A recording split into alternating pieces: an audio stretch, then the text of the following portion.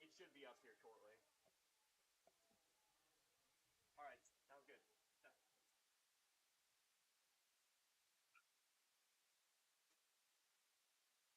No, I mean, I try to differentiate myself from you and Coach and everybody else by usually just straight up refusing to play anything before like 1997 or something like that. Well, Steve programs my music at noon. Yeah.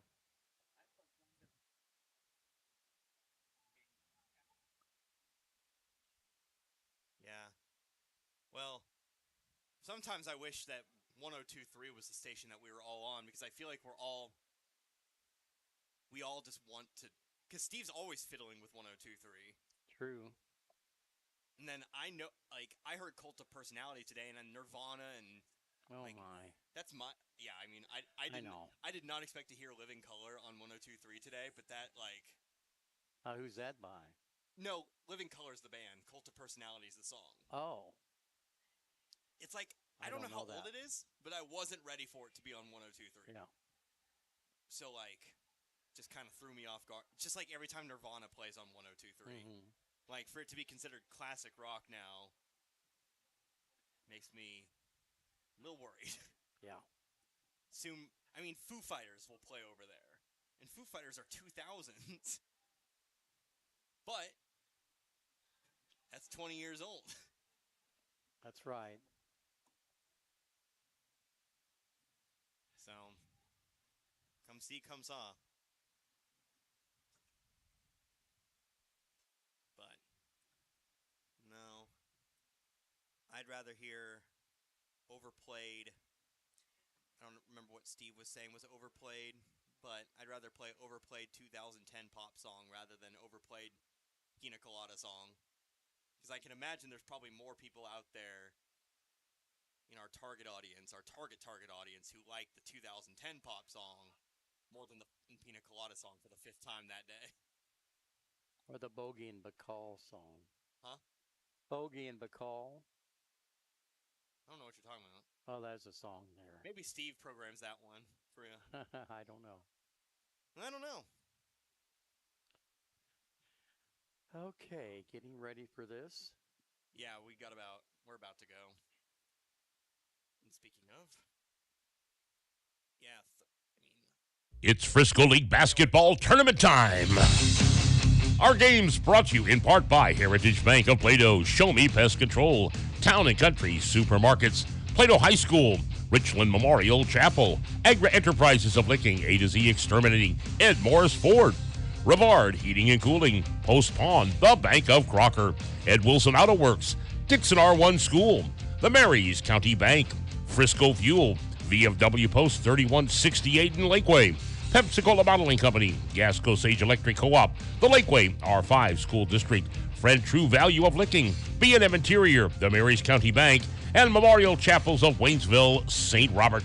Let's take you to the Lakeway Physical Education Facility for Frisco League Basketball 2023. And a very good evening to you and yours. We're here once more at the Lakeway Physical Education Facility here in Lakeway, where we await the start of today's trio of games. All girls games for you here tonight as we continue on with the Frisco League Basketball Tournament. Our first game, the 1 and the 8 seed, set to go at it.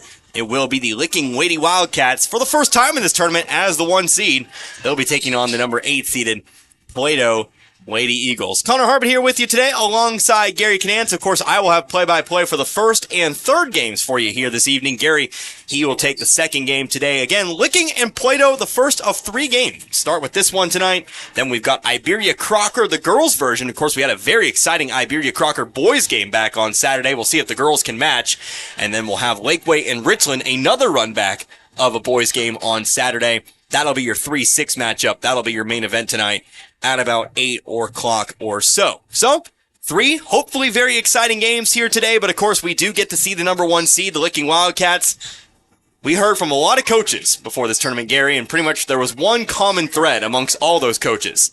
Licking is the team to beat. Yeah, definitely that, and I actually have talked to some fans from Plato And they kind of thought maybe they should have been seated higher. The girls should have been seated higher and wouldn't have this matchup against the number one team that's seated in the tournament just right off the bat. Yeah, that is the unfortunate thing for Plato. You looked real good against Dixon in the play-in game on Saturday. You walk away with a 55-10 victory, but your reward is a matchup here with Licking. Now, the good news for Plato is they're guaranteed 3 games here at this point. They will not be sent to the elimination game. That actually awaits the loser of the 2-7 matchup here a little bit later on. But Plato, this is a perfect chance to maybe prove that you deserved a higher seed here. Yeah, you have a very tough opponent here today in Licking, who most people are saying might be one of the favorites in their district, but you got to play your best. Right. You got to play your best against no matter what opponent you get here. Of course, you could say, well, maybe we should have gotten the 6. Well, then you play another strong team in the 3. Maybe you get the 5. Still have to play a very strong team in the 4 seed. You just got to beat whoever's in front of you. So we'll see if Plato is capable of doing that tonight, because we know they have 2 very talented players. They've got a nice deep bench as well. They're not going to be an easy rollover team, I think, for Licking. But of course, Licking, they bring a lot of talent to the table here as well. So we've got 9 minutes left to go before we get to your national anthem and your starting lineups here. So tell you what, we're going to take a quick timeout. We're going to take about 2 minutes, and when we come back, I think we heard from both Coach Couch and also from Coach Rissler ahead of the Frisco League tournament. We talked a little bit about Plato, obviously, on Saturday, but we'll go over those notes again for you, and then we'll talk about what Coach Rissler had to say about his Lady Wildcats. So let's take a couple minutes. We'll come right back, but don't go anywhere. The first of 3 games on the way. You're listening to the Frisco League basketball tournament right here on 97.9 The Source. Hi, I'm Gina Hillhouse with Heritage Bank of the Ozarks. We are committed to our neighbors. When you bank locally, our local dollars are invested in our local communities with local lenders and local decisions. With locations in Camdenton, Plato, and Lebanon at Heritage Bank, we are genuinely neighbor-serving neighbors. Member FDIC, Equal Housing Lender. Do you know why Show Me Pest Control is the #1 pest control company in the area? It's because of their outstanding quality service and their unbeatable prices. Show Me Pest Control is an honest, locally owned company that does what they promise. Show Me Pest Control services all residential and commercial properties. They always make the safety of your family and pets a #1 priority. So make the one and only call for your pest control needs. Call 573-336-7378 or toll free at 1-866-628-PEST or schedule it online at www.showmepest.com and ask about their monthly specials. Show Me Pest Control, #1 for a reason.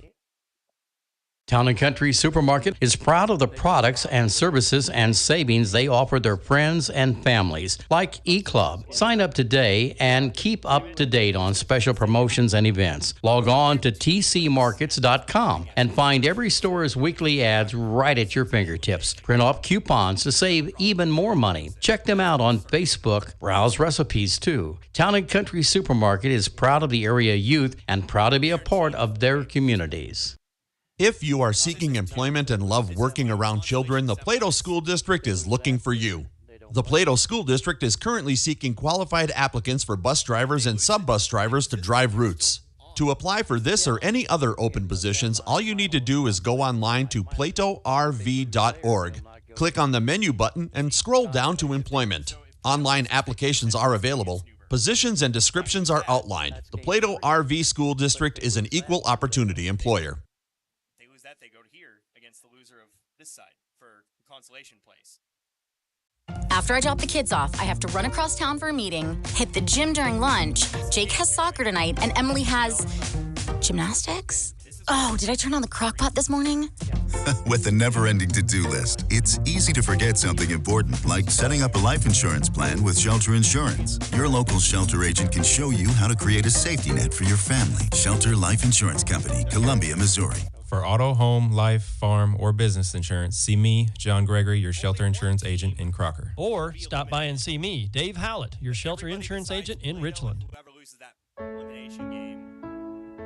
Ever think about living to be 100 years old? Well, maybe you will. Hello, this is Martin Vernon, owner of Memorial Chapels and Crematory. Making plans and being prepared for events in our lives is the right thing to do. At Memorial Chapels, we offer many choices in funeral planning, and we're always available to discuss options regarding how best to fund those choices. Because when it comes to important events in life, You really need to get prepared. And once again, back here at the Lakeway Physical Education Facility here in Lakeway. We're now 5 minutes away from the start of our first game here tonight. The 1 versus the 8 seed, the Licking Lady Wildcats, as that 1 seed, taking on number 8 seeded Plato Lady Eagles. Connor Harbert here with you again. 97.9 The Source alongside Gary Canance as well. We talked about the fact that, we talked with both head coaches prior to the Frisco League tournament. Of course, we told you about our interview with Coach Couch on Saturday, but let's go over some more notes here. Again, Coach Couch with the Plato Lady Eagles. They returned a lot. 8 returners and 4 starters, including Brenna Couch and Kaylee Copley, who, as we saw in the game against Dixon, they are going to be the driving offensive force for this Plato team. It's a good inside presence between Couch, Copley, of course, kind of a guard, kind of also drive in as well. And then we also saw the freshman, Sarah Cannon. She did a little bit of work inside. Of course, Coach Couch was very high on Cannon in that interview. But of course, as you mentioned, Gary, Plato believes themselves to be a lot better than this 8 seed. First off, they proved it with a 45-point victory over the 9 seed.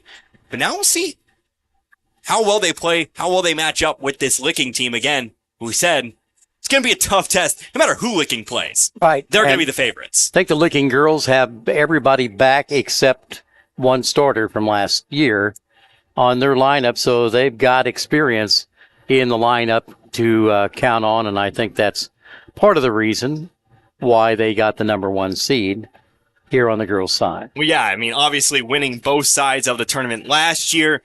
Came up a little short in the district tournament, but of course, Licking plays in a very tough district, very tough once you get into that postseason play, but it's hard to argue with results. And with Licking playing the way they have over the last few seasons, it is quite obvious they would get the number 1 seed. Meanwhile, Coach Steve Rissler for the Licking Lady Wildcats, of course, Marv talked to him. They did lose 2 very good players from last year's team. They lost 2 of them. Abby Sullins and Kata Cook. Both were all both were first team all conference last season. Now the good news is they return a lot of talent as well, including one of the best players in Licking girls basketball history, Hannah Medlock. She was all state last year, not just all conference, all state for Class 3. She averaged 18 points a game last season. Of course, this team also returns the other starters in Lindsay Wallace and Zoe Dawson, both very good role players in their own right. They're not a large team, as you can see down there. They don't have any players above 6 feet tall. I think they actually top out.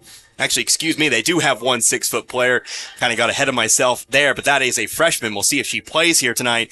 As far as the juniors, the upperclassmen go, nobody really above 5'8" or so, but they are confident that they can match up with any team, and they can play any way they need to. Coach Rissler even said they'll look to take advantage of mismatches. If that means they see a man-to-man, well, they'll go to those misadvantages, and if they get a zone, well, they got shooters who can shoot. They can find some gaps in the zones for some easy jump shots as well. But they do still need to replace 20 points a game, or should I say 20 rebounds and 30 points a game. But, yeah, this is a Licking team that's very, very confident, and we'll see if that confidence pays off here tonight. Important note, though, Coach Rissler, he did say some interesting things, some teams that he thought were teams to watch out for. One of those teams has already moved on to the consolation side of the bracket. However, he identified Lakeway, Newburgh, and Iberia as the teams to really watch for in this tournament. Of course, we'll see Iberia and Lakeway later on tonight. So, hey, we got the starting lineups. We have also got the national anthem coming up here in just a little while. So, tell you what, let's take one final time out. When we come back, we got the starting lineups, and we'll get going. The first of 3 games here tonight.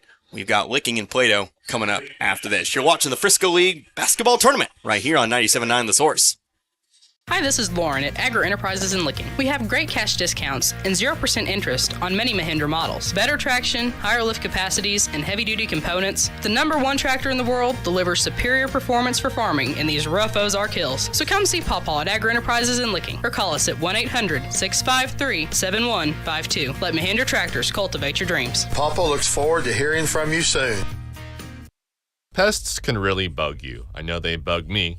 But you can get rid of all types of pests and protect your family, home, and environment by calling the folks at A to Z Exterminating. A to Z Exterminating provides the best pet and human-friendly treatments 7 days a week and education to help you keep your home pest-free. And of course, reasonable prices. A to Z Exterminating for your home or lawn, whether it's an emergency or you want to schedule an appointment, call today at 573-336-4448. A to Z Exterminating, offering the best service throughout the area.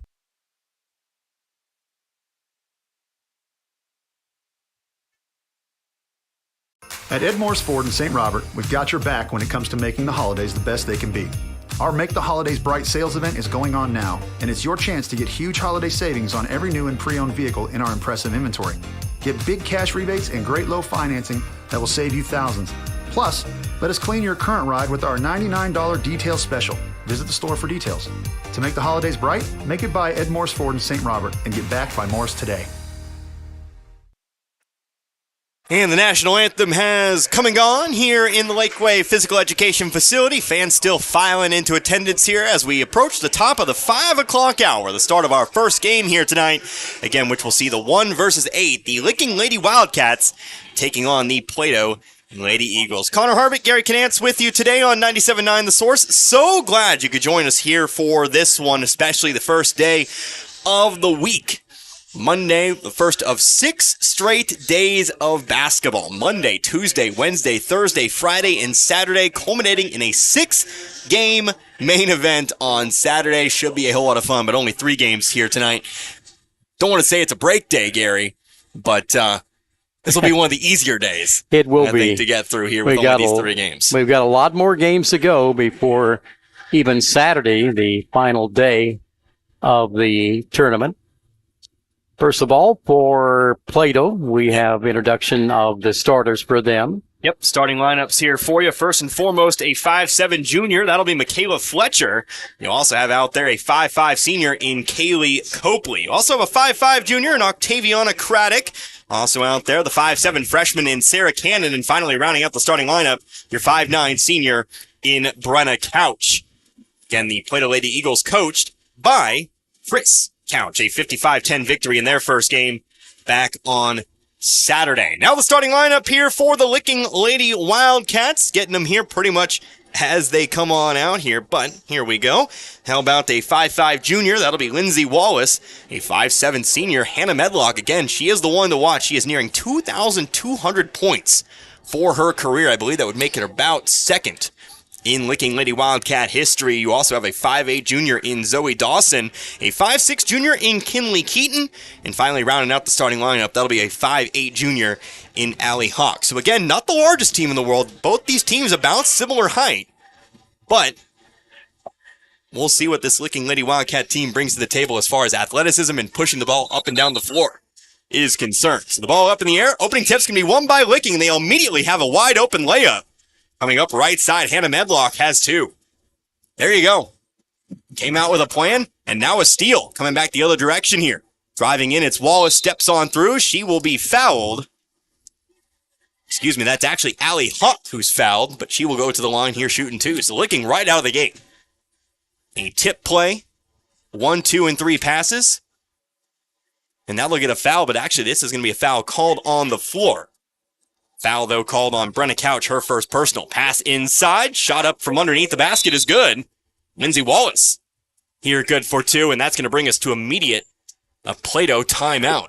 Going to have to make some adjustments here. They committed that turnover, led to 2 points, and of course, right off the get-go, the Lady Wildcats got the tip, and they immediately attacked the bucket. Yeah, I'm a sucker for a good tip-off play. Yeah. It was clear there was a plan. The tip was won. They tipped it into the Plato side of the court. Only one man back for the Lady Eagles. Turned into an immediate 2-on-1. And, of course, Hannah Medlock so good at finishing at the bucket.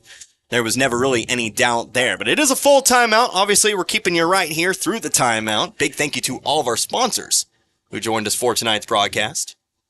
Had something to say there? Yep. Go ahead. Well, I want to say that we didn't see many full 60-second timeouts on Saturday, but right off the get-go, we're getting a 60-second timeout called by Plato coach. Yeah, timeout maybe to tell Plato to get their heads on straight here and play some basketball after giving up the 2 baskets in 20 seconds. Plato with the basketball. Brenna Couch on the right elbow. Off to the left side, Copley. Copley guarded by Hawk. Looks to be a 2-3 zone here for the Lady Wildcats. Trying to get it to Sarah Cannon underneath, but the ball is tipped out of bounds by Wallace. It will stay here, though, with Plato. It'll be Fletcher to inbound from the baseline, toss it into the corner. Copley driving left baseline, steps on through, layup is good. Fought around Zoe Dawson. Found some open space. Copley puts it in for their first 2. Now there's a steal coming back the other way, and Michaela Fletcher coming up with the basketball.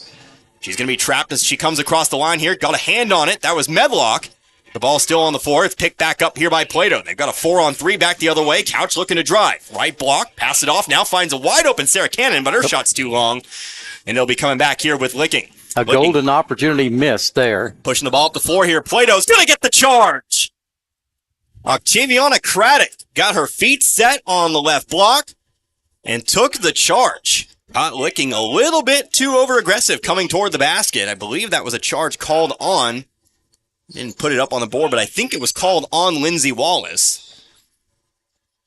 And that'll be the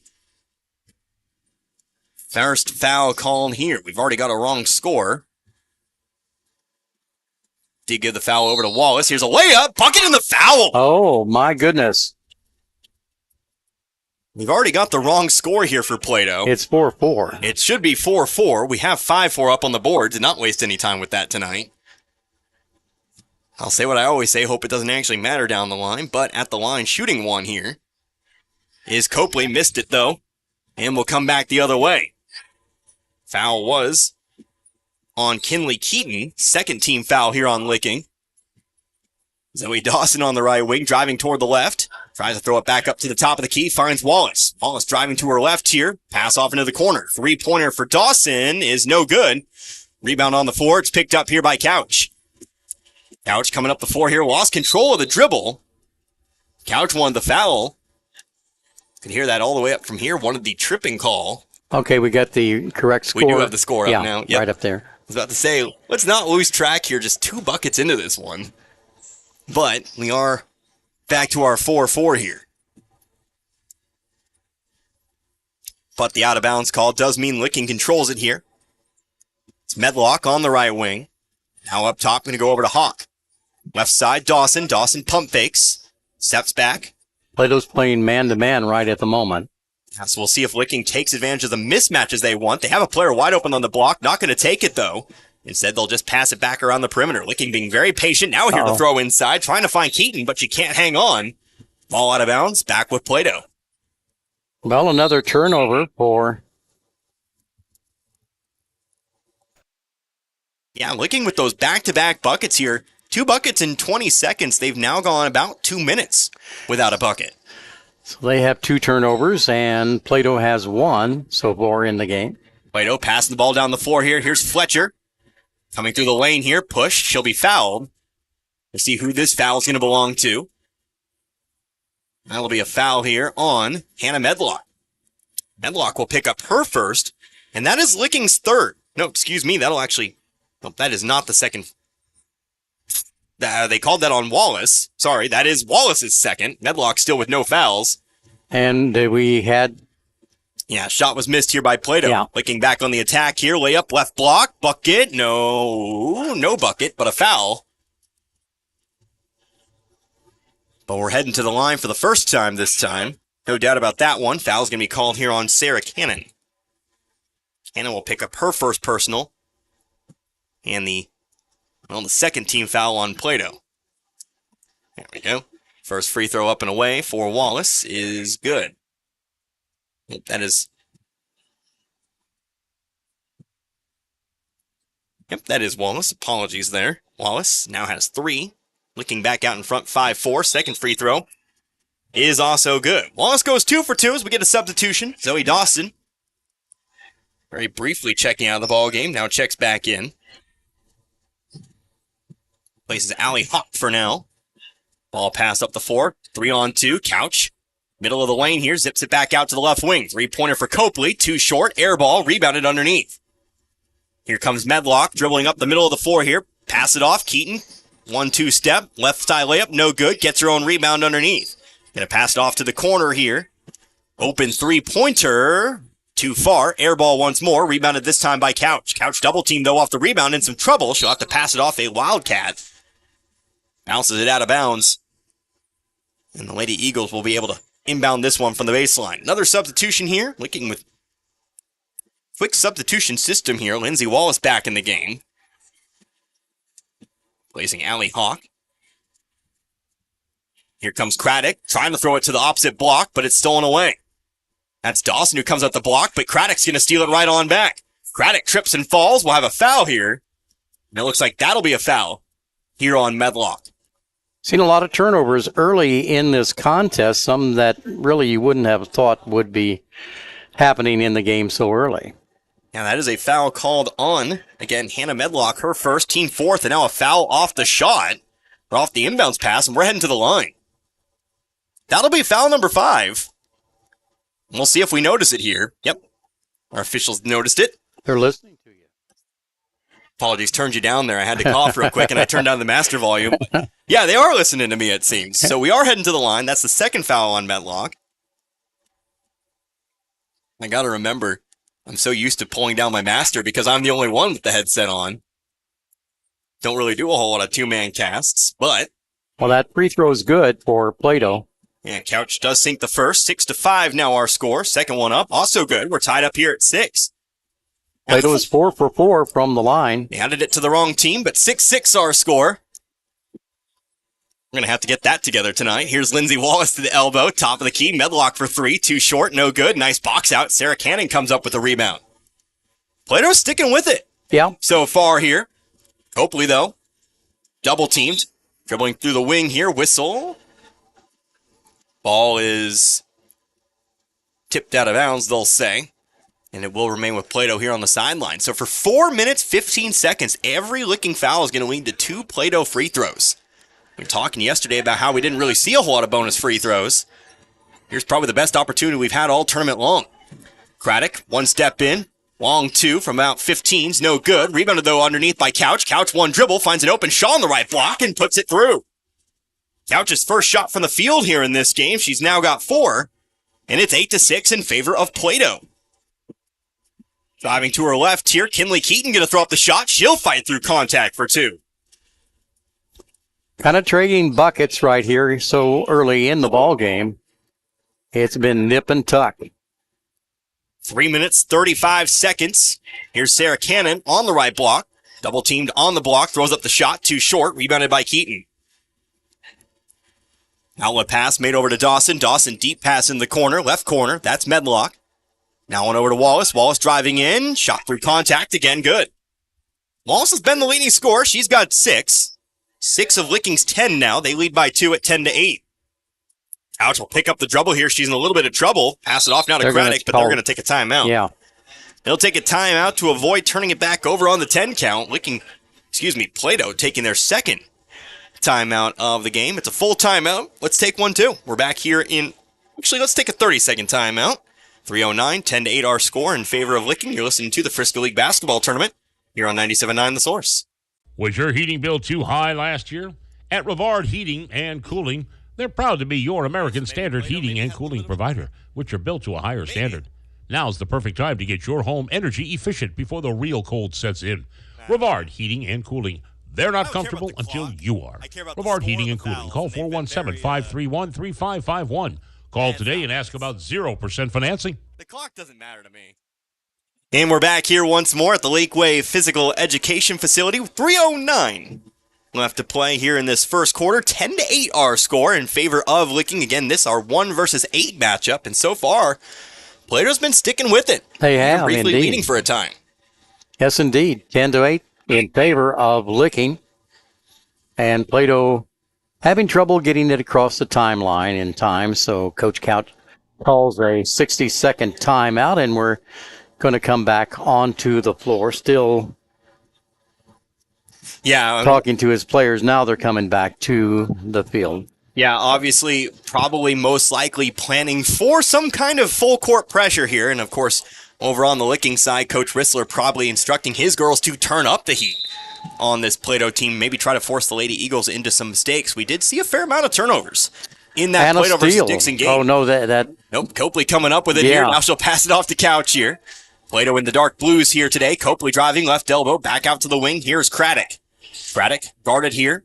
Top of the key, but ball's overthrown, trying to get it inside to Couch and stolen away here. Allie Hawk coming up with the basketball. Hawk to the right wing. Dawson comes set. Pump fake. Got Copley to bite. Drives in. Shot blocked away by Couch. Couch will bring it up the floor now herself before passing off here to Copley. Copley avoids the double team. Off to Craddock now. Craddock dribbling across middle of the lane. Has to pick it back up. Back up to the top of the key. Over to Couch. Couch wing-to-wing pass. There to take it is Copley. Now to the corner, Fletcher. Fletcher back inside over to Couch. Couch on the right block. Passing it around into the corner. Nice pump fake here. Copley penetrating, but trying to pass it back out to the wing. It's stolen away by Licking. Pass down the floor here. Dawson has it. She'll dribble it to the right corner. Overhead pass on over to Wallace across the way. Left corner Medlock back out to the wing with Wallace. Wallace dribbling around. New player in the ball game here. That's Denise Dodge. But her layup is overshot. And rebounded again here by Couch. Denise Dodge back in the game here. 5'5" senior for the Lady Eagles. Here's Copley driving in. Might have carried it there. That'll be the call. Lost it. Put her hand underneath the basketball there. Got the turnover back on over to Licking. That's the 6th turnover in the ball game so far for Plato and 4 for the Licking Lady Wildcats. New players in the ball game here. Kinley Keaton back in. Finley Sullins checks in here for the Lady Wildcats. And also into the ball game, Riley Barton. Right now the ball rests with, again, that's Finley Sullins. Off to Hawk, now inside. That is Sullins. Sullins gets the bucket and the foul. Sullins, a 5'7" senior. She'll be heading to the line for the and one. She had the ball in the right wing and passed it off and then ran back, and the ball was fed to her, and she scored. Give and go. Yeah, ran across block to block. The ball was waiting for her there. By the time she got there, the free throw, though, is no good. So it remains a 4-point game, 12-8. Foul, by the way, was on Craddock, her first personal. Here's a ball tipped away, stolen away. Zoe Dawson, nobody in front of her. Copley trying to chase her down. Layup is good. Turning it on a little bit here. Now they've got a 6-point lead. Wallace now with 8 points. 8 of the 14. Couch will put the ball on the floor, crosses half court, now tries to go across to the other side. Going to find Copley. Copley penetrates, back out to Fletcher. Fletcher up top to Couch once again. Now back the other way. Under a minute left to go now in this first quarter. Fletcher, a couple dribbles, wing to wing. On over to Dodge, into the corner, Craddock. Craddock, top of the key, Fletcher, left side over to Copley. Copley driving in, on the left block, blocking foul. We're heading to the line.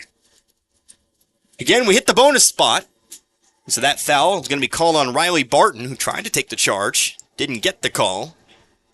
And there'll be 2 here for Kaylee Copley. Chance to cut back into the 6-point lead. All bounced up and hit her in the nose. Copley not ready for the pass there. But doesn't break her concentration. Hits the first. She's got 5 now. And the lead is 5, 14-9. Second free throw again for the senior. Shot off the front of the rim. Fight for the rebound, though. Plato had a chance at it, but there to pick it up in the end is Hawk. 14-9 here. 40 seconds left to go here in the quarter. 3-pointer from the corner. Kinley Keaton, it's good. Holy cow. One what pass, a shot. wide open 3 for Keaton. Buries it home, and the lead is now 8. Steele back the other way. Comes Keaton. Keaton gets around Fletcher. Pass down the floor, though. Stolen right back here by Couch. Couch 3-on-2. She's going to jump stop at the free throw line. Shot up, rebounded by Keaton. Back the other way now. 15 seconds left to go in the quarter. Keaton going to stop here, pass it off to Hawk. Now 10 seconds, off to the right wing.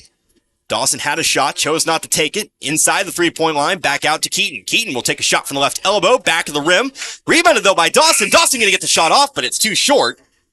And that's how we'll end the first quarter here in this one. So, rather back and forth, but it's Licking who ends the quarter on a nice little run. They lead this one by 8, heading into the second period, 17-9. We're back in 60. You're listening to the Frisco League Basketball Tournament here on 97.9 The Source. For over 50 years, Post Pawn in St. Robert has been offering the best prices in the area on firearms, ammunition, and shooting and reloading supplies. Also, find new and used military clothing and gear, as well as pre-owned power tools and compound bows, and new and used musical instruments and supplies. Get a 90-day layaway on anything. And if you have your guns shipped to Post Pawn or selling them to another individual, they only charge a $25 transfer fee. That's Post Pawn in the Gateway Shopping Center in St. Robert. As the years go by, everything gets older. Even the new seeds just planted. Getting older means getting wiser. And in the banking business, that means keeping up with the times. For 112 years, the Bank of Crocker has met the needs of the Fort Wood area and exceeded those needs with the most modern banking services available. With Android and Apple mobile banking apps. And at bankofcrocker.com, online banking is a click away no matter where you are. Personal hometown service, however, has not changed. That's one thing that's stayed the same as the Bank of Crocker turns 112. The Bank of Crocker, with 4 locations in Crocker, Richland, Waynesville, and St. Robert. Member FDIC and an equal housing lender. And once again, back here at the Lakeway Physical Education Facility. 17-9 at the end of the first quarter. Licking leads Plato here in this one. Plato and Licking tied at 8-8, but a 9-1 run. The end of the quarter has given Licking a nice little cushion here as we heading into our second quarter of play. But it is Plato with the basketball. Connor Harvick, Gary Canance here on 97.9 The Source. Craddock takes the basketball, going to pass it on over into the corner. Brenna Couch, one dribble, now picks it back up. She's double-teamed, and she'll throw into the waiting hands here. I believe that's going to be Allie Hawk. 13 looks a lot like 13, but it's Allie Hawk who gets the right side layup for 2.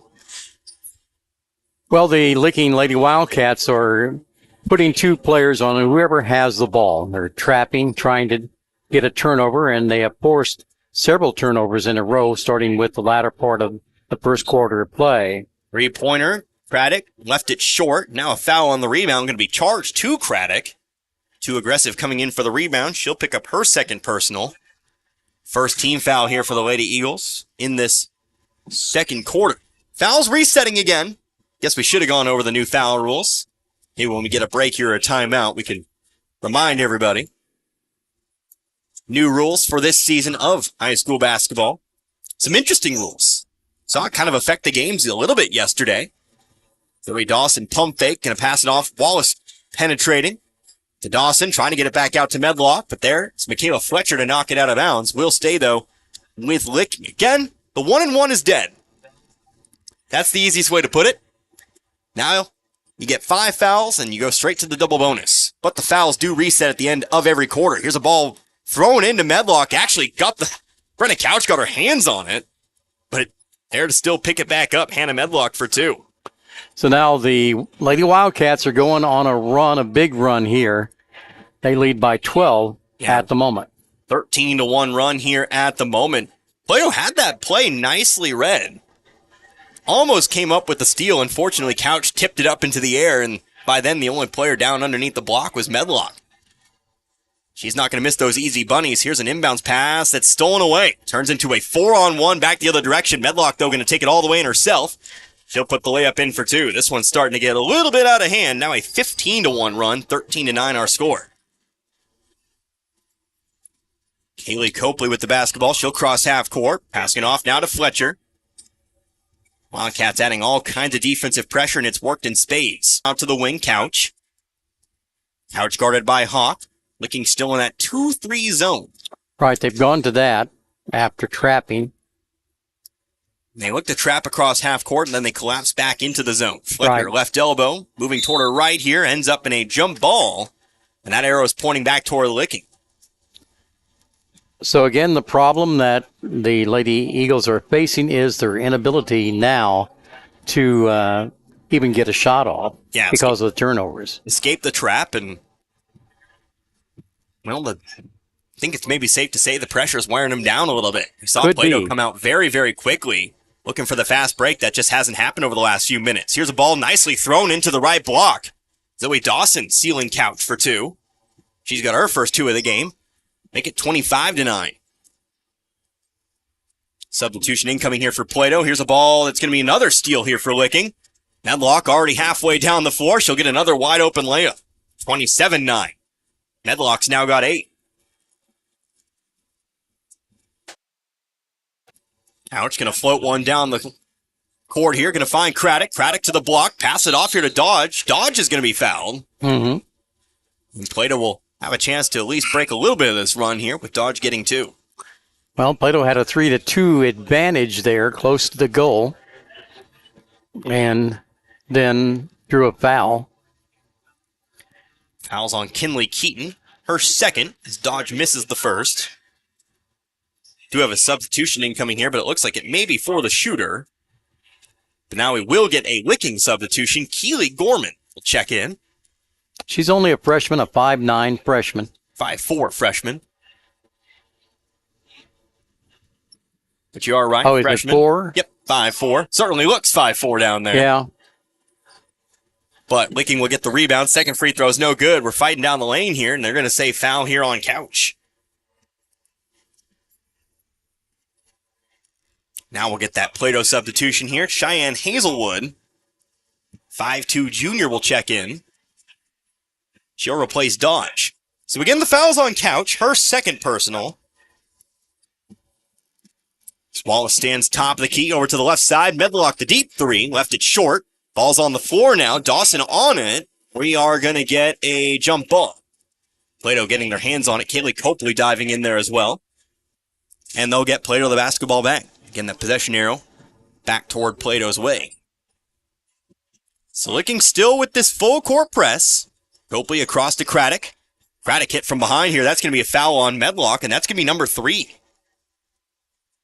Third personal here on Medlock, so I think she's going to be coming out of this ball game for the time being. She is. And that she is here. Looks like Finley Sullins. Finley Sullins, yep, that's Finley Sullins. Also back in. Somebody snuck in there. Kinley Keaton, I think it was. Came back in the ball game there. Licking so many substitutions. Such a deep 9-man squad. They don't get tired. Coach Rissler doesn't have a whole lot of problems there. Here's a three-pointer from the quarter. How about Michaela Fletcher? Thinking to that Crocker-Iberia matchup there. Similar names. Here's a traveling call against Licking. Michaela Fletcher drains the 3. First points here for Plato in the quarter. 27-12. And again, the traveling violation going to be called here on Finley Sullins. So Plato with the ball once more. Madeline Fancher, Michaela Fletcher. That's torture. Think about how similar those names are. Of course, we'll see Crocker later on against Iberia.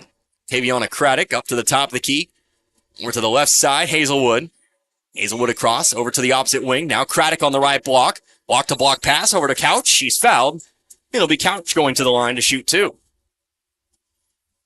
course, when you're spending all morning writing in your books and the names all start to blend in, your hand starts to cramp a little bit, and then all of the names kind of get stuck up in your head a little bit.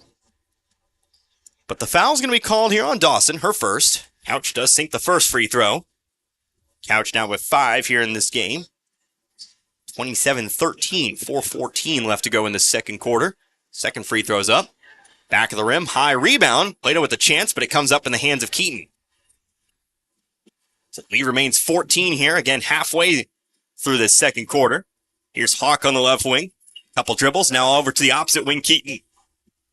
Keaton to the right elbow, now to Hawk. Hawk driving in, middle of the lane, had it stripped away, picked up by Craddock. Dribbled right into the middle of 4 Lady Eagle defenders. Hazelwood moving up the floor here, stutter step. I think we're going to get a travel call, and that it is.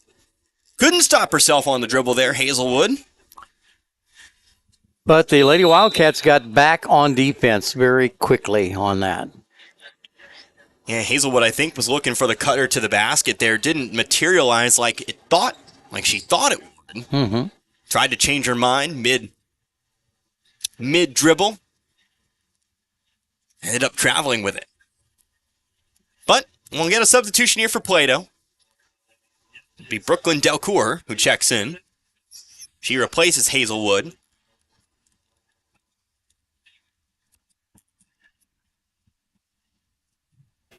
Sweet. 3:49 left in the second quarter of play. Yeah, we take a timeout here to wipe some sweat off the floor. Slick spot. On the right block there. Looks like somebody slipped and drew attention to it. But we'll take care of it here. Perhaps there's some idle threats between our referees here. Definitely recognize a couple of our officials tonight. Yep. See him at Melvin's quite a few. out there. Yeah, I was going to say Melvin's out there tonight. Yep. But of course, we see and him. he was there on Saturday, here on Saturday. Yeah, a lot of Frisco League games. See Melvin doing his job. Top of the key here, Keaton. Always does a good job, though. Really like having him around here. Left elbow, over to the right wing. Top of the key, Long three-pointer for Keaton, no good, but there for the rebound, it's Gorman. Gorman will send it back out. Keaton's going to try again. This time, no, again off the front of the rim. This time it's rebounded by Plato. Fletcher comes down with that one. She'll find the outlet pass. Copley, long pass down the floor to Couch. Couch spinning around toward her right here. Penetrates out, back out to Delcourt. Copley now, pump fake. Left elbow, out to the wing. Three-pointer is no good. Rolls out. Rebounded, though, underneath by Copley. One dribble. She's fouled. Let's head back to the line.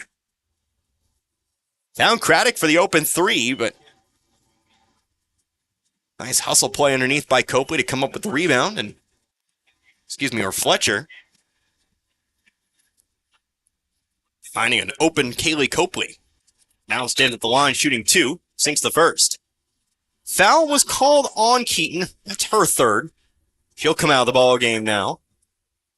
Looks like Lindsay Wallace will check back in. Second free throw up. Also no good. Copley sinks 1 of 2 here. Plato still shooting about 50% from the line tonight. Here's Allie Hawk, open three from the right corner. No, too short. Air ball, rebounded here by Delcourt. Delcourt trying to find an outlet pass, throws it right into the waiting hands of Hawk. And Licking's right back on offense. Hawk will take it right wing, over to the other side. Three-pointer for Dawson now, nothing but net. Ooh. Licking takes advantage of the turnover. 3 points for Dawson. Leads back to 16 now, 30-14. Craddock pass down the floor. Dangerous pass. Hawk got a hand on it. Ball ends up loose, rolling out of bounds. They'll say it was last touched by Delcourt. And it will be Licking basketball.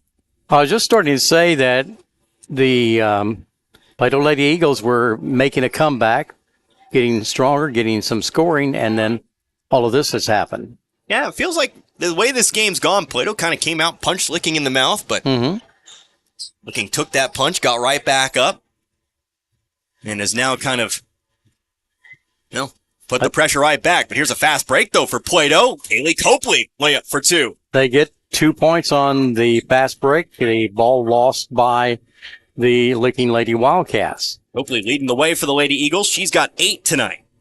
Gorman three-pointer, right wing, too long. Nothing but air. Ball heading out of bounds, but nicely done there by Solons to save that one. Licking remains on offense. Here's a three-pointer from the corner. That one's short. Rebound off the rim. There for it, Delcourt. This time she'll find the outlet pass. Here's Couch. She'll have it stripped away, and it's another Licking steal. This time in the hands of Lindsay Wallace. Wallace, top of the key, off to Gorman. Gorman driving, middle of the lane, out to the right wing. Here's Solons. That's actually Dawson with it. Dawson will take it back. Here's another right wing three. Licking really letting it fly here in this quarter. It's too short, though, and it's rebounded by Fletcher. Off the Couch. Couch will fade toward her right here. Now going to hand it off to Craddock. 1:15 left to go in this half. 30-16 our score. 14-point advantage. Trying to throw it inside to Couch, but they throw it right into the hands of a waiting Allie Hawk. Hawk will take it up the floor herself here. Gonna go all the way in. Nope, dumps it off to the left block. Might have had a foul there, but the ball's actually blocked out of bounds. That'll be the call. Well, Licking had a 2-on-1 break and failed to capitalize on that, but they do get it tipped out of bounds by Plato. As Fletcher got a hand on that one, we get a few more substitutions here for Licking. Riley Barton into the ball game, as well as player not on my roster. Well, the first games have not been friendly to us here, but here's a shot too long, rebounded by Couch. I'll have to ask on that. Here's Copley, left side layup, good. You look down for a moment, and Plato finds the press break. Copley to double digits now with 10 tonight. 30-18, 12-point lead. Barton inside, 41 our player. And a turnover. And here's a steal. Craddock coming up with it here. We'll see if Plato might get the final shot of this half. See if they take their time here, or if they pop one, that's what they're going to do. Brenna Couch for 3 off the backboard, rebounded by Dawson. Maybe not the shot that Plato would have necessarily liked here. Here's the fast break back the other way. Contact, no whistle, but now the charge is going to come in. Tell you what, it might have been the reaction from Finley Solons who actually got our official to blow the whistle there. Wasn't initially there, but paused for a second, then the whistle came in. I think if you throw the shot up there, or you at least continue through the contact, you don't get it, but it's a charge taken here by Solons. A charge given against Solons, her second personal. 15 foul, but obviously an offensive foul. Plato with 4 seconds. They'll put the ball on the floor here. Picking it up is Copley. Copley will just have to shoot it. She passes it off. Couch does get the shot off, but she is going to leave it to the right, and that'll be the end of the first half. So a little bit of a chaotic end to the half, but it ends with a 12-point Licking lead. They lead the Plato Lady Eagles 30-18. And we'll take ourselves a few minutes. We'll get our book in order. We'll come right back, and we'll talk about this first half. Come back. You're listening to the Frisco League Basketball Tournament right here on 97.9 The Source. You have the right to choose when you're in an accident and your insurance company directs you to a particular body shop. This message is brought to you by Ed Wilson Auto Works. Put your trust in one of Pulaski County's longest-standing independent repair professionals. That's Ed Wilson Auto Works in downtown Waynesville.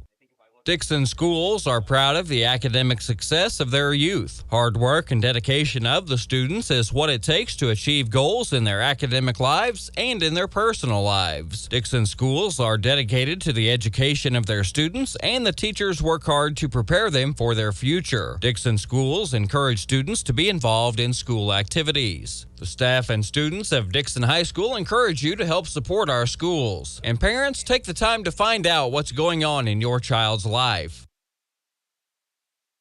Hi, this is Brad Shelton at the Marys County Bank. Every day, the Marys County Bank touches every corner of your life and supports you as you turn your life's goals into accomplishments. Whether it's purchasing your first car, opening a small business, buying a home, planning a wedding, or preparing for retirement. From your first car to a new life after retirement, the Marys County Bank is there for all your life's milestones with our full line of products. Stop by one of our 10 locations and see how the Marys County Bank can support your dreams. Member FDIC, Equal Housing Lender. An independent company, family-owned and operated. That's Frisco Fuel LLC in Stoutland, bringing the fuel you need to the farm and the business to keep things running and the production moving forward. Fuel delivery service. Their high-quality products, reliable, on-time deliveries, competitive prices, and friendly customer service set them apart from all the competition. And with 24/7 service, Frisco Fuel is there when you need them, and they're just a phone call away at 417-763-3835. When the fuel on the farm or your business is running low, call Frisco Fuel, and the delivery trucks will be on their way. The VFW Post 3168 at 26050 Swindell Drive in Richland is the place to watch Army football. They have a canteen and kitchen with nightly food and drink specials and steak night every Friday and Saturday night. The VFW has cornhole tournaments Monday nights, bingo on Tuesday, and karaoke Wednesday through Saturday night. Check it out, the VFW Post 3168 26050 Swindell Drive in Richland. Your place to watch Army football. Mountain Dew Zero Sugar asks, ever wonder what it would be like to live in an alternate universe? One where everything seems to work just the opposite of the way you'd expect? Well, friends, welcome to the alternate universe of Mountain Dew Zero Sugar. The taste is nothing less than outrageously delicious. And Mountain Dew Zero Sugar comes in awesomely exhilarating flavors like Original Dew Zero Sugar, Mountain Dew Spark Zero Sugar, and Mountain Dew Major Melon Zero Sugar. Try the incredible flavors of Mountain Dew Zero Sugar. Zero Sugar, all dew. Gasco Sage Electric is owned by their consumer members who use their electricity and other services. They've been providing services to Camden, Marys, Miller, Phelps, and Pulaski counties since 1945. Much like electricity, Gasco Sage considers broadband internet to be an essential service, not just in the big cities, but right here in the rural communities they serve. They work hard at making a difference in the futures of the communities they serve. As a new G-Tech Fiber customer, you can soon be part of their high-speed fiber-to-home broadband network. Give them a call today, 573-759-7146. Lakeway R5 schools are proud of the academic success of their youth. Hard work and dedication of the students is what it takes to achieve goals. The Lakeway R5 schools are dedicated to the education of their students, and the teachers and administration work hard to prepare them for the future. Lakeway R5 schools encourages students to be involved in school activities. This message of support brought to you by Lakeway R5 schools.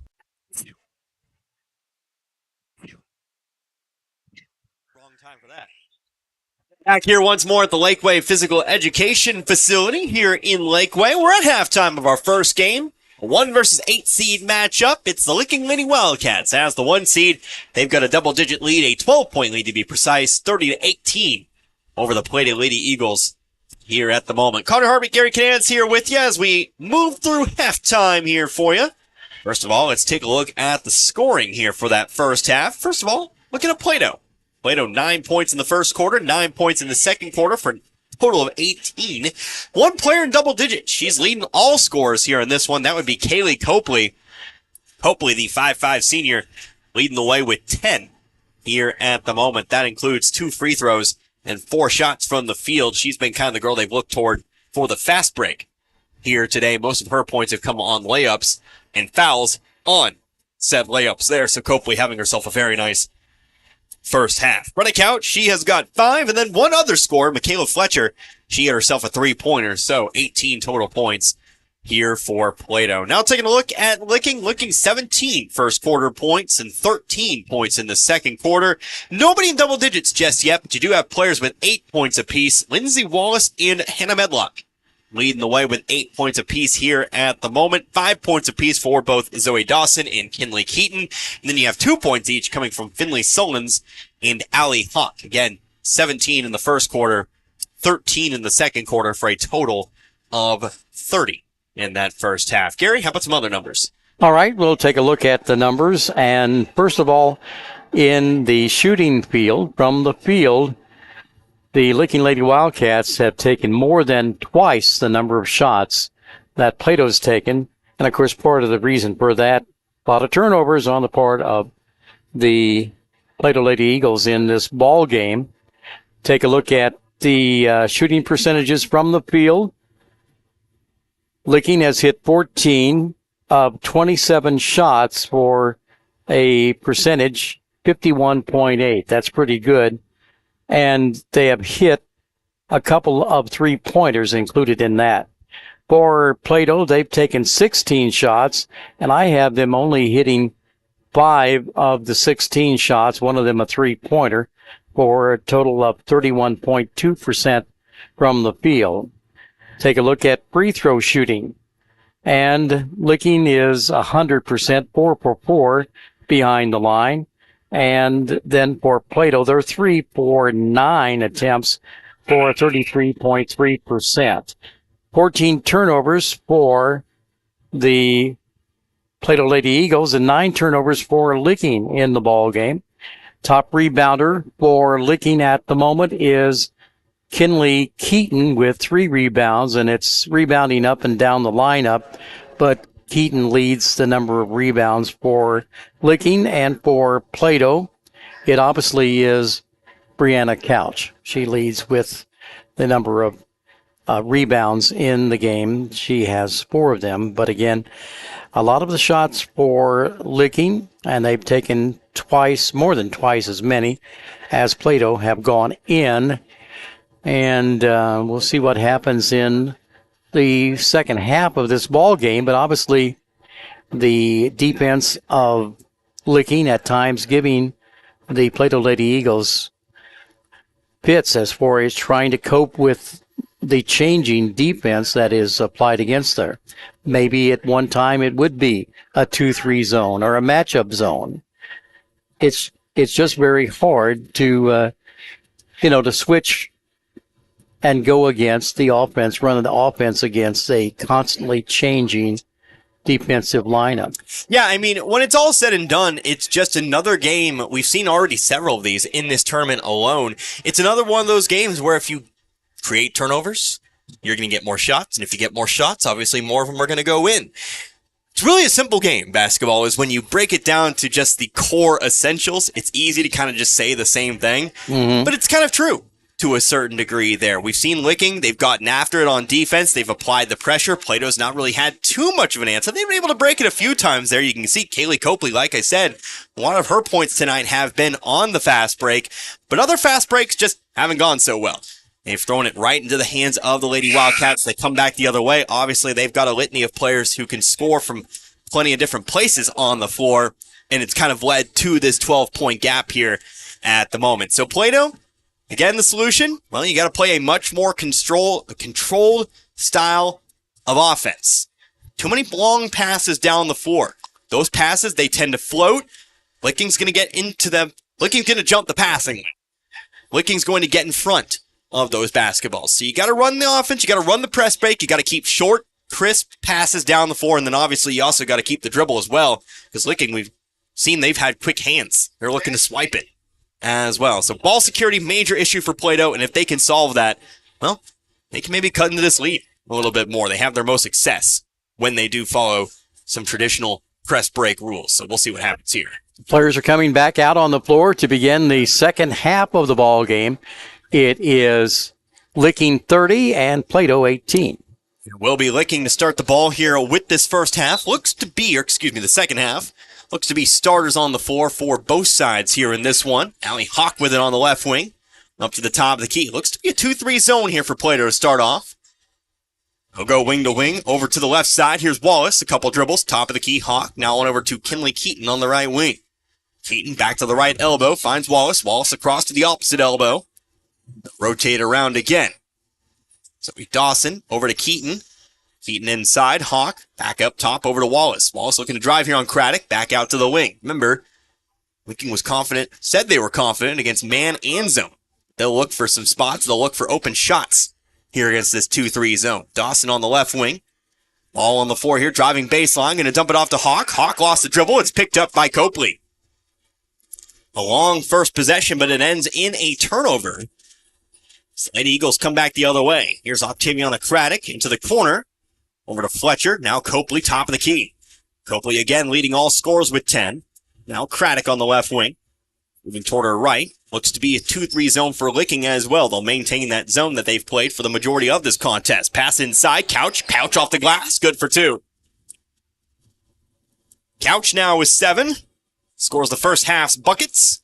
The first bucket of the half. Syntax correct there. 30-20. 10-point advantage still for Licking. But getting a little bit closer back to that single-digit lead. Licking taking their time here. Hawk over to Wallace. Wallace right wing. Gonna pass it into the corner here. Dawson inside. Now Hawk on the right block. Fade away. Jumper no good. Rebounded by Medlock. Medlock no good. Rebounded by Copley. And Medlock back in the game, obviously, playing with those 3 personal fouls. Here's a pass down the floor, but they overthrew it. It's an unforced error this time, and that'll come back with Licking. Again, those long passes, they look attractive. You want to get the ball down the floor, but they're dangerous passes. Yeah. For a multitude of reasons. If it's not stolen away, you could misplace it. Just give the ball back without Licking really having to do anything. Here's a 3-pointer from the corner. Shot too long. Good box out, though, from Fletcher. Keeps Medlock off the basketball and comes up with the rebound herself. Craddock on the right wing. Ball's tipped, but ends up in the hands of Copley. Copley guarded up top by Medlock, by Hawk. Trying to throw it inside. Pass too high for Couch here. Stolen this time. Here comes Licking on the 3 on the front of the rim. Second hop, no good. Offensive rebound, though. Good defense by Couch, playing straight up. Comes up with the rebound off the putback. Here's Couch on the 2 for 2. She lost the dribble again, and it's a steal for Licking. 2-on-2 back the other way. Going to get around Fletcher. Trying to pass it across the lane. Another ball on the floor. Everybody's going to dive on it. I'm getting whiplash. Collusion. Not collusion, but collision. And we'll get a jump ball. Possession arrow pointing toward Plato. Yeah, on the other side really wanted to keep control. Plato has a chance to crack, within 7 points or 8 points, and that is, I think, that'll keep them in the ball game as a force to reckon with for Licking. Trying to go inside, but again, it's going to be a steal here for Licking. Ball knocked away by Keaton into the hands of Medlock. Here comes Wallace, top of the key, over to the right wing. Now on over to the top of the key once more. Wallace driving to the middle. She has it stripped away. It's another steal. Here comes a one-on-one here. Craddock going to be caught up too. Lost the dribble. Steal for Licking. Oh, my gosh. Steal after steal, but here's a Licking trip, slip, and fall. And we'll get a traveling violation. Ball back over to Plato. Turnover after turnover after turnover after turnover. Neither side really doing a good job in terms of ball security. And we're actually going to have a timeout here taken, I believe, by Licking. I think, yeah. I believe it was Licking who took the timeout. Full timeout. But it will be a full timeout, and we'll take one, too. We're back in 64-41 left to go here in the third. 30-20 our score. Licking leads by 10. It's the Frisco League tournament here on 97.9 The Source. Friend True Value in Licking is your locally owned hardware store. Proud to be a member of the True Value family and here to serve the community. Whether you're the pro or taking on a do-it-yourself home improvement project for the first time, Friend True Value is right there in your neighborhood with the expert advice, tools, equipment, and the products to get the job done. They strive to supply construction and hardware products that satisfy the needs of Licking and the surrounding communities. Besides all your hardware needs, they do chainsaw sharpening, key cutting, glass cutting, screen and window repair, and power tool repair. You have a friend at Friend True Value Lumber. Come in and see them today. When you walk in a building or a room, the first thing you see is the interior, and you want it to make a good impression. Whether it's your home or a business, B&M Interiors has the expertise. From simple closets to corporate boardrooms and offices, B&M Interiors of Iberia covers it all, and they are fully insured. They are metal stud specialists with no job too small. From drywall to drop ceilings, at B&M Interiors, you are the most important person in their business. Estimates are free. Call B&M Interiors of Iberia today at 573-793-6347. Proud to support the Iberia Rangers. Back here after the full timeout. We are on 97.9 The Source, believe it or not. 30-20 our score. Plato with control of the basketball after the timeout. It was a Licking timeout, their first of the game. They've got 4 remaining. Only almost 2 points in this quarter. And another we're going to turnover. come out of the timeout with a steal. Anna Medlock, nobody in front of her. Easy. Right side layup for 2. Medlock now in double digits. She's got 10, 32-20. So we're back to where we started here. 12-point advantage. Here's Sarah Cannon with the basketball. She'll try to throw it back up to Couch. Able to haul it in. Left wing Copley into the corner. Fletcher trying to again get it inside to Couch. She finds it. Block-to-block pass over to Cannon. She'll be fouled, and she'll head to the line for 2. Only 2 baskets in the first 4 minutes of this quarter. 2 baskets, but several turnovers. That's the third foul on Lindsay Wallace. Also become the latest Lady Wildcat to pick up her third, as Cannon does sink the first. Cannon, first point in the game, 5'7" freshman. Second free throw. Too hard. Loose ball on the rebound, brought in by Licking. Hard pass down the floor, Medlock through Craddock, left the layup long, gets her own rebound though. She'll kick it out to the left wing, back to Medlock. Corner 3, high arcing shot, too short, rebounded by Couch, but she, I believe, switched the pivot foot, and she's going to be called for traveling. Caught it on one foot, came down on both, and then switched over to her right foot. She'll be called for the travel. 32-21, Licking underneath their own basket. They'll throw it up top to Hawk. Wallace tracking to her right here. Again, Plato still hanging out in that 2-3 zone. Pass into the corner over to Keaton. Keaton inside here. Hawk the shot over the top of Fletcher. She's fouled. And it will be Hawk to the line shooting 2. So that'll be the first foul here on Michaela Fletcher.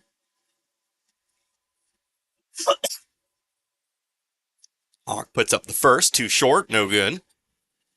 Licking now shooting 50% from the line themselves. Haven't had a lot of free throws. Plato's been getting the lion's share of the free throws tonight. Second free throw, though, is good.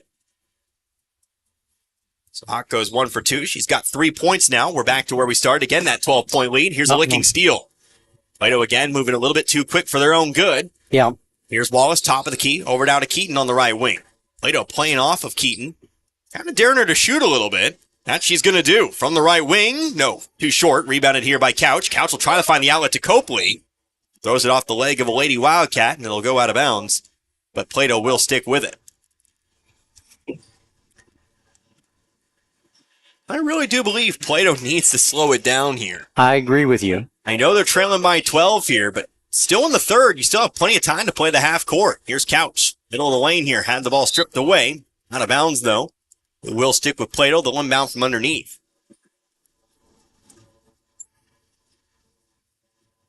Fletcher, underneath, left side. Floating one up. Over to Craddock now. Craddock trying to lob one in, but nice defense from Keaton. Got in front of that pass to take it away. His entry passes have been trouble tonight for Plato. Here's Keaton coming through. Her layup's left way long off the glass. There for the offensive rebound, it's Dawson. Dawson trying to throw it away, but it's tipped into the hands of Copley. Copley dribbles off the foot of Wallace. But there to pick it up, it's Craddock, and Craddock will get it back to Copley. So all I can do is keep up with the turnovers on the score sheet here. We have so many of them. It's been a wild one. Here's Fletcher for 3 from the corner. She got it. Kayla Fletcher adding her second 3 of the game. She's got 6 now. And the lead, single digits here, 33-24. Here's an open jumper, right baseline. Hawk, no good. Long rebounds brought in by Craddock. Plato a chance to maybe even cut into this one further. Again, this is your 1 versus 8 seed matchup. Plato, again, thought they were underseeded. Well, right now, I think he might have a point here. 3-point shot, no good for Fletcher, but a rebound for Craddock. Now Copley with it. Copley driving in. Left side layup. It's good. Back to 7. 33-26. Plato's staying competitive in this ball game. Yeah, for all the problems they've had with the turnovers, they've been able to create just as many turnovers here. They've kind of forced Licking into playing a little out of control here. Getting the rebounds as well. Licking's not been able to dominate the glass. Hawk, the shot. Hits the ground hard. She's going to be heading to the line for 2 here. She'll be helped up. Yeah, she was knocked backwards to the floor on that foul, defensive foul. That's going to be the 3rd. Yeah, foul was called on Brenna Couch, her 3rd. Team's 2nd. Which would be a cause of worry for Coach Couch. Yeah, obviously, Brenna Couch, a player very important to the squad. 3 fouls, though. Nope, thought she was going to be coming out here, but no, instead, Brooklyn Delcourt will check in. She'll replace Fletcher. First free throw was good. Almost. With 1:42 left in the 3rd quarter. Hawk did sink the first. She's got 4. Now the second one, front of the rim. Rebounded, though, underneath by Medlock. She'll throw up the shot. She'll be fouled. And we're going to do 2 more. Now, just said Plato was doing a good job tonight of the getting in front of rebounders and limiting Licking to just the one opportunity each possession. There's been a lot of possessions, but just the 1 shot per. As Medlock does miss the first free throw. That time, unfortunately, didn't get the box out and well, gives Licking another opportunity from the line here. Second free throw. That one is good off the front of the rim. And we're back to 9, 35-26. Craddock left wing here, setting up for 3. Line drive shot, back of the rim, high rebound, brought in by Couch. Couch lost the dribble, though, and it's going to go out of bounds. They'll say it was last touch here by Cannon trying to save said ball from going out of bounds here. Licking ball. Well, however this ball game turns out, you have to say that Plato has stayed in this game. Yeah, I mean, honestly, for a 1-8 matchup, and again, Plato thought they were underseeded. They've really proven it. I think sticking in as long as they have here, despite the 9-point disadvantage, there's a lot to like from this Lady Eagle team. Here's a long pass in. Looked kind of like a shot there, but it was actually carefully placed past the Hawk, who gets the easy layup from the left-hand side. Right on target, the pass was. Yeah, that was a beautiful looking pass there, 37-26. Hawk, by the way, now has 6. A minute remaining in this 3rd quarter. Craddock on the right wing. Into the corner, Delcourt. Gore back up top over to Copley. Copley moving toward her left here, passing off to the wing. Craddock now. Craddock going to get a screen set by Couch here, looking to drive all the way in. Fights her way through for 2. Nice drive there. Octaviana Craddock for her first 2 points of the game. 37-28, back to 9. Here comes Hawk again. Hawk back out. Now to Keaton, back to Hawk on the right wing. Wing-to-wing pass over to Dawson, into the corner. Lindsey Wallace driving left baseline. Zips it over to the opposite corner here. Hawk a little bit of trouble bringing it in, but makes the pass off to Keaton. Licking going to hold on to it here for one final shot here. Ball's coming in from Coach Rissler on the sideline here. Over to Keaton now, 12 seconds. Pass inside there, got an open shot. Shot was blocked, gets her own rebound though. And that's Finley Solons putting it back through. Plato still with 3 seconds here. Craddock just needs to chuck one down the floor. Here's Copley from half court. It's no good. But that's how we'll end the 3rd quarter. We've got 1 more quarter left to play. It's an 11-point Licking lead, 39-28. 60 seconds. We'll come back. 8 minutes to play. You're listening to the Frisco League Basketball Tournament on 97.9 The Source. Hi, this is Brad Shelton at the Marys County Bank. Every day, the Marys County Bank touches every corner of your life and supports you as you turn your life's goals into accomplishments. Whether it's purchasing your first car, opening a small business, buying a home, planning a wedding, or preparing for retirement. From your first car to a new life after retirement, the Marys County Bank is there for all your life's milestones with our full line of products. Stop by one of our 10 locations and see how the Marys County Bank can support your dreams. Member FDIC, Equal Housing Lender. Saying goodbye to those we love is made a little easier. just knowing your memories are safely kept within Sunset Memorial Estates Cemetery. This is Martin Vernon, owner of Memorial Chapels and Crematory. Burial at our Sunset Memorial Estates provides the respect and personalized ceremony families expect and offers many options to military families, including personalized monument selection. For more information, contact Memorial Chapels and Crematory. I mean, yeah, it's early in the season. We'll see. Once they get a couple games, we'll see where they go from there. But I don't know. It's been a very interesting one, that's for sure. 11-point ball game as we enter the fourth quarter here. 39-28. Licking leads Plato, our 1 versus 8 matchup. Of course, Licking as the 1 seed. So far, taking care of business. Hasn't been quite as easy as I think Licking would have liked, though. This Plato team have gotten as close as 7. Right now, as it stands, here's 11. All on the floor, picked up, though, by Dawson. Dawson, 1 dribble to the corner. Hawk had the open 3, chose not to take it. Back up to the top here. Here's Keaton, where Licking is going to slow it down and then some. Plato actually outscored the Licking Lady Wildcats in that third quarter. Yeah, 10-9 in the third quarter, but strong first half for Licking here. Licking is just going to spread this out, and they're just going to pass it between them. They're going to force Plato to come out and guard. Now a whistle and a foul here. Delcourt came out a little bit too fast. And they'll be called for the foul here. Plato has come out man-to-man here in this quarter. Right. They're going to have to get out and guard. Here's a pass. Medlock caught her in stride. Layup left side, no good. Rebounded by Couch. Plato back on the attack. Again, trying to make this a single-digit game. Couch, jump stop at the free throw line. Out to Craddock. Craddock looking for 3. Front of the rim, no good. Fight for the rebound. Who's got it? Licking will step out of bounds, and it stays with Plato.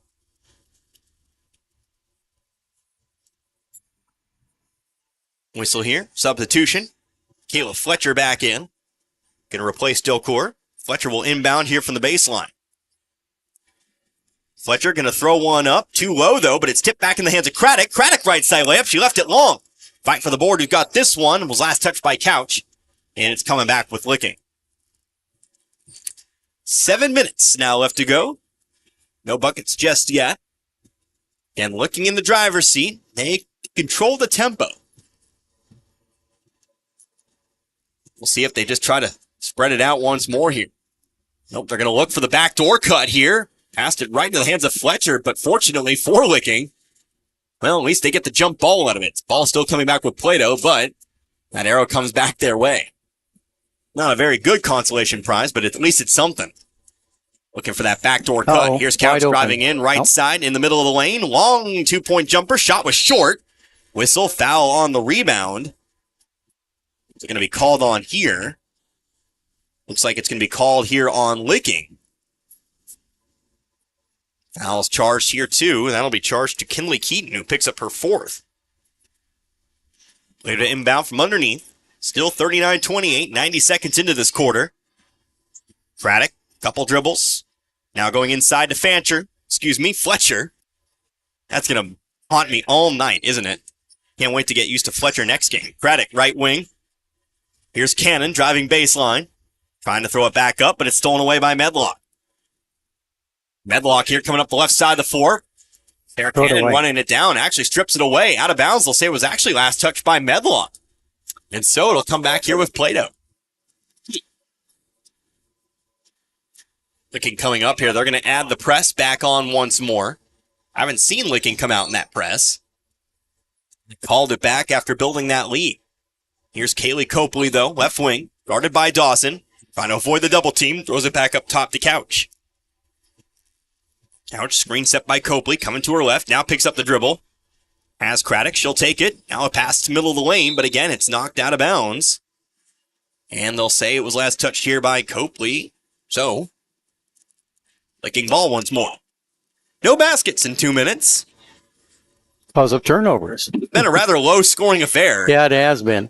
But it's a low-scoring affair that Licking's been in control of for about 90% of. Again, it was a brief Plato lead, but Licking's led since about halfway through the first. Here's a whistle. Foul's on the floor. Going to be called here on Plato. See who picks this one up here. Picked up by Copley, her first. Team second. Looking to inbound. Keaton quickly gets it in here. Dawson off to Keaton. Keaton in the right corner. One hand. One dribble with the left hand, should say. Now off to Hawk once again. Hawk back beyond the volleyball line. Whistle, timeout taken by Licking. Licking's going to take a 30-second timeout. Let's go ahead and keep it right here. As again, I remind you to make sure you stick around. See if we get a coach's interview with the winner of this one, whether that be Coach Rissler or Coach Couch. Go over some numbers for you for the post game, and then we'll go right on into the pregame for game number 2 today. The 2-7 matchup, Crocker-Iberia. Didn't catch the boys' game on Saturday. Crocker-Iberia, that one came down to the wire. Our closest game by far on that first day of games. I believe it was the only game that ended up a single-digit game, but it ended in a buzzer beater. Yep, Tanner, it did. That was a real exciting ball game. I can say that for sure. It really was. And, of course, Tanner Patterson, the right wing buzzer beater 3, to pull off what was essentially a seeded upset. Crocker the 4, Iberia the 5 in that one. You get the 4-5. You don't really call it too much of an upset. No. Those are the games that really could go either way, but both 5 seeds advancing in Saturday's games. But we come out of the timeout here, back to Licking and Plato. Licking a little bit of trouble finding an inbounds pass, but eventually find a pass into the backcourt. Now a whistle and a foul here. Fletcher caught reaching.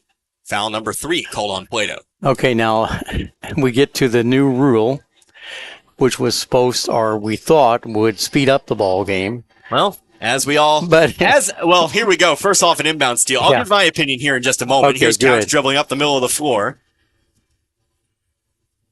Now off to Fletcher, right corner. Finds Couch in stride. Whistle, travel, though. Couch Turnover. couldn't come up with it. Kind of carried it through the lane a little bit. And I'll be back with Licking. As with the old rules, and I think we'll find this, it all depends on the official. You get one with an active whistle, you're going to get free throws. Get one who's maybe a little more lax, I think that's when you'll get the game sped up just a little bit more there. All officials are different. They all have their own kind of interpretations. Here's a three-pointer, top of the key, Medlock, front of the rim. Got the friendly hop, though, back into the hands of Hawk. Hawk will hand it off to Medlock. Medlock driving to her right. Shot through Couch is good. Hannah Medlock good for 2. That is actually Licking's first basket of the quarter. First basket, period, of the quarter. Coming in with 4:39 left to go in the period. And it's a timeout taken here, I believe, by Licking, as that's also a major milestone for Medlock. Yeah. 2,000 points for Hannah Medlock here in this ballgame. And you can hear the crowd applauding. I think you can hear the crowd applauding. Tell you what, we're still going through those technical issues. Okay. We're going to figure it out someday. I know it sounds a little eerie, a little quiet, but trust us when we say everybody getting in on the applause here for Medlock. Again, very special player for Lady Wildcats, and a program that's had a lot of good players over the years. I've been told about the history of the Licking Wildcat program, just how many names have come through. To be number 2, to get 2,000 points, any school to get 2,000 points, that's a big deal. So, again, congratulations to Hannah Medlock on that accomplishment there. But again, big bucket here. First bucket of the quarter to put your team up by 13. Right. How many points does she have in this game? 13. Okay. 13's a lucky number there. 13 leads all scorers here in this one. Leads Licking. Leads all scorers. Plato's leading scorer at the moment, Kaylee Copley with 12. But again, this is a pace of ball game right now that really suits Licking. Again, they're the ones in control here. So despite that being their first basket, Plato's not really been able to do anything with that here. Have not scored themselves. They will get the basketball here as we come back. Ball's inbound to Copley, back to Couch. Couch up the floor to Craddock. Craddock picks up the dribble, tries to get it across to Couch. He can't come up with it. Fast break the other way. Nobody in front of Hawk. Hawk right side layup, it's good.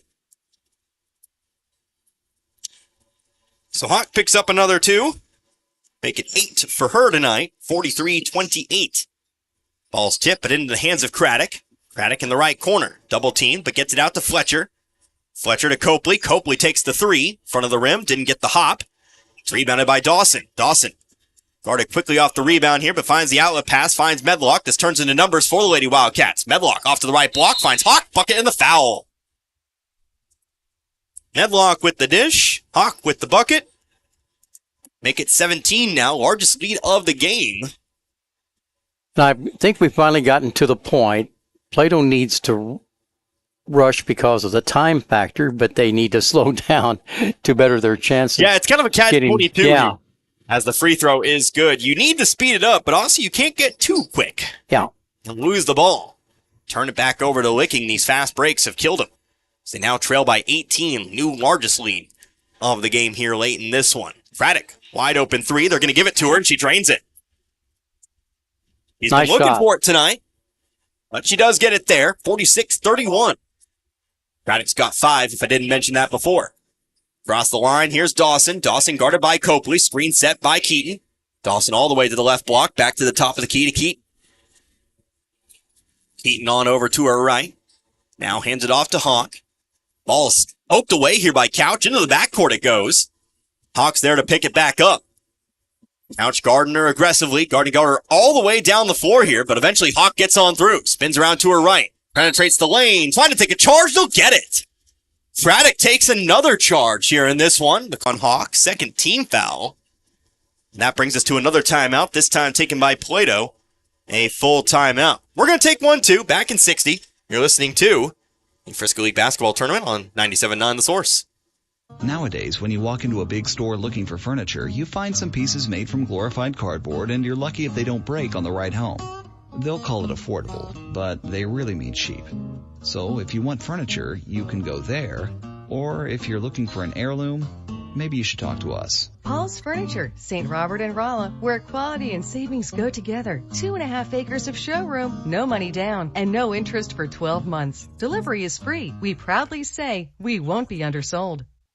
It's holiday savings until the end of the month at your Napa Parts store, St. Robert Auto Supply, where you'll find what you need for winter weather driving and maybe some cool stocking stuffers. A complete 11-piece car wash and detailing shine kit for $39.99. Grease Monkey utility gloves, 3-pack, $12.99. Easy Red Anywhere neck light, $18.99. Check out their monthly flyer for more great buys for the holidays. Save $10 on night vision headlights and get $10 off per pair of Rain-X wipers, 2-in-1 glass cleaner, and rain repellent. Get the good stuff 7 days a week at your Napa Parts store, St. Robert Auto Supply, off Missouri Avenue. Much more manageable. Back here once again after the full Plato timeout. Each team with 2 timeouts remaining. 46-31. With 3:08 left to go here in this ball game. Connor Harvick, Gary Canance. It was a Plato timeout. Plato controls the basketball. Need to find 15 points. Give up none here in the next 3 minutes, 8 seconds. It's not impossible, but it is a little improbable. But this Plato team, we've seen they have that spark. They have that fight. We'll see if they can get it done here. Here's Fletcher on the right wing, double teamed, up to Craddock, now inside the lane to Couch. Couch left block, here's Cannon with it. Cannon guarded by Keaton, she'll throw it back up top. Up and around, over to Craddock. Craddock setting up for another three, front of the rim, no good. Long rebound, Craddock gets around the box out attempt, and it's picked up by Couch. Craddock, a nice hustle play to get Plato the ball back. Here's another three, this time for Copley. Back of the rim, high rebound. This time it's brought in by Dawson. She'll find the outlet pass. Here comes the fast break the other way. 4-on-2 in favor of Licking. Here's Hawk, steps through, zips it on out to the left wing. Licking will slow it down here. Probably a good decision in hindsight. They really don't have to do anything right here, although there's a lot of time on the clock, but the point spread here, 15 points in Licking's favor. So what will they do? Will they try to go in? Yeah, they don't have to try to do They anything. don't have to do anything, yeah. As Plato plays off of him. Plato with 4 fouls, though, so next foul will force the double bonus. It's all just a matter of what Plato wants to do at this moment in time. Plato's playing man-to-man. Wallace top of the key, left side, Keaton. Excuse me, that's actually Dawson with it. Dawson has it poked away, but she'll be able to pick it back up. Wallace on the right wing. Now she'll have it poked away from her. Copley giving chase, but again, Wallace is there to pick it up. We'll get an offensive foul, a push off, and Plato gets the ball back. Tell you what, Plato's good at taking those offensive fouls. That's their 3rd offensive foul they've drawn here in this one. 17th turnover for Licking, but Plato's committed 27. Yeah, and I'm sure I missed several. Pretty good offensive possession for Licking. They took a lot of time off the clock. Quick three for Fletcher, no good. Foul on the rebound. Nope, jump ball is going to be called. Don't know if I necessarily agree with that one, or a whistle in general on that one. Looks like Couch had it. By the way, that was the 5th here on Keaton. She did foul out of this one. No, she's still on the floor. They put the foul on the wrong person. Here's a steal, though. Sarah Cannon coming down the floor here. Layup is good. Keaton with the steal on the score. And Cannon's got 3 now, back to 13, 46-33, but still with only a minute 13 to go. Foul down the floor. We're heading to the line. They gave the foul to Keaton, but that would have been 5. She would have fouled out. Right. So I don't think that was actually on the right person there, but don't worry about it later. Good thing my fouls aren't necessarily official. Now we've got a whistle. Something's wrong up on the scoreboard. Now we're all trying to figure out what it is. Now, yep. It's the 5th foul, so we're shooting 2. I actually already said it. I didn't know what they were talking about, but it is going to be a foul called on Brenna Couch, her 4th. Does mean we're shooting 2. Getting new rules for this year. Not new rules in general, not anything that's unheard of. Mentioned college game. There is precedent for it. First free throw, no good. Second free throw, also no good. Hawk not making either one of them there. Couch on the rebound. Couch trying to dribble through. She's going to be fouled. And that'll be a foul here, it looks like, on Medlock. Medlock picks up the foul. That's the 4th. 4th team foul. Minute 9. Plato will inbound from the sideline here. Finley Solons now to the scoring table here for Licking. She'll check in now. Actually, there was only 4 Licking players on the floor, but Finley Solon's now in. So now we'll get it inbounded here. Kind of lost the plot a little bit over the last minute or so. Couch having trouble finding somebody. Pass Craddock now at the top of the key. Need to get a shot off very quickly here. Craddock over to Copley. Copley driving in. Lost it. Ball out of bounds. Comes back with Licking. Turnover number 28. That's all said and done. Ball security has just been the story of this one. Both teams. You like what Plato's doing on offense, driving to the basket, taking open shots, but keeping control of that dribble and making quick, crisp passes. Been kind of the downfall today. Here's a carry violation called against Licking. Plato will take it right back. Under a minute to go now. This one pretty much in the books, barring some kind of massive collapse. Plato with the ball, though. Copley driving all the way in. Layup too far to the left, and it's rebounded by the Lady Wildcats. Medlock not slowing it down here, pushing it down the floor. Double teamed. Now to a pass to the left wing. Over now to Hawk. Hawk a couple dribbles. Across to Wallace. Back to Hawk now. And they'll be fouled. 28 here. Couch is going to intentionally foul. Pick up her 5th. And send Hawk to the line here. So Couch fouls out of this one tonight with 7 points. Hawk will get a chance at the line here as Delcourt checks back in. Licking, we now know, they'll advance to the semifinals. We'll get a repeat of last year's championship.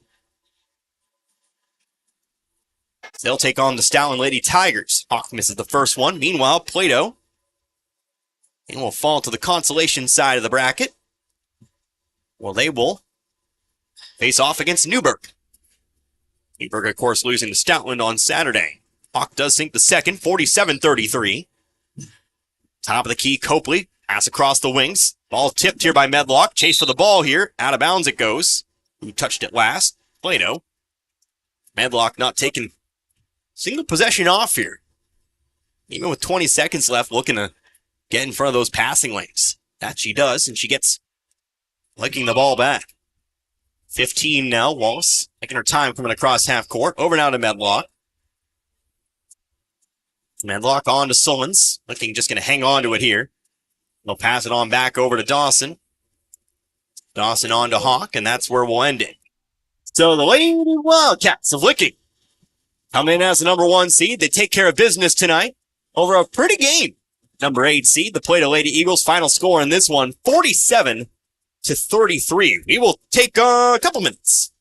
And, of course, we'll start our post-game coverage. What we'll do, we do what we always do. We will start our post-game. We will see if we talk with Coach Rissler or not, and we'll get you all prepared for game number 2 today. Again, Crocker and Iberia. But first, we take a couple minutes. Don't go anywhere. You're listening to the Frisco League Basketball Tournament here on 97.9 The Source. We all have our faves. I love baseball. I love football. Basketball is my game. But there's one thing we all love. Pizza! If you need to satisfy that competitive appetite, we got your slice right here. Domino's Pizza in St. Robert is the pizza during and after the game. Try the perfect combo deal. Pizza, side, and a drink for $19.99. Try Domino's Mix and Match is only $6.99. Check it out online at Domino's.com or call your order in at 573-336-3400. Domino's Pizza, 213 St. Robert Boulevard. Looking for a great career? Domino's Pizza St. Robert is hiring all positions. Apply online at jobs.domino's.com. Hey there, parents. Looking for top-notch pediatric care right in your community? Look no further than Phelps Health Pediatrics. We're your trusted partner in helping keep your kiddos healthy and happy. Our team of expert physicians and providers are here to provide compassionate, family-centered care for your children from birth through adolescence. We understand that your child's well-being is your top priority, and it's ours too. Visit phelpshealth.org to learn more. Phelps Health, your health, our mission.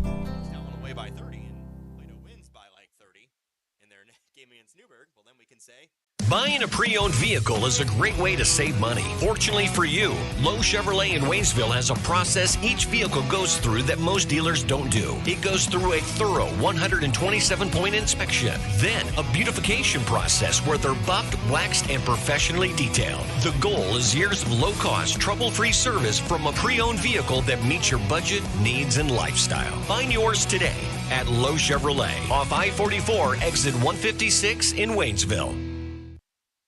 I wonder what my housing options are. So here you are out in the middle of the beautiful Ozarks and you think maybe it's time to relocate. Fort Leonard Wood Homes. They offer move-in ready 2, 3, and 4-bedroom homes located at Fort Leonard Wood. Fort Leonard Wood Homes offer a secure, safe, and comfortable hometown environment. They have 24-hour maintenance, lawn care services, as well as average utilities included. Call one day and you could be in your new home the next day. It's just that easy. Call 573-329-0122. That's Fort Leonard Wood Homes. We have a machine. Imagine yourself in a time where quality and durability weren't just words when value was placed on workmanship. Pennaroyal Antiques and Collectibles at 122 Commercial Street in Crocker has Victorian and primitive furniture from the 18 and 1900s. You'll find rare documents and many unusual items like antique and collectible toys, military items, and vintage clothing. Thousands of items available, and if you don't see it in the store, ask for it at Pennaroyal Antiques. There's also something from the past called customer service. Pennaroyal Antiques and Collectibles. Open the third Thursday, Friday, and Saturday of every month from 10 to 4 or by appointment at 855-3259. How do you want your life to sound? Like this? Or like this? Life is better with a canoe. Find the perfect canoe to get you away from the noise. Because really, life is better with a canoe. Boiling Springs Campground and Canoe Rental now taking reservations for the 2024 season. Boiling Springs Campground Ground and Canoe Rental is family owned and operated and offers kayak, canoe, and raft rentals. They also have full hookup sites too. When you float with Boiling Springs Campground and Canoe Rental, they'll take you upriver and you will float right back to your site. Whether it's the Big Piney or the Gasconade River, you will always enjoy a relaxing float with us. Call today at 573-759-7294. Family fun is our number one. Yeah. What fosters the feeling that life is good? A sense of accomplishment, a feeling you're doing something that really matters, a nice bit of money in your pocket. All of those things contribute, but most important of all is the support of the people behind you. I drew you a picture, Mr. Givens. This is me and this is you. The Licking School District is looking for substitute bus drivers, maintenance workers, substitute teachers, and custodians. These positions offer great hours, great pay, great friendships, and a gratifying career. Apply online at licking.k-12.mo.us today. Hate going to the hair salon because you know it's going to take all day? Does your hairstylist talk on her cell phone while she's doing your hair? Or maybe you're just fed up with all the gossip and foolishness that goes on at your hair salon. Be treated like the woman you are. Highway 17 Waynesville. Call for your appointment today, 573-774-6100. And back once more at the Lakeway Physical Education Facility in Lakeway, where we have wrapped up our first game of the night. It's the Licking Lady Wildcats. They move on to the semifinals with a 47-33 victory over the Plato Lady Eagles. Connor Harbin here with you for a brief moment as I'm joined now by Licking Lady Wildcats head coach Steve Rissler. Coach, first of all, congratulations on the victory. You come out, you take care of business here today, and move on to the semifinals. Give me some thoughts on today's win. It wasn't pretty for sure. I was expecting somebody to play us junk. I was hoping not this early. We haven't really had time to get much stuff in for it, but we'll be ready for it next time. Yeah, it's a team that returns quite a bit of experience. I know you lost two very good players, two all-conference players from last season, but this is a team with still quite a bit of talent. Obviously, Hannah Medlock, big achievement today. 1,000 points, I now know. I did misspeak during the game. Not 2,000, but 1,000, still a very good achievement. Obviously, she's up to speed. And also, Allie Hawk looked very impressive today, the junior. Points for her as well. Yeah.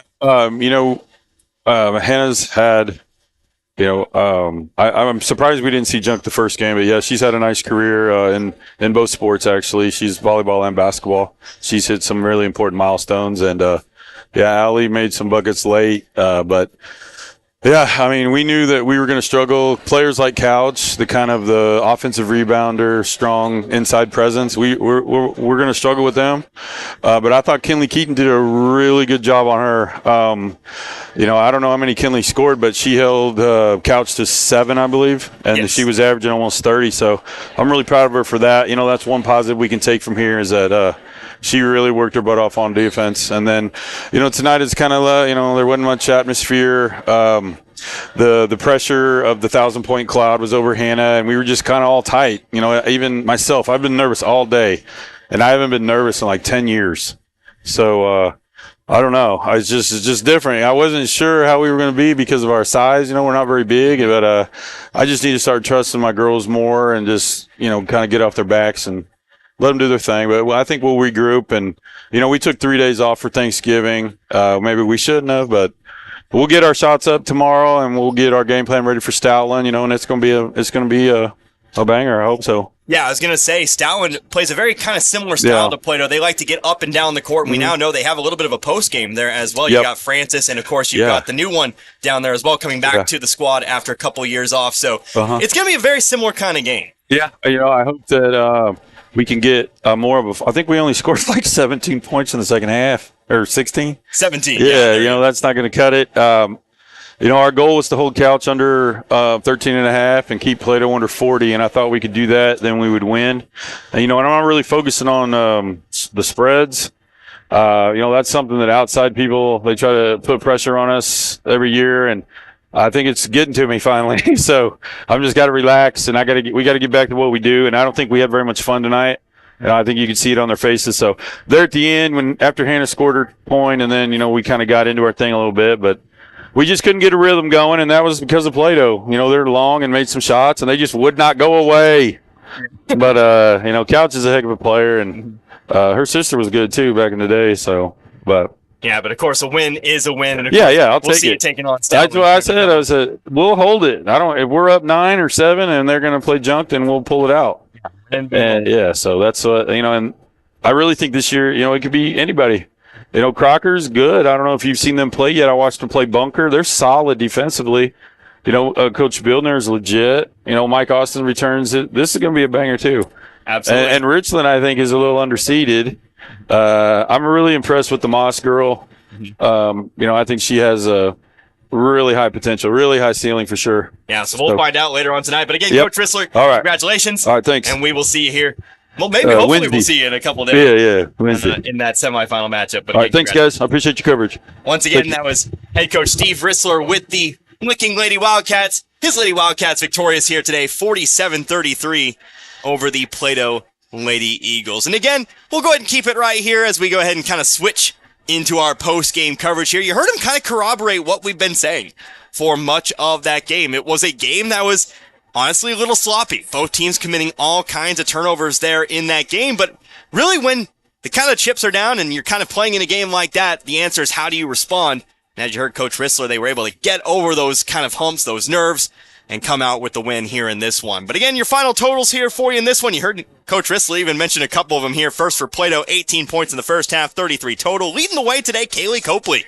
The senior finished with 12 points here tonight. Only Plato scorer in double digits. Brenna Couch picks up 7 today. Michaela Fletcher with 6. Octaviana Craddock with 5, including a 3-pointer in the fourth quarter. And then Sarah Cannon with 3 points as well. Taking a look at Licking. Well, 2 players in double digits for him here tonight. Hannah Medlock again, 1,000 points.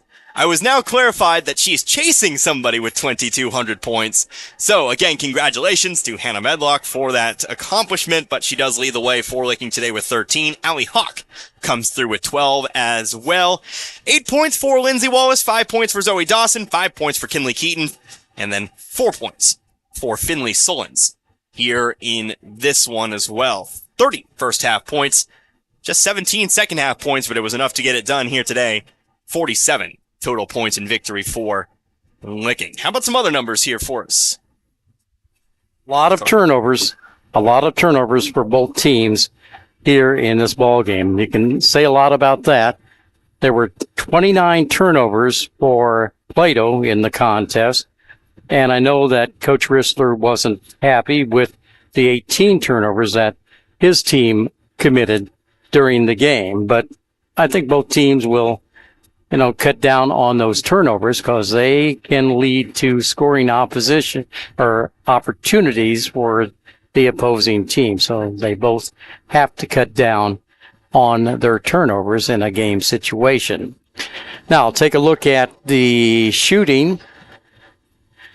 The Lady Wildcats finished the night with 19 out of 43 shots from the field, for 44.2% accuracy. And for Plato, they took 31 shots, got 11 of them to drop in for a total of 34.6%. Free throw from the line. The Lady Wildcats were 9 for 15. Oh, I didn't get the percentage there, but that is over 50%. Let's say about 60% because they had 100% free throw shooting in the first half. And the free throw shooting for the Plato Lady Eagles was, they hit 4 of them from the line, 4 of 10 shots for a 40% percentage. Now also we take a look at individual rebounding, and Lady Wildcats had a couple of players really up there. Hannah Matlock pulled down 4 rebounds for Zoe Dawson, and Kinley Keaton had 3 rebounds. For Plato, we had, by a large margin, Brianna Couch pulled down the most boards there, and she pulled down 9 rebounds in the game. So she kind of missed on the double-double, but that is the way that the individual rebounding went. So we'll go ahead and take ourselves a quick break.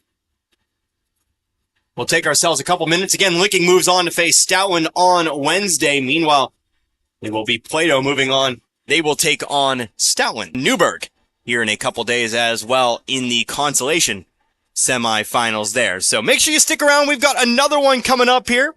We'll come back in 2 minutes. We'll have Crocker and Iberia for you. Crocker, they are the 7 seed. Iberia, they're the 2 seed, but you heard Coach Rissler giving Crocker props. We'll see if this one turns out to be quite the ball game here today. But again, your final score, Licking 47, Plato 33. We're back in a couple. You're listening to the Frisco League Basketball Tournament here on 97.9 The Source. Rice's Body Shop in Roby is ready to help when life deals us those unexpected dents and dings to our vehicles. Whether it's by wildlife, wild children, other animals, weather, or collision, Rice's Body Shop provides the very best in auto body collision repair and paint. Plus, gives free estimates. Insurance claims are always welcome, and you can guarantee they'll do it right. They've been the auto body pros since 1973 in North Texas County. Rice's Auto Body, just a stone's throw from the junction on Highway 17. Open Mondays through Fridays from 9 till 5. Call 417-458-4847. That's Rice's Body Shop in Roby. Quality care is a #1 priority at Miller County Care and Rehabilitation Center in Tuscumbia. To reflect the many rehab programs available, Miller County Care and Rehabilitation Center is a 60-bed skilled and 22-bed assisted living facility that provides the many health needs of the community. Keeping people self-reliant for as long as they can is a priority. Miller County Care and Rehabilitation Center provides the right level of care at the right time. Located 3 miles from Tuscumbia east on Highway 17.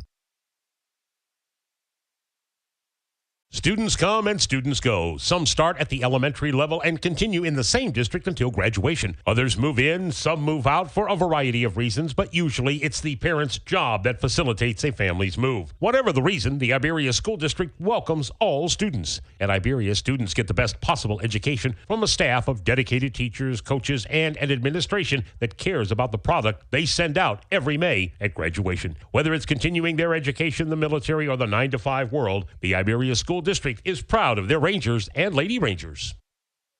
Isn't this great? The 3 of us camping at our favorite spot? Sure is, honey. I sure do miss Grandpa. He used to love coming here. I do too, son. Remember the motorboat stalled and he swam from shore to fix it? He always made sure we were okay. He was one of a kind. Yes, he was. Miss you, Dad.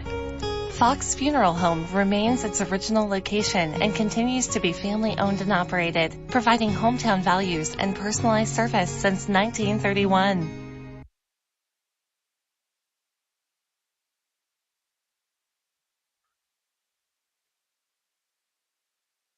Once again, back here at the Frisco League basketball tournament here, where we are just about a minute away from getting going with our 2-7 matchup. Again, it will be the number 2 seed Iberia Lady Rangers taking on the number seeded Crocker Lady Lions. Connor Harbert here. Of course, I'll be handing over the play-by-play reins to Gary Knantz here in just a few moments. But again, just a few quick thoughts here on this one. If I can find my notes once more, I kind of hid them away.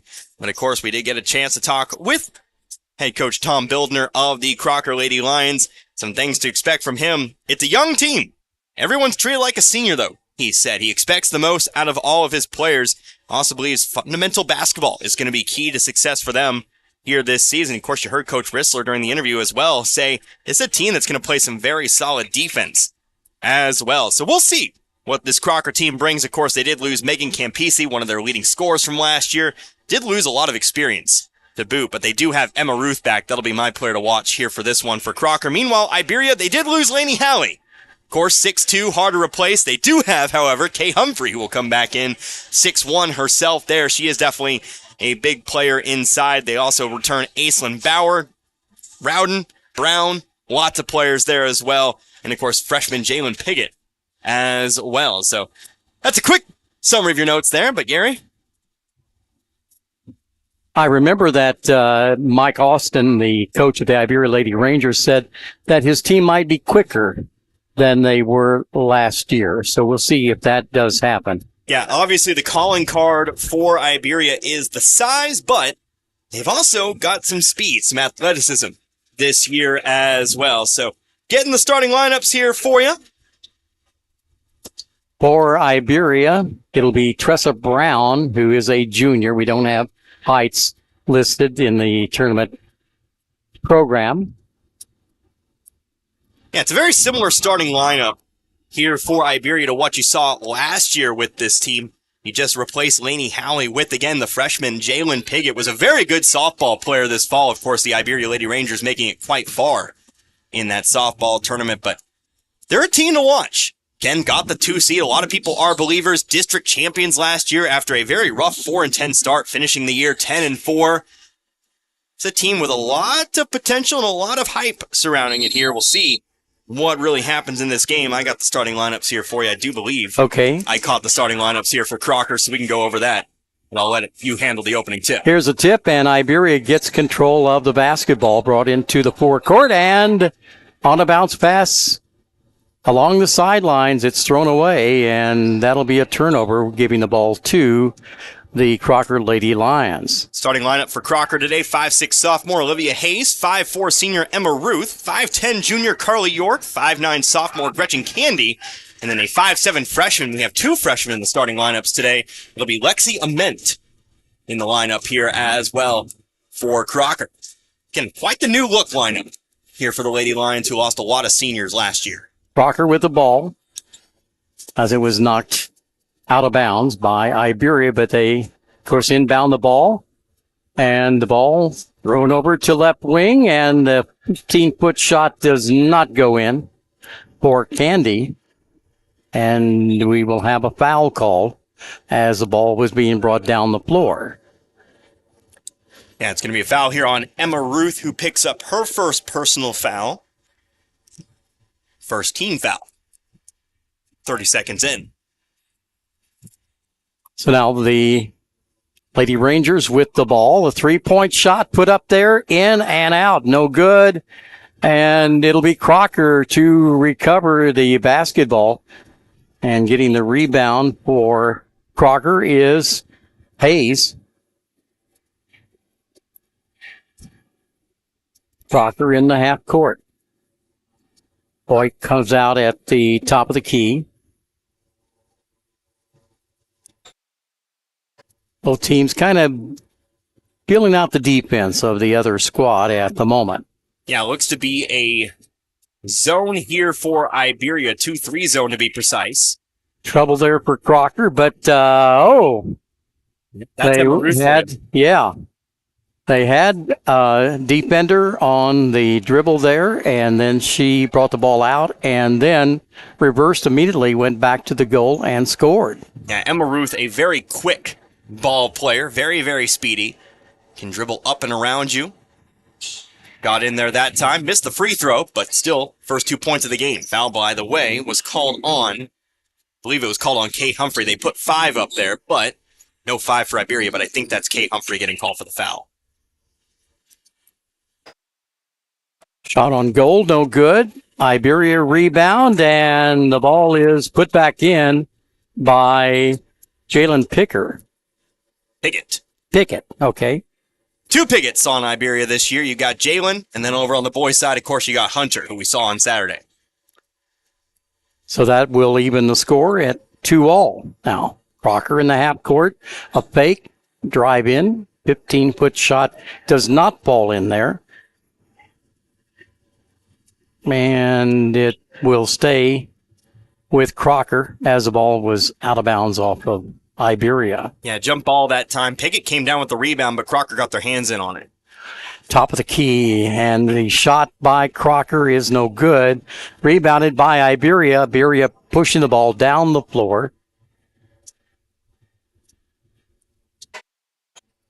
And in it comes, no, ball stolen by Crocker on the pass. And here come the Lady Lions, but they throw the ball away on the fast break, out of bounds, and so Iberia will recover. Yeah, another slow start to this one here. Again, only saw 90 points, 80 points in the first game here today. This one, not a whole lot of scoring in the first 3 minutes. We still got plenty of basketball, though.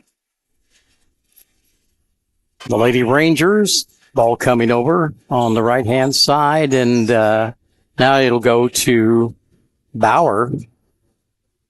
Rebound off the missed shot. Iberia gets the rebound. Ball is swung over, and a 15-foot shot from the baseline does not go in. Yeah, Iberia looking for those outside shots to start this one out here, but the shots just aren't falling here. Of course, they're open shots, so they're good shots. Well, we kind of started the last ball game the same way. The first game of the evening. Haven't fallen just yet. By the way, foul on the rebound. Jalen Pickett picks that one up here. Her first, team second. So Crocker with the ball. That is Helton handling the ball. Helton dribbles in a little bit, gets it out. That'll actually be Emma Ruth with the basketball. For Iberia, here's a three-pointer though from the wing. Meant for 3.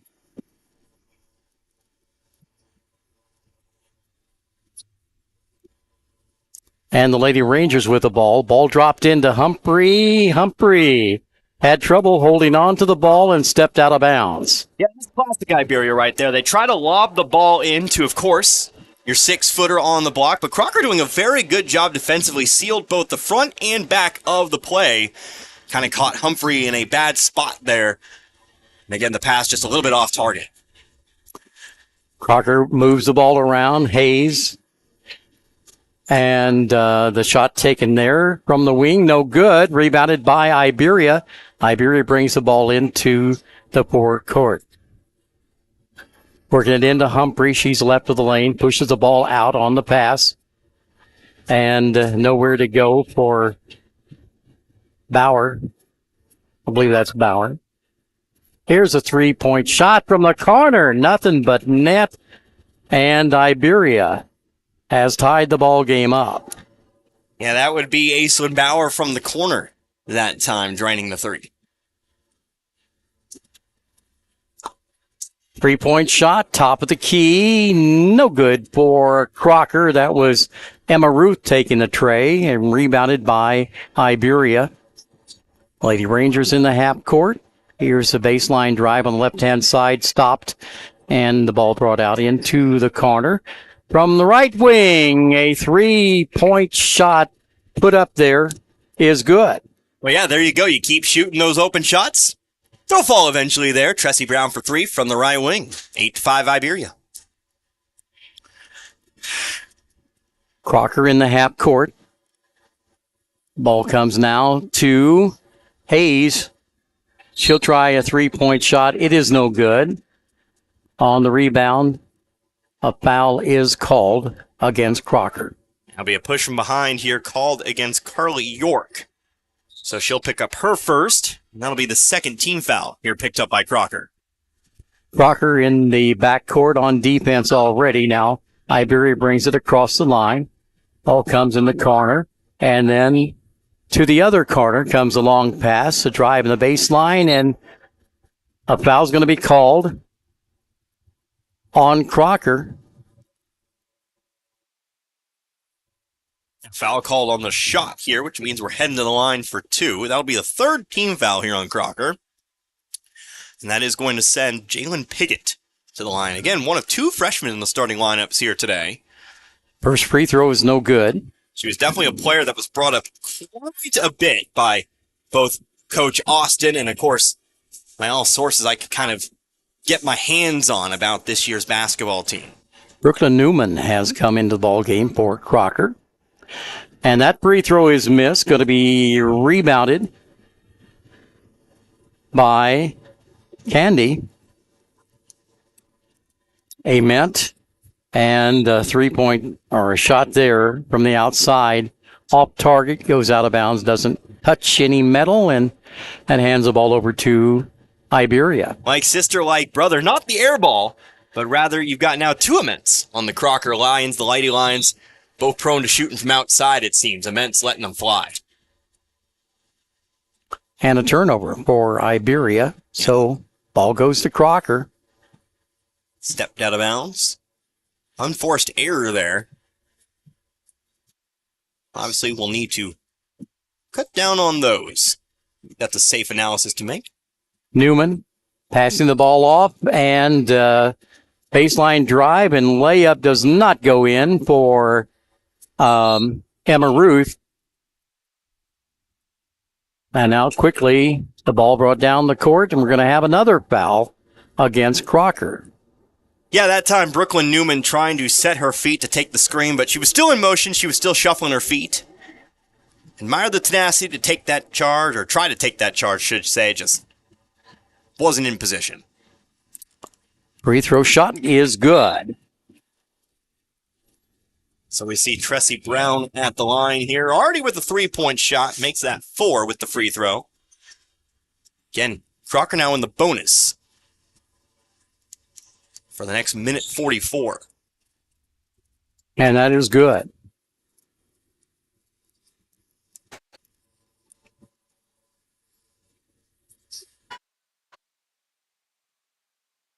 Three-point shot from the corner for Crocker. No good, but they get the ball.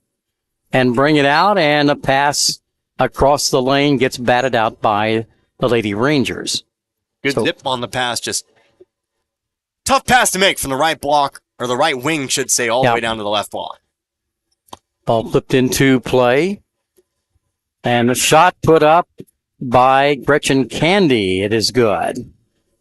Candy, a 5'9" sophomore. Well, that's a high arc on that shot to get over the top of, again, this tall Iberia squad. Ball comes over on the right-hand side. 3-point shot taken, no good. Rebound, I believe that, I'm not sure, is that Humphrey with the rebound? No. That was rebounded by Alexa Rowden. Foul on the rebound, though, is going to be called against Rowden, and so it will be Crocker basketball. Third team foul. First foul on Rowden.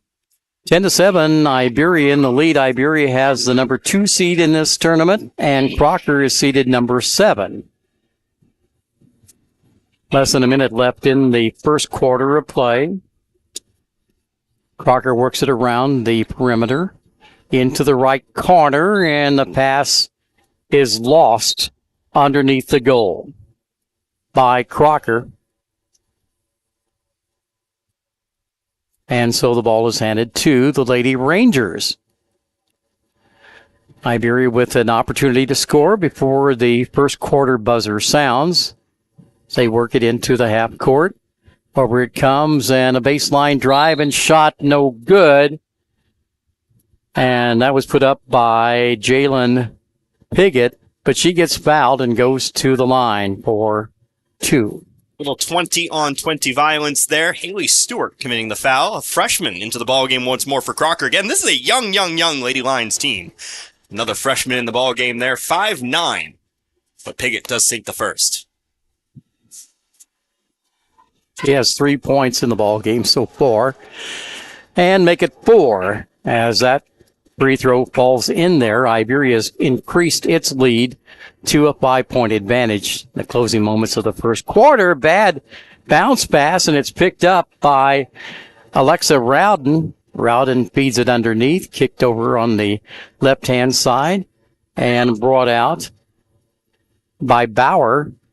And a turnover now for Iberia. Ball brought down the floor. Lexia Ment, and she double dribbles with the ball, and that'll be another turnover. Only 2.9 seconds, and long shot right at the buzzer does not go in for the Lady Rangers. So it's Iberia 12 and Crocker 7 at the end of the first quarter. We'll be back with the second period of play in just a moment. Would you like a job with a 4-day work week? How about great benefits? I've got some great news for you because the Stoutland R2 School District is hiring bus drivers now. Starting pay at $22.43 per hour for a 4-hour workday, along with paid life, health, dental, and long-term disability insurance benefits. Applicants must possess a valid Missouri CDL with passenger and school bus endorsements or the ability to obtain them, as well as pass a drug test and a physical. For more information or to apply, visit stoutlandschools.com. Children's education is important, and you can help get them there. Role models are more important than ever in today's society. You can serve as a role model for others the next time you display good sportsmanship at a high school athletic event. Good sports are winners and are also vital to preserving our fine sports traditions. So the next time you attend a sporting event, remember to be a good sport and help rekindle the spirit of citizenship. This message has been brought to you by your friends at the Missouri State High School Activities Association and this local radio station. Seniors aren't real in this one. We go to the second quarter of play. Iberia on top by 5. They get first possession to start off the second quarter. Inbound pass coming in. And baseline drive shot blocked there by Crocker. That was Bauer driving the baseline and getting her shot knocked out of bounds, but it'll still be Iberia's ball to inbound from the right baseline. Pass in the paint. Can she hold on to it? Ball loose. Nope. Iberia saves it. We come around the perimeter into the left corner. And out it'll come now to, there's a shot from the corner, and that was taken by Jalen Piggott, I believe it was. Ball knocked out of bounds. And it still will be Iberia's ball, way out on the left baseline. Jalen Piggott out of the game right now, but another freshman into the game for Iberia, Kaya Yoakum, getting her first minutes. Pass into the paint, shot missed. Proctor coming up with the ball, bringing it down the floor in a hurry. Over it comes to Lexi Amet, and I believe she traveled with the ball. Yeah, unfortunately drug that pivot foot as she came down with it there, and so have to travel. They'll be called here today. We've got an active whistle here in this one. Our 3 officials tonight not letting much slide here in this game. And in the last game as well. Not necessarily a bad thing, but it is a little bit of a change from what we saw on Saturday. Pass on the inside, picked off by Crocker, and the Lady Lions come down the floor. Ball is being handled there by Lexi Ament. Ament passing the ball over to Emma Ruth. Ruth dribbling in from the right-hand side, has to kick it out, now has the ball in the right corner. And the pass over to the left side of the lane. The shot is no good for Crocker. And it's Iberia with a rebound.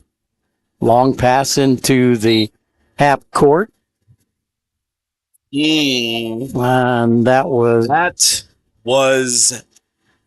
that Russell that had the hand on the ball? They're going to call a foul on that one. It's going to be a foul here on Crocker's Carly York, but I'll be the first one to say no. Okay. That might have been a missed call. But it'll be Iberia ball on the baseline here. Second personal foul on Carly York, first team foul of the quarter. Right baseline, inbound pass coming in. And into the corner, the ball comes to Rowden. Rowden passes it out. Top of the key, it will come to Bauer. Bauer swings it in to the lane, and the ball is carried home by Rowden. 14-7. That'll make the score. Crocker trailing by 7 right here. Almost a steal. That is a steal. And the ball brought down the floor, and that will be Bauer who got the steal and scored. Actually, Kaya Yoakum with the steal and score there. And, of course, Yoakum, a freshman, very, very good as an athlete. Softball, of course. We'll see where she really kind of makes her mark the most here at the high school level, but had a very, very good fall. And obviously, seemingly pretty good at this basketball thing, too. Jumped the passing lane, got her hand out in front of it, tipped it up, kept the dribble as well. Not an easy dribble to make.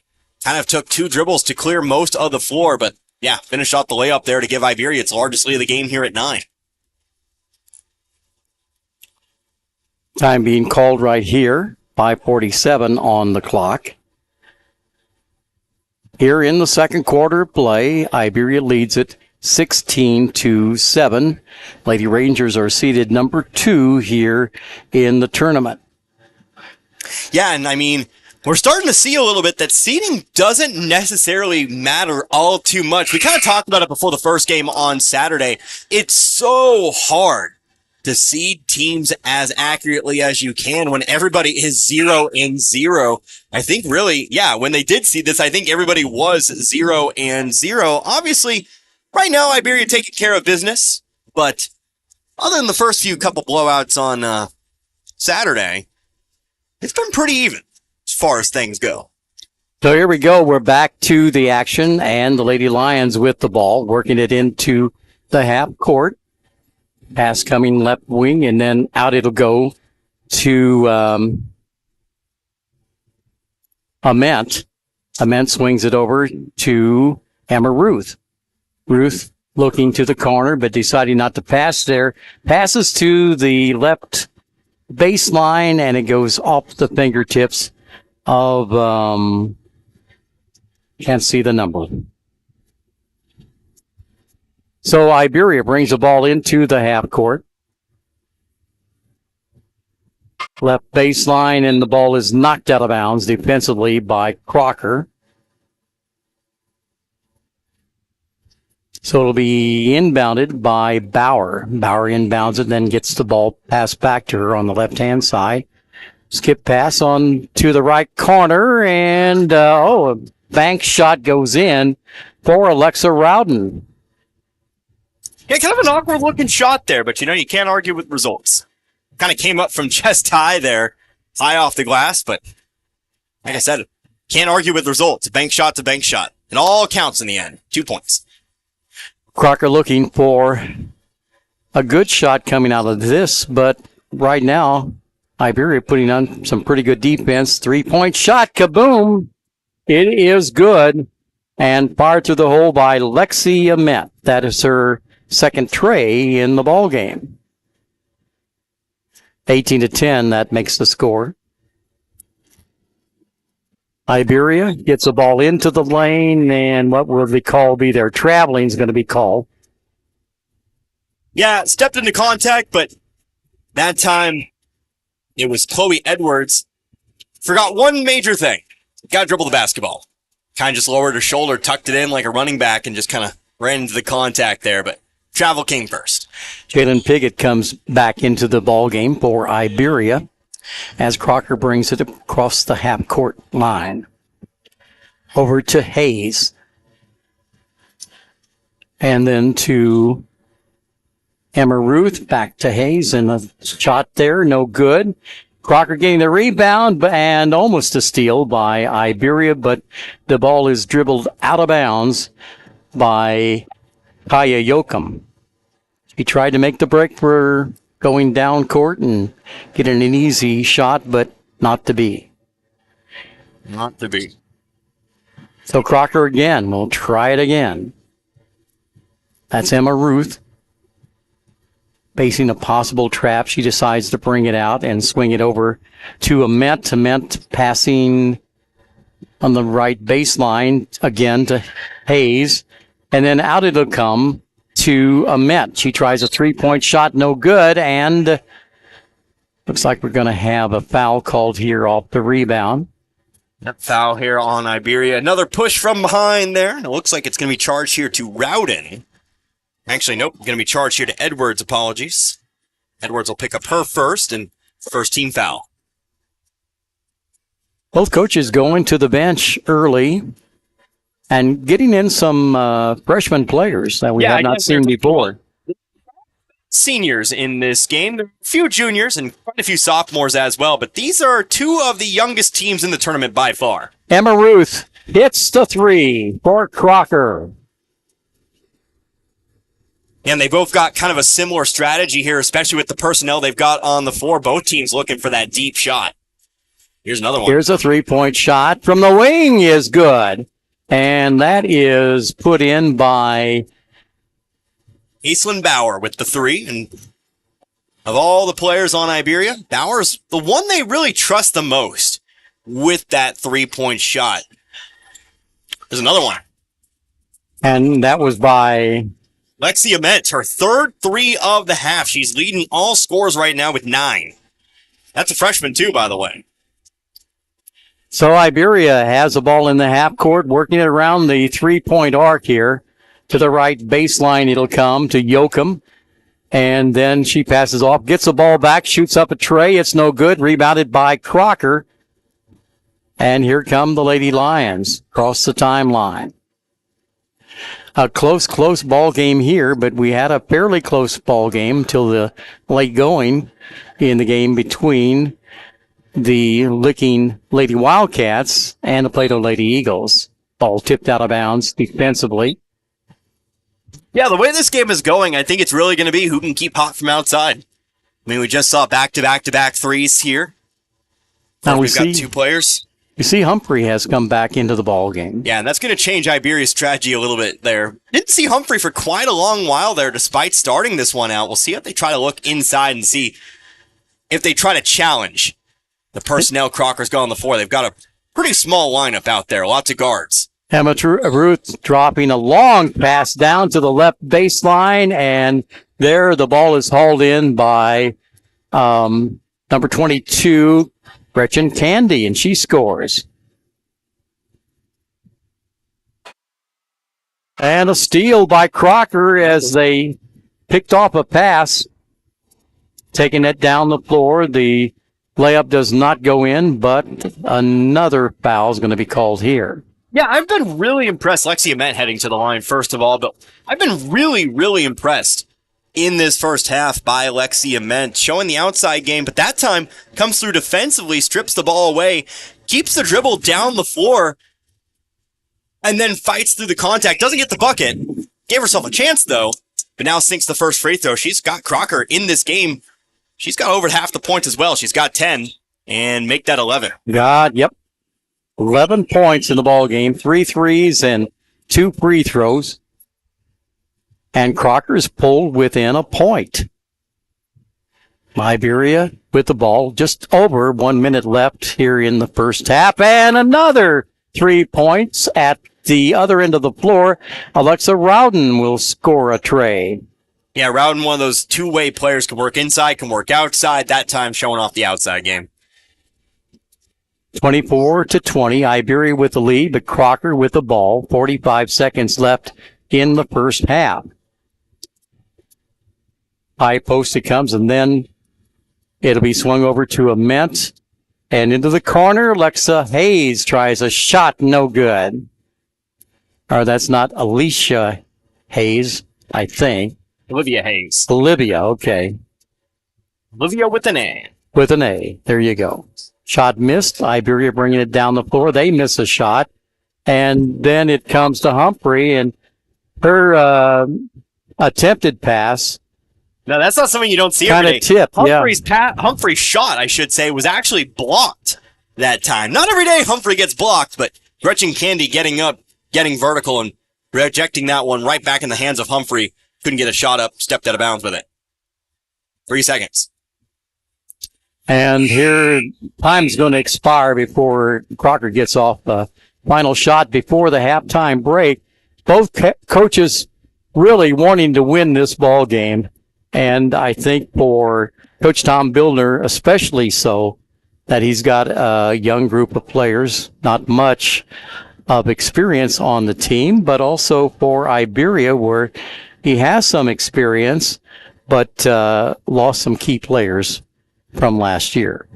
Yeah, I mean, when it's all said and done, it's like what I said before the start of the Iberia-Crocker game. Anytime Iberia and Crocker get together, it's a rivalry game. Both sides really want to claim dominance over the other, especially in a game like this where you have a lot of freshmen and sophomores. These guys are used to playing each other all the way back in middle school, all the way up to now.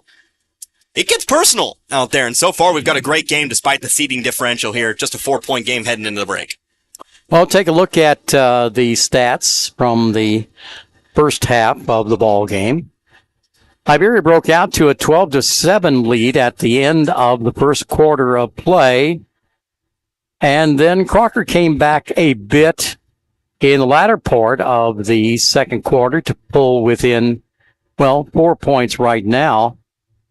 So 17 points for Iberia. Now, check that. 12 points for Iberia in the second quarter and 13 points for Crocker in the second quarter. Individually, we have Bauer with 6 points. She has hit 2 3-point shots for Iberia. Tressie Brown with 5 points in the game, a 3-pointer and a couple of free throws. Alexa Rowden with 7 points. She hit on a tray, and 4 points for Jalen Piggott, who has a field goal and 2 free throws, and then 2 points for Kai Yoakum. Many of these players for Iberia, freshmen, and kind of proving themselves in this ball game. For Crocker, Emma Ruth Lexi Ament leading the score by 4 for the Lady Lions, has scored 11 points, has hit 2 3-point shots, and 2 for 2 from the free throw line. Emma Ruth with 5 points, 4 points for Gretchen Candy, and a single point for Brooklyn Newman. Take a look at your stats. Those are the stats I had. I keep track of points. Oh, that's right. You don't? Okay. Tend to not keep track of rebounds, turnovers, and whatnot. I kind of just get a feel for it there. You know, numbers, they're numbers. Yeah. But No, in this game, I mean, obviously we're seeing a different kind of game than what we saw in our first game here today. Both teams, both Licking and Plato, were really looking for the fast break, the points inside in the first game. We haven't really seen that. Of course, when you talk about Iberia, you always talk about their size, but this Iberia team, you even heard Coach Austin mention it, that really can surprise people with their outside game. That's always been kind of the Iberia way. Even last year, a big part of their District 1 was their shooting from outside. You saw it there with Rowden. She's got the 1-3. Aislinn Bauer's got the 2 threes as well. Unfortunately, Crocker's shooting just as hot, if not hotter, from outside. In fact, only 3 2-pointers for Crocker in that first half, but 4 threes, 3 of them coming from the freshman Lexia Ment, again, who you mentioned leads the way right now with 11. She's on fire. She's definitely been the most impressive player, I think, out on the floor, and it looks like Crocker's got themselves a good one for the next few years. That is for sure. We still have just under 7 minutes left in the halftime break here from 97.9 FM. We'll keep the action going right here and be back in just a moment. Rennie Pharmacy on Deer Lake Road is the only independently family-owned pharmacy in Licking. They carry a large assortment of vitamins, home health, and over-the-counter products. Rennie Pharmacy offers great services such as drive-through, adherence program, free delivery, medication management, and immunization services. Rennie Pharmacy is open from 8 to 5:30 Mondays through Fridays, 9 till noon. On Saturdays, call 674-2955 or check their webpage. Just Google Rennie Pharmacy and see all they offer. Your car is still the one. You love everything about her, except for that. From when Ben dropped his milkshake, and that. From when you tried to transport that sharp thing, and that. That's always in the air thanks to your shotgun rider, Earl. Luckily, we can fix that. Reeves Auto Upholstery, serving both Lebanon and Richland with decades of experience. There's no job too big or too small, because they've seen it all.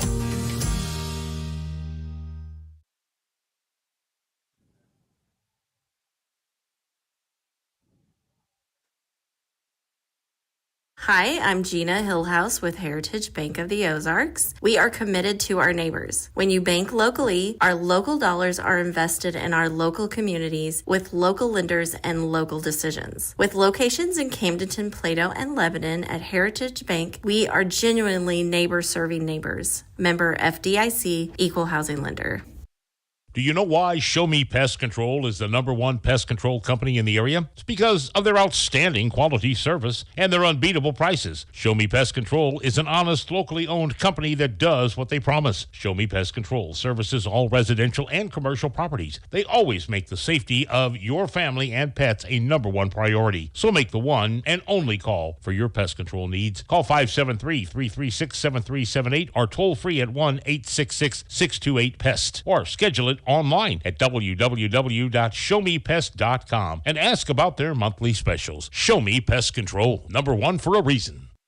Town & Country Supermarket is proud of the products and services and savings they offer their friends and families, like eClub. Sign up today and keep up to date on special promotions and events. Log on to tcmarkets.com and find every store's weekly ads right at your fingertips. Print off coupons to save even more money. Check them out on Facebook. Browse recipes too. Town & Country Supermarket is proud of the area youth and proud to be a part of their communities. If you are seeking employment and love working around children, the Plato School District is looking for you. The Plato School District is currently seeking qualified applicants for bus drivers and sub-bus drivers to drive routes. To apply for this or any other open positions, all you need to do is go online to platorv.org. Click on the menu button and scroll down to employment. Online applications are available. Positions and descriptions are outlined. The Plato RV School District is an equal opportunity employer. After I drop the kids off, I have to run across town for a meeting, hit the gym during lunch. Jake has soccer tonight, and Emily has gymnastics? Oh, did I turn on the crock pot this morning? With a never-ending to-do list, it's easy to forget something important, like setting up a life insurance plan with Shelter Insurance. Your local Shelter agent can show you how to create a safety net for your family. Shelter Life Insurance Company, Columbia, Missouri. For auto, home, life, farm, or business insurance, see me, John Gregory, your shelter insurance agent in Crocker. Or stop by and see me, Dave Howlett, your shelter insurance agent in Richland. Ever think about living to be 100 years old? Well, maybe you will. Hello, this is Martin Vernon, owner of Memorial Chapels and Crematory. Making plans and being prepared for events in our lives is the right thing to do. At Memorial Chapels, we offer many choices in funeral planning, and we're always available to discuss options regarding how best to fund those choices. Because when it comes to important events in life, you really need to get prepared. Hi, this is Lauren at Agri Enterprises in Licking. We have great cash discounts and 0% interest on many Mahindra models. Better traction, higher lift capacities, and heavy-duty components. The #1 tractor in the world delivers superior performance for farming in these rough Ozark hills. So come see Pawpaw at Agri Enterprises in Licking or call us at 1-800-653-7152. Let Mahindra Tractors cultivate your dreams. Pawpaw looks forward to hearing from you soon. Pests can really bug you. I know they bug me. But you can get rid of all types of pests and protect your family, home, and environment by calling the folks at A to Z Exterminating. A to Z Exterminating provides the best pet and human-friendly treatments 7 days a week and education to help you keep your home pest-free. And of course, reasonable prices. A to Z Exterminating for your home or lawn, whether it's an emergency or you want to schedule an appointment, call today at 573-336-4448. A to Z Exterminating, offering the best service throughout the area.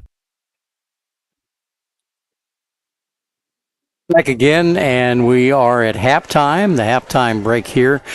Battle between the number 2 and number 7 seeded teams on the girls' side of the tournament bracket. And we've got a battle here. Iberia seated at number 2, leading Crocker seated at number 7 in the tournament by 4 points, 24-20. And both coaches are turning to some of the younger players to come in. In fact, Crocker's leading scorer is Lexi Ament, who is a 5'7" freshman, says the program book.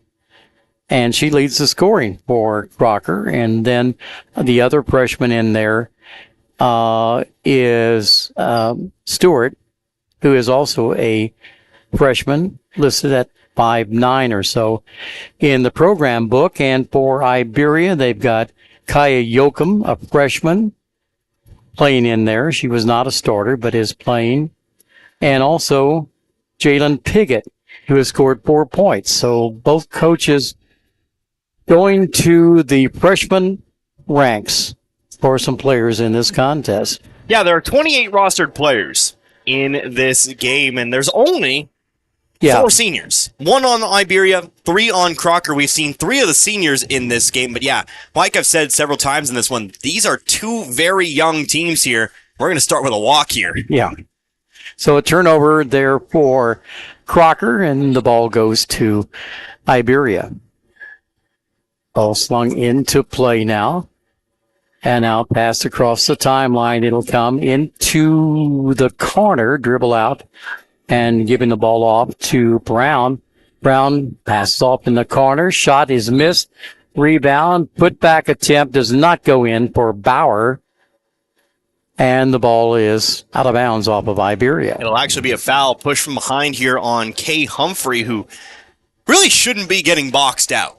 Was actually boxed out that time by the much smaller Olivia Hayes there. And, well, tried to use her strength to get around, but ends up just being a foul.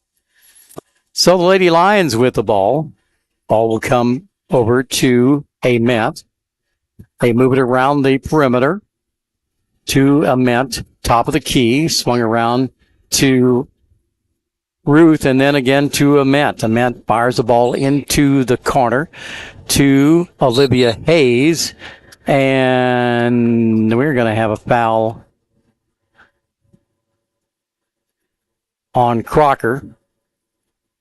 A charging foul. That's going to be the 3rd foul. Carly York. Carly York, the 5'10" senior. She has picked up 3 fouls early in the game. And that may be why we didn't see a whole lot of her in the first half. 3-point shot from the corner. No good. Actually, it hit the side of the backboard and came back into play. So it's still a fair ball, and a shot taken, no good. Crocker with a rebound going all the way. Ament, and she gets fouled. Yeah, I meant I'm coast to coast impressed that time. by her. Yeah, I mean, like I said, she's really coming away as a player to watch for, maybe for the future, if not the present. Here for Crocker, she hit those first 3 threes in the first half. She drove in, she got fouled, she had a couple free throws. Same situation here. Takes the ball, goes coast to coast, gets fouled again. And that's the first foul for Aislinn Bauer for Iberia. That shot also is good. Good three-point shooter, good ball handler, and perfect, I think, from the free throw line. 4 for 4. That is Lexia Mint. That makes the score 24-22. A pass for Iberia denied, and it's knocked out of bounds by Candy. So Iberia from the left baseline gets it into play to Humphrey. Humphrey skip pass over on the right-hand side to the wing, and then out it'll come to Piggott, rather. And hits the tray. Yeah, Aislinn Bauer with the three-pointer. No surprise there. She's the outside shooter on this squad. Her third 3 of the game. She's got 9 total, all of her points coming from beyond the arc in this one. Iberia now leading by 5 here early on in the third quarter play. Crocker in the half court. Pass along the sidelines, batted out by Iberia. That was out of bounds off of Piggott. Or is, no. Those 3s and 2s look alike to me when I look out on the floor.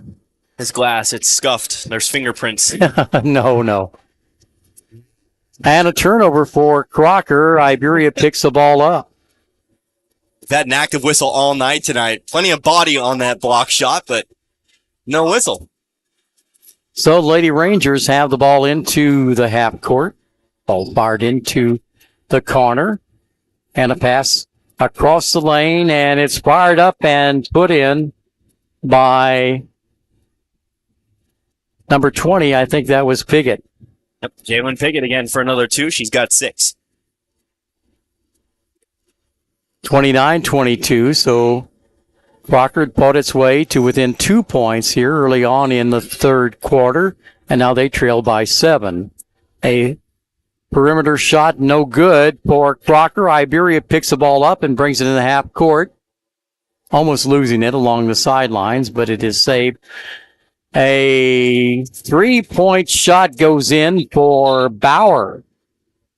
Make that 4 threes now. Iberia caught a break on the other side of the floor. Almost gave up the offensive rebound to Ament after the three-pointer, but got control of it, brought it back the other way, found Bauer some more open space. And tell you what, Crocker, if they want to make a comeback in this one, they're going to have to keep track of Bauer at all times. Because if you give her a 3 on the wings are where she's most comfortable. So if you keep getting her 3 after 3 after 3 after 3, she's not going to hit all of them, but she's going to hit most of them.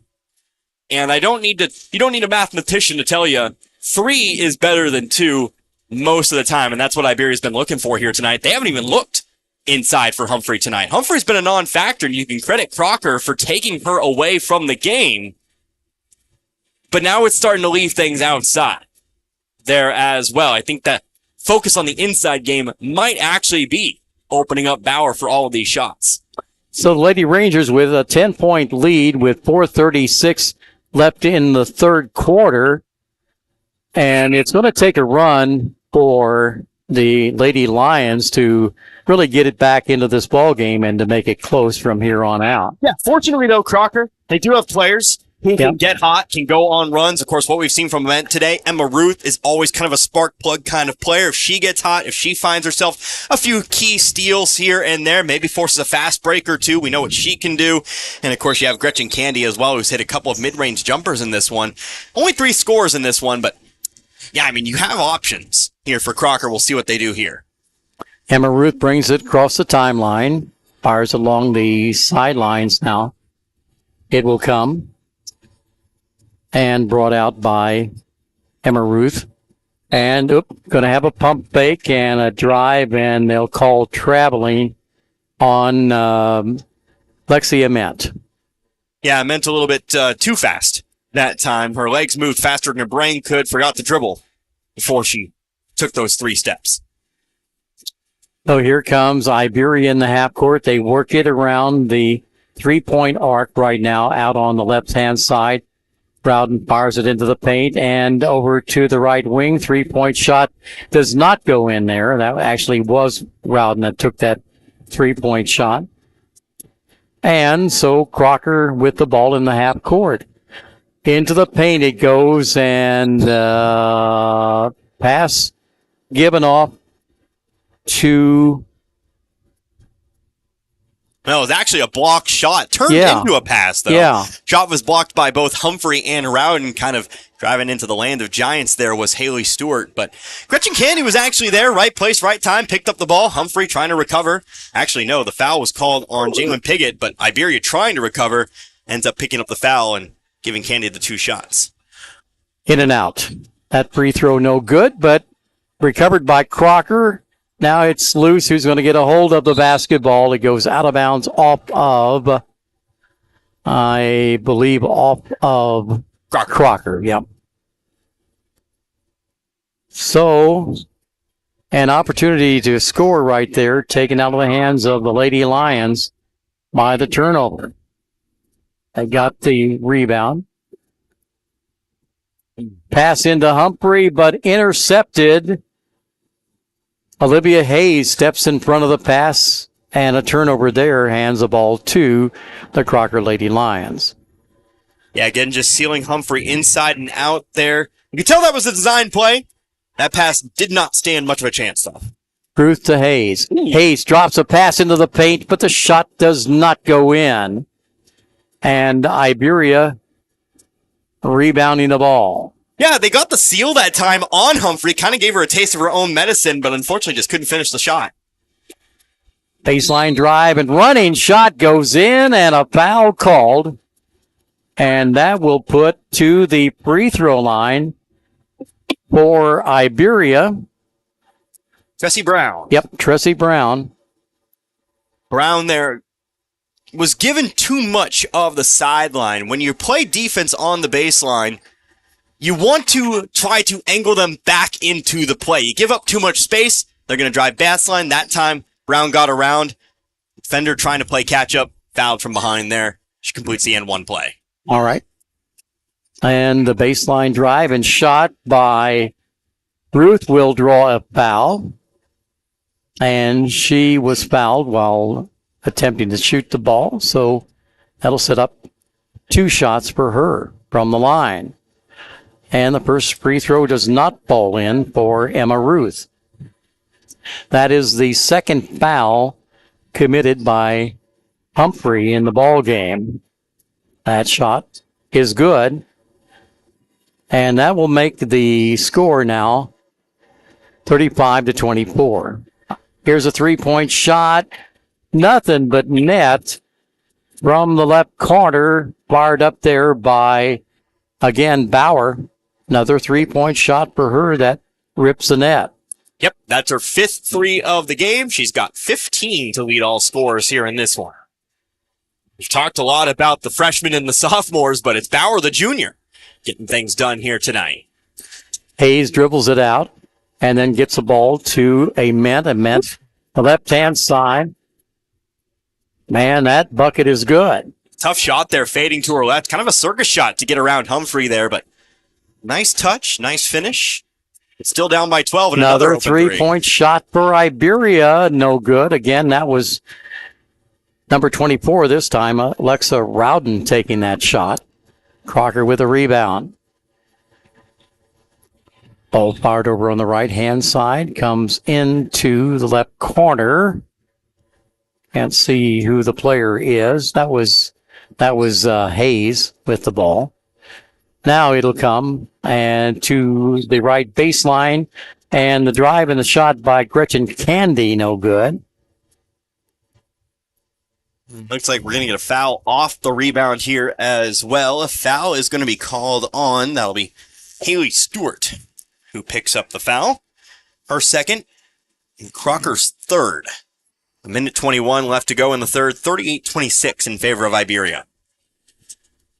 So the Lady Rangers have the basketball. They bring it across the timeline. And it's in the hands of Cressel Brown. Over it'll come. Right hand to Bauer. Into the corner, and then intended for Humphrey. It's picked off by Crocker, and here comes Emma Ruth down the floor, having trouble on the dribble in the paint, and we'll have a jump ball called there. Yeah, again, Crocker, a good defensive play. Again, sealed off the inside pass. But that time, nothing more to say than just got to keep that dribble secure. Got the ball a little bit too far out from the body there, Ruth did. And Iberia all too happy to swipe that one away, eventually get the jump ball. And with the arrow pointing their way, it ends up working out for them. Right now, the three-point shooting on the part of the Lady Rangers proving too much for Crocker to keep up with. Iberia in the half court. Gets it out on top to Rowden. Rowden along the sidelines has the ball. Passes it to Brown. And that pass across the paint is picked off by Crocker. That's Stewart, I think. Maybe it wasn't. So here it is. Brooklyn Newman in the ball game for Crocker, and baseline drive and shot does not go in. Taking that shot was Lexi Ament, and she gets fouled. Will go to the free throw line. That's the first foul called on Ayla Russell. Yeah, Crocker. Ayla Russell getting her first few minutes here in this one. Picks up her first personal and sends Ament back to the line where she's been. A perfect 4 for 4, now 5 for 5. 16 points so far for Lexi Ament, the freshman from Crocker. Make it 17 points now. So a bright spot for Crocker in this ball game. And a turnover. The whistle is blown. What do they call it? Oh, no. A foul on Crocker. There is no way. I'm going to tell you about it straight up as I can. There's no way that was a foul. That's about the strongest reaction you'll get from me. That was so clean. That foul was so delayed as well. I don't think our official necessarily thought that was a foul. I don't know. Baseline drive and shot doesn't go in. Rebound, Iberia, and final shot before the third quarter buzzer sounds. It's 38 for Iberia and 28 for Crocker. We'll be back with the final period, maybe, in regulation time in just a moment. At Ed Morris Ford in St. Robert, we've got your back when it comes to making the holidays the best they can be. Our Make the Holidays Bright sales event is going on now, and it's your chance to get huge holiday savings on every new and pre-owned vehicle in our impressive inventory. Get big cash rebates and great low financing that will save you thousands. Plus, let us clean your current ride with our $99 detail special. Visit the store for details. To make the holidays bright, make it by Ed Morris Ford in St. Robert and get backed by Morris today. Was your heating bill too high last year? At Rivard Heating and Cooling, they're proud to be your American Standard heating and cooling provider, which are built to a higher standard. Now's the perfect time to get your home energy efficient before the real cold sets in. Rivard Heating and Cooling. They're not comfortable until you are. Rivard Heating and Cooling. Call 417-531-3551. Call today and ask about 0% financing. We're back to the perhaps final quarter in this ball game. It has been a tight game throughout, but right now Iberia enjoying a 10-point advantage. And the teams come back out on the floor. First of all, the Lady Rangers, and now the Crocker Lady Lions come out after final words from their coach, Tom Billner. Yeah, the difference maker today has been the outside shooting. I mean, it's easy to take a look here. 10-point lead, 3 threes for Aislinn Bauer in that third quarter alone here. It's really kind of a do if you do, dive, do. That has a curse word in it. I won't say it, but you take away the inside, and the outside's really developed for Iberia here in this game. It certainly has. Darned if you do, darned if you don't kind of deal. So Crocker not able to handle the outside shooting here to put enough pressure on them, but they certainly have shut down the inside game for the Lady Rangers. Yeah, I mean, that's a bright spot for this Crocker defense here. Kay Humphrey, 0 points here in this one. Not for lack of trying. They've thrown the ball in there several times, but Crocker's always there. But you put 2 players on Humphrey, this is how Humphrey still impacts a game. It's left Bauer wide open here tonight. 3-point shot put up there, no good for Olivia Hayes, but Crocker with the rebound. 3-point, it is in there for Lexia Metz, the freshman. And that makes the ball game tighter right here in the opening moments of the fourth quarter of play, and the ball thrown away by the Lady Rangers. Here come the Crocker Lady Lions. Ament passes the ball to her left to Hayes. Hayes passes about to Ament. She tried to pass down into the lane, but Emma Ruth couldn't get it, and it's picked off, and here comes Iberia. Just under 7 minutes left in the ball game, 38-31, still a close contest. Shot off the glass. Iberia, no good. Punch back to Emma Ruth. Emma Ruth down the lane. And she was going against 3 defenders who got down there in a hurry. Ball knocked loose. Yeah, Ruth flying. And she got fouled. Ruth flying down the floor there. Kept 2 of those defenders behind her. Only man back to deal with it was Kaya Yoakum. Tried to get turned around in time to play some defense, but yeah, Emma Ruth, she moves in quickly. Now they're going to say that one's on the floor, and I don't know if I agree with that one either. I really don't. So that's the 3rd foul on Jalen Piggott, the freshman. She was in the motion of shooting there, but... There's a shot from about 17 out. Crocker. Iberia gets the rebound.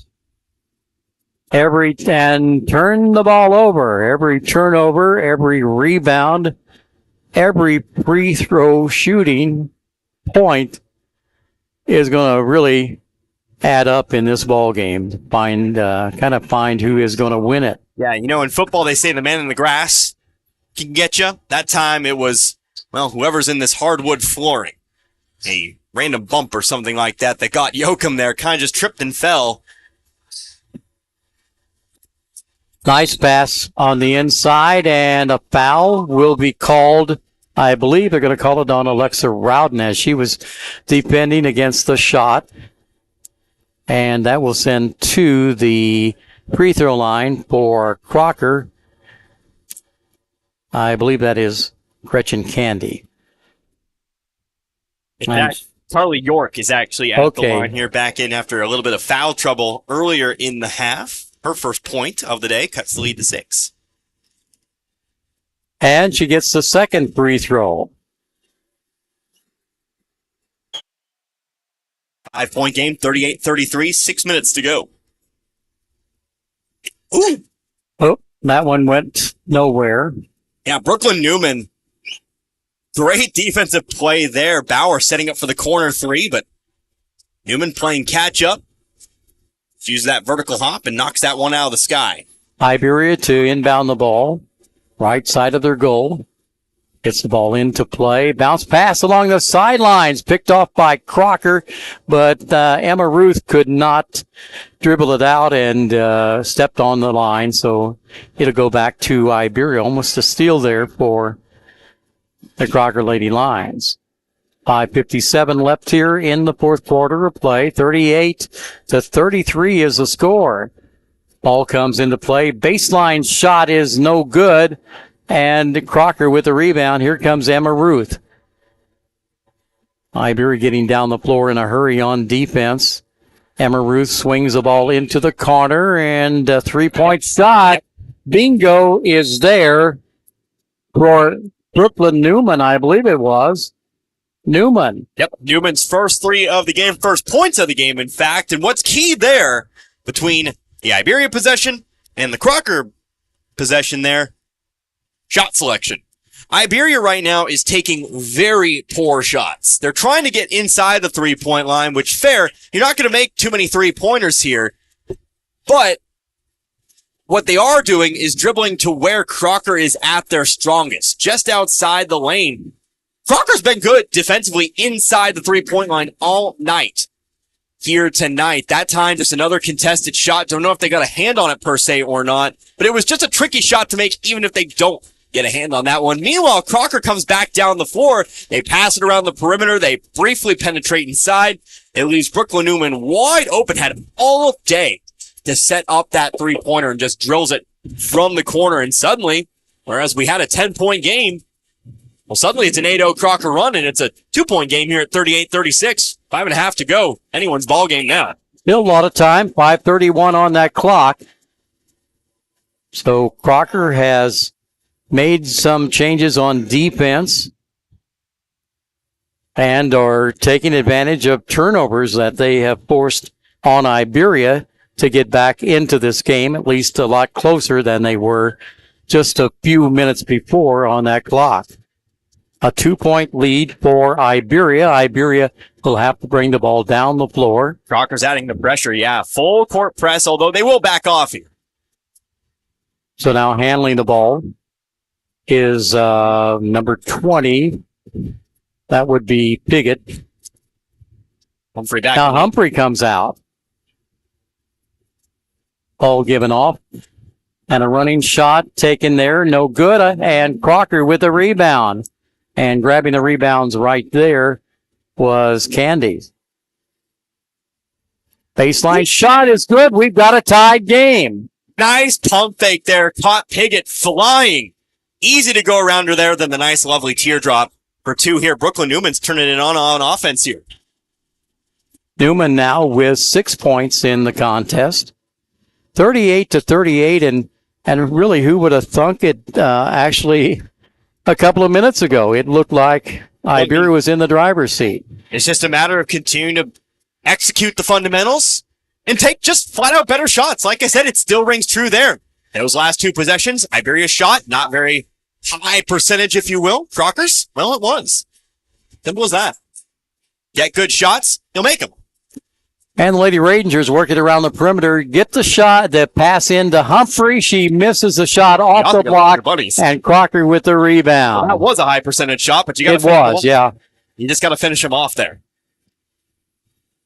So now Crocker with the ability to take the lead. A 3-point shot from the corner, no good. Pass coming into the corner, and then out.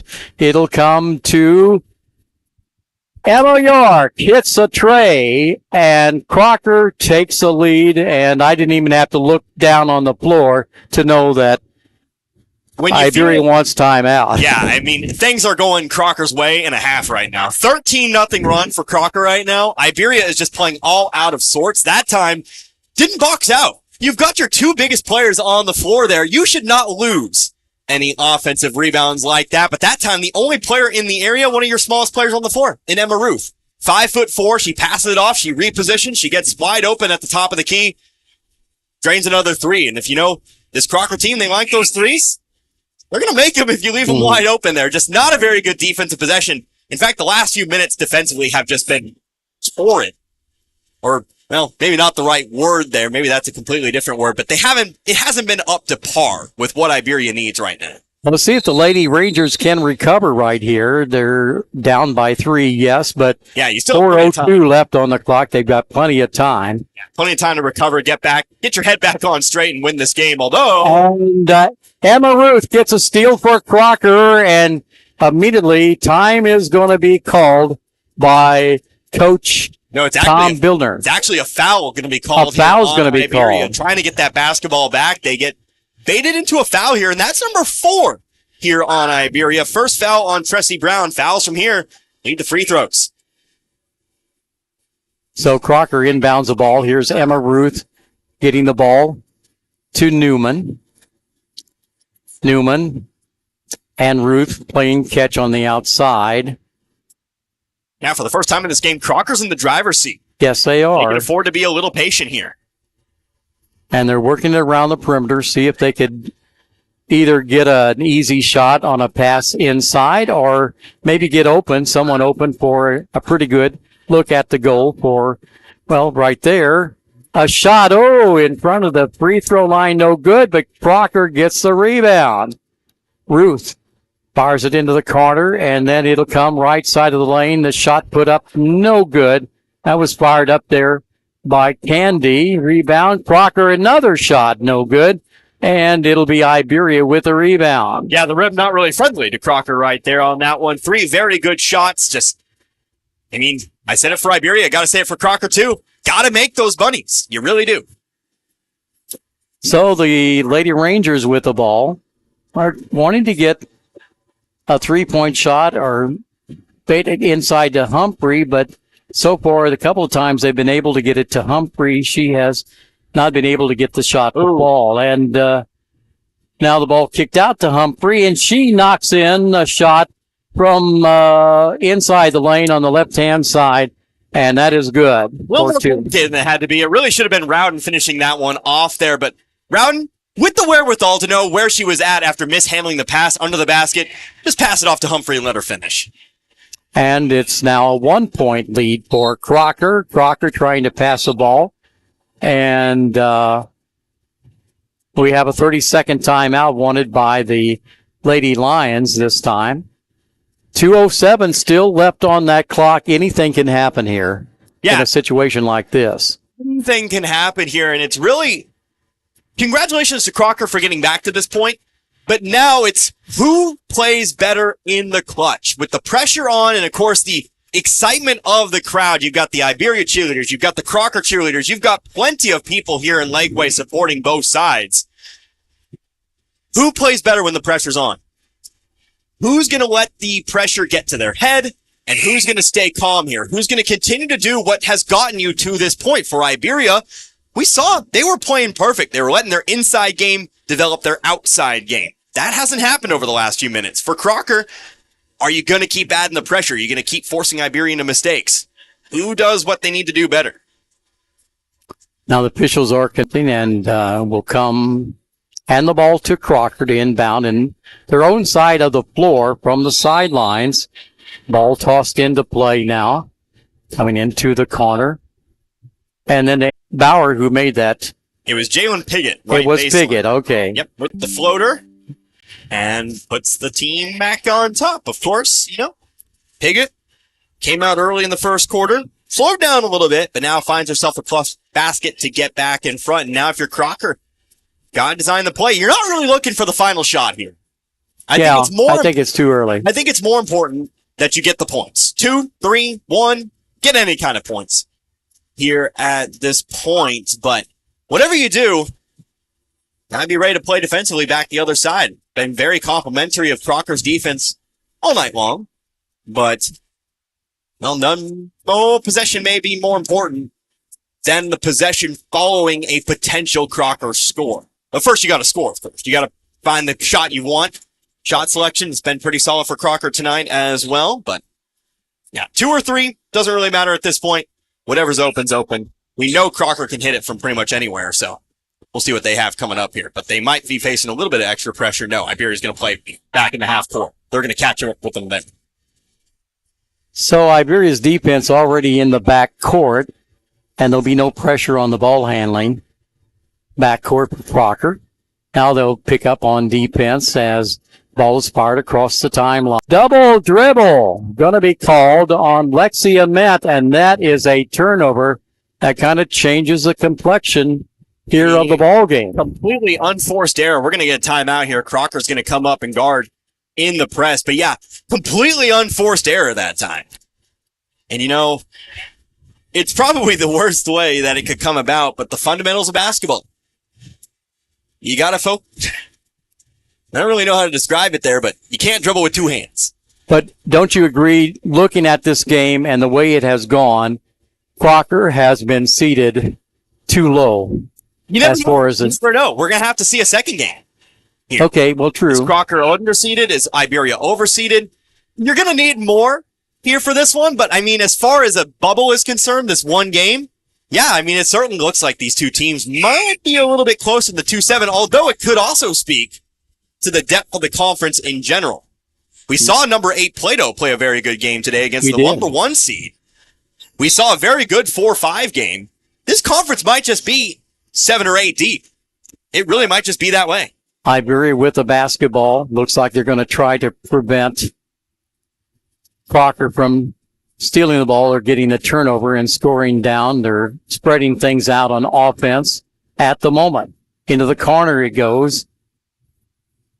Well, they were looking for a shot there, it looked like, to me. I think they're more or less just looking to keep the ball away from Crocker at all costs, keep it long enough to make them foul, because Crocker's going to eventually have to start. And there you go.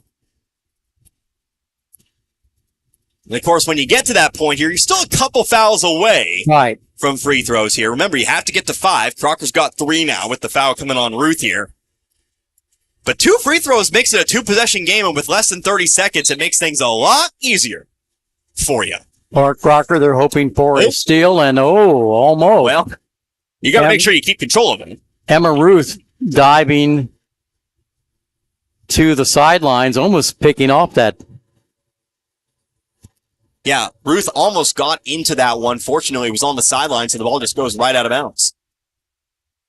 33 seconds left. Iberia with the ball. They lead by 2 in this very, very close contest. Taking a lot of time here. This is really what Iberia wants. 21 seconds. You got to do something here. You got to come out and guard at the very least. Yeah. Or at least pick up something here. Foul, seconds. You got to go now. There's going to be a foul that stops the clock at 10.5 seconds, but we're not in a 2-point foul shooting situation, and Crocker needs that opportunity to perhaps get the missed shot and get possession of the ball. Now you got to foul right away. Yeah. There you go. Okay, so I may have spoke too soon here. Let's think about why this was a good choice to maybe wait this long. You're going to the line for 2. Okay. If Brown sinks both, it's done. It's over. It's done. But if she makes 1 or none and you get the rebound, well, now you get that final shot. Maybe trailing 2 or 3, 1 shot could change it. So, not the worst decision to wait there. Maybe spoke too soon, but at the line, the free throw is good. The risk you take, though, is that this free throw here could ice the game. But we're going to get a timeout. Crocker, it's going to be an ice the kicker situation here. Trying to get into Brown's head a little bit. Well, of course, that one would make it that Crocker would have to score 3 points. Yeah, Crocker has to score 3. If this one is missed and if Crocker gets the rebound from this. So yeah, you're going to have for Crocker, got to hope for a miss because a free throw make here probably ends this game. Mm-hmm. You got to get the miss. You got to get the rebound. And then you got to get down the floor. And you got to get yourself the best open 3 that you can get. 2 points is most likely just not going to cut it anymore here. You can't really hope for a 2, an and 1, a bucket, and a foul. You just can't hope for it. If you go inside that 3-point line, if I'm Coach Austin right now, I'm saying let him score. Let him score. Yeah, that's true. Because then we inbound the ball, then we hold on to it, and we just win this game. So, long shot for Crocker here. They've done a great job to get to this point. But trailing by 9 seconds is enough time if you get the rebound off the missed shot to bring it down the floor for maybe a 3-point shot. 9 seconds is definitely enough time to get the rebound, get down the floor, and shoot.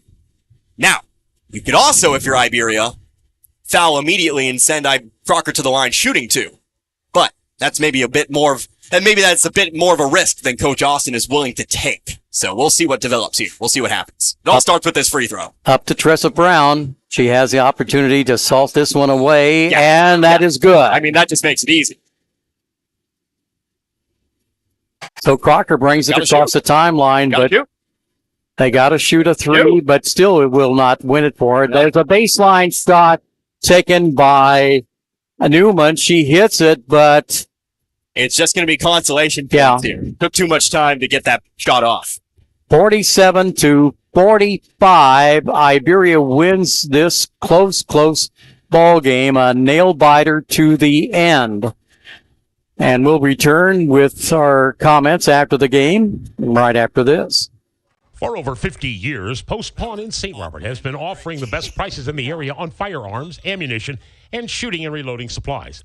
Also find new and used military clothing and gear, as well as pre-owned power tools and compound bows, and new and used musical instruments and supplies. Get a 90-day layaway on anything. And if you have your guns shipped to post pawn or selling them to another individual, they only charge a $25 transfer fee. That's post pawn in the Gateway Shopping Center in St. Robert. As the years go by, everything gets older. Even the new seeds just planted. Getting older means getting wiser. And in the banking business, that means keeping up with the times. For 112 years, the Bank of Crocker has met the needs of the Fort Wood area and exceeded those needs with the most modern banking services available. With Android and Apple mobile banking apps. And at bankofcrocker.com, online banking is a click away no matter where you are. Personal hometown service, however, has not changed. That's one thing that's stayed the same as the Bank of Crocker turns 112. The Bank of Crocker, with 4 locations in Crocker, Richland, Waynesville, and St. Robert. Member FDIC and an equal housing lender.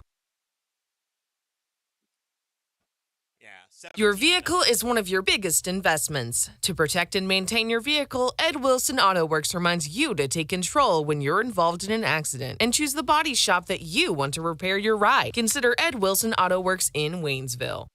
Dixon schools are proud of the academic success of their youth. Hard work and dedication of the students is what it takes to achieve goals in their academic lives and in their personal lives. Dixon schools are dedicated to the education of their students, and the teachers work hard to prepare them for their future. Dixon schools encourage students to be involved in school activities. The staff and students of Dixon High School encourage you to help support our schools. And parents, take the time to find out what's going on in your child's life.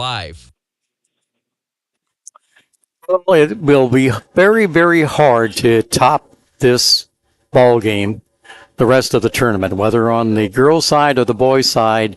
This was really very, very close, right to the wire. Iberia prevailing in it, 47-45. A couple of free throws kind of salted it for the Iberia Lady Rangers.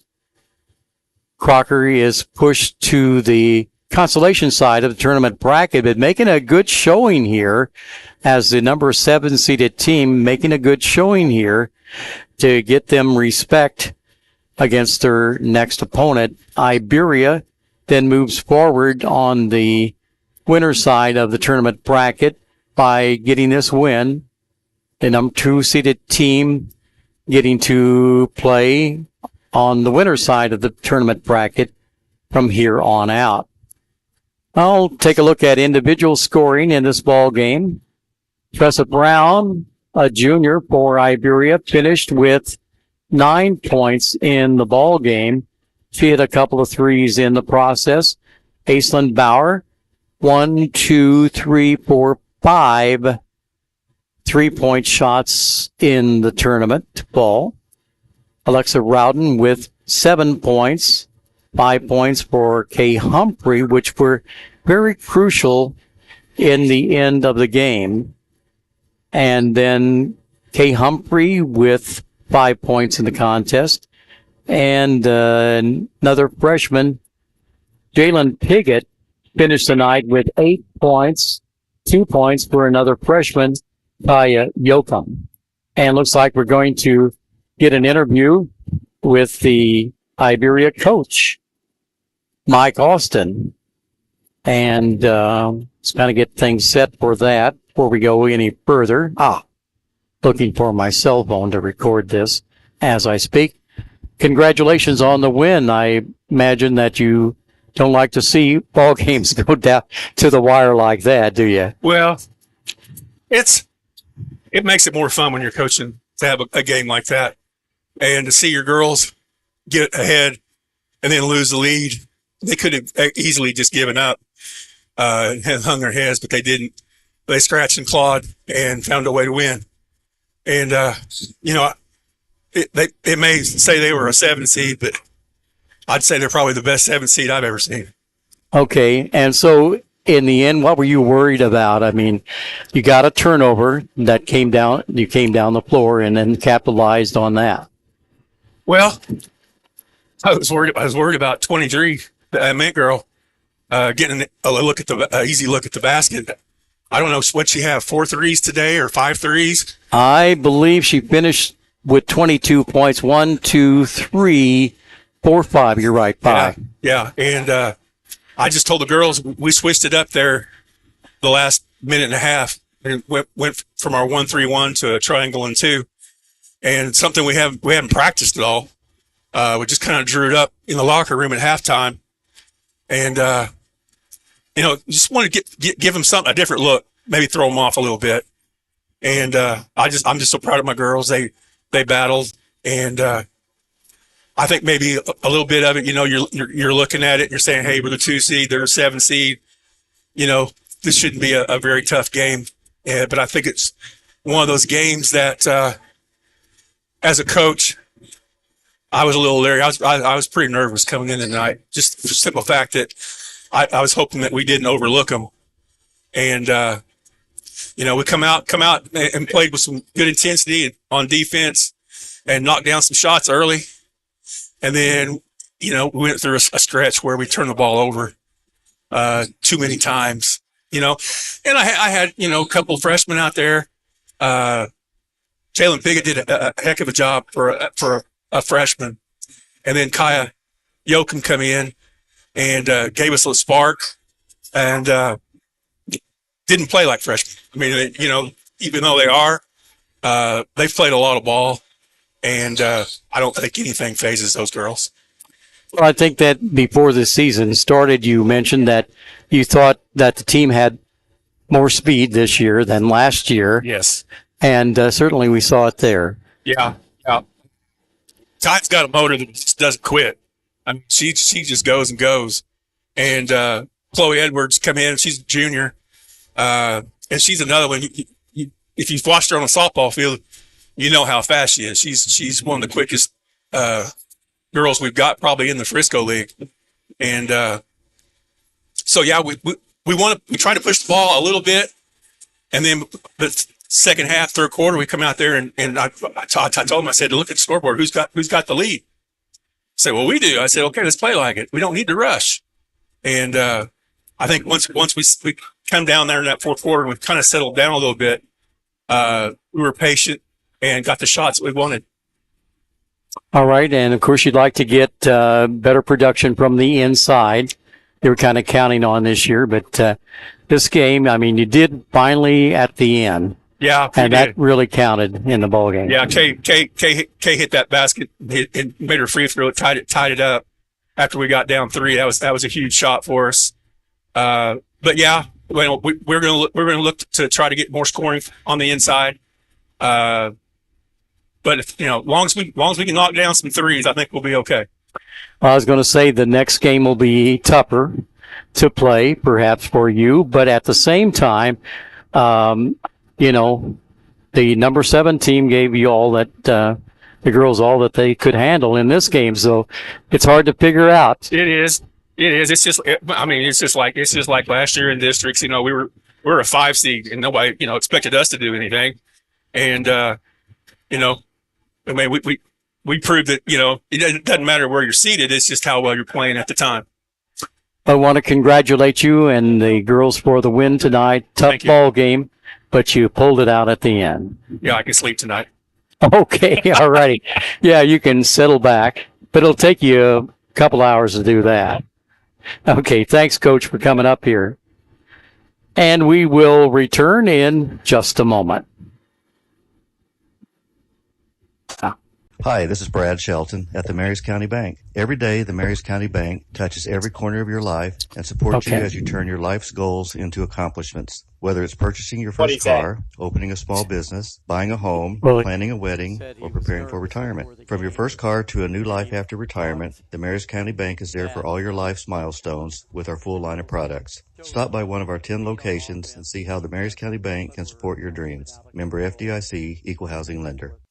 An independent company, family-owned and operated. That's Frisco Fuel LLC in Stoutland, bringing the fuel you need to the farm and the business to keep things running and the production moving forward. Frisco Fuel LLC is a fuel delivery service. Their high-quality products, reliable, on-time deliveries, competitive prices, and friendly customer service set them apart from all the competition. And with 24/7 service, Frisco Fuel is there when you need them, and they're just a phone call away at 417-763-3835. When the fuel on the farm or your business is running low, call Frisco Fuel, and the delivery trucks will be on their way. I'm not flaming a player. The VFW Post 3168 at 26050 Swindell Drive in Richland is the place to watch Army football. They have a canteen and kitchen with nightly food and drink specials. And steak night every Friday and Saturday night. The VFW has cornhole tournaments Monday nights, bingo on Tuesday, and karaoke Wednesday through Saturday night. Check it out, the VFW Post 3168 26050 Swindell Drive in Richland. Your place to watch Army football. Pepsi Zero Sugar has a new, better flavor. A Zero Sugar Cola has never tasted this good. But we don't expect you to take our word for it, so we're putting it to the test. Starting with me. My mouth is watering already, so I think we can skip the drum roll and get right to the main event. Cue the fireworks. We have an official best Zero Sugar ever. It's delicious, it's refreshing, and it's so good you'll need to try it for yourself. Trust me. Pepsi Zero Sugar. Zero never tasted so good. That's what I like.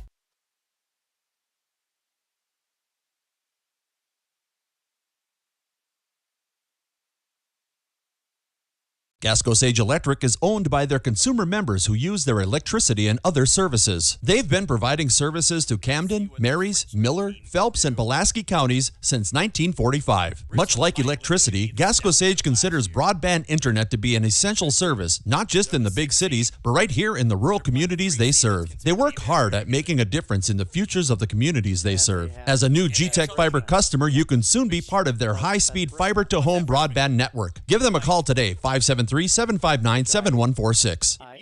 Lakeway R5 schools are proud of the academic success of their youth. Hard work and dedication of the students is what it takes to achieve goals. The Lakeway R5 schools are dedicated to the education of their students, and the teachers and administration work hard to prepare them for the future. Lakeway R5 schools encourages students to be involved in school activities. This message of support brought to you by Lakeway R5 schools. Back again in between the second and third ball game for tonight from the Frisco League Tournament. And next up, we'll have a real barn burner between Richland and Lakeway. So we're looking forward to that. But I did want to tell you got some information about the annual Buckhorn Lakeway Lions Club Christmas Parade. And that'll be on Saturday, the last day and night of the tournament, but the parade is going to be taking place starting at 10 o'clock. So they're getting an early start for the parade so that the parade will be over with, and the people who have come to watch the parade will be out of the way.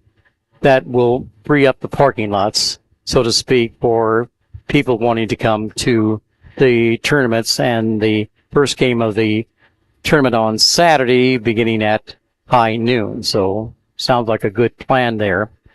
And of course, the annual Christmas Bazaar will be taking place on Saturday from 9 to 2 o'clock. And that'll be taking place in the elementary school gym. It says here tables are on a first come, first served basis, and no table spaces will be reserved except for handicapped or special needs persons. Again, the setup will open at 6:30 for those booths for the sale. The bazaar that is held annually. And again, here at Lakeway School, the elementary school gym, on Saturday of this week. So there'll be a lot of people here, and hope you'll participate in some way, either coming to a tournament game or watching the Buckhorn Lakeway Lions Club Christmas Parade, or coming to the bazaar. And also there are going to be food vendors at that bazaar for breakfast and all that as well. Yeah, so of course, always an exciting time here. There's always something going on in Lakeway and, of course, the surrounding area as well. Super looking forward to all of that. But now we look forward to our final game of the evening, the 3-6 matchup, and a matchup that's really, I've been talking to a lot of people, considered to be maybe the most anticipated and intriguing matchup of this first round. You've got the number 3 seeded Lakeway Lady Hornets taking on the number 6 seeded Richland Lady Bears. So again, Connor Harbick, Gary Canance with you. I'll be taking over the play-by-play for this final game of the evening. Lakeway, the 3 seed. They're coming in with a lot of hype. Of course, brand new head coach, a coach familiar to the area, and she's only been about 15 minutes away the whole time. Former Waynesville girls head coach Brittany Matlock taking over last year's squad that was really, really impressive. Came in, solid finish in the Frisco League tournament. Do believe they took 5th in that tournament. Then in districts, came in as the 1 seed in the Class 2 side. Were upset, unfortunately, so their season kind of came to a screeching halt after an impressive 20-win season. But they're back. They return plenty of players from last year's team.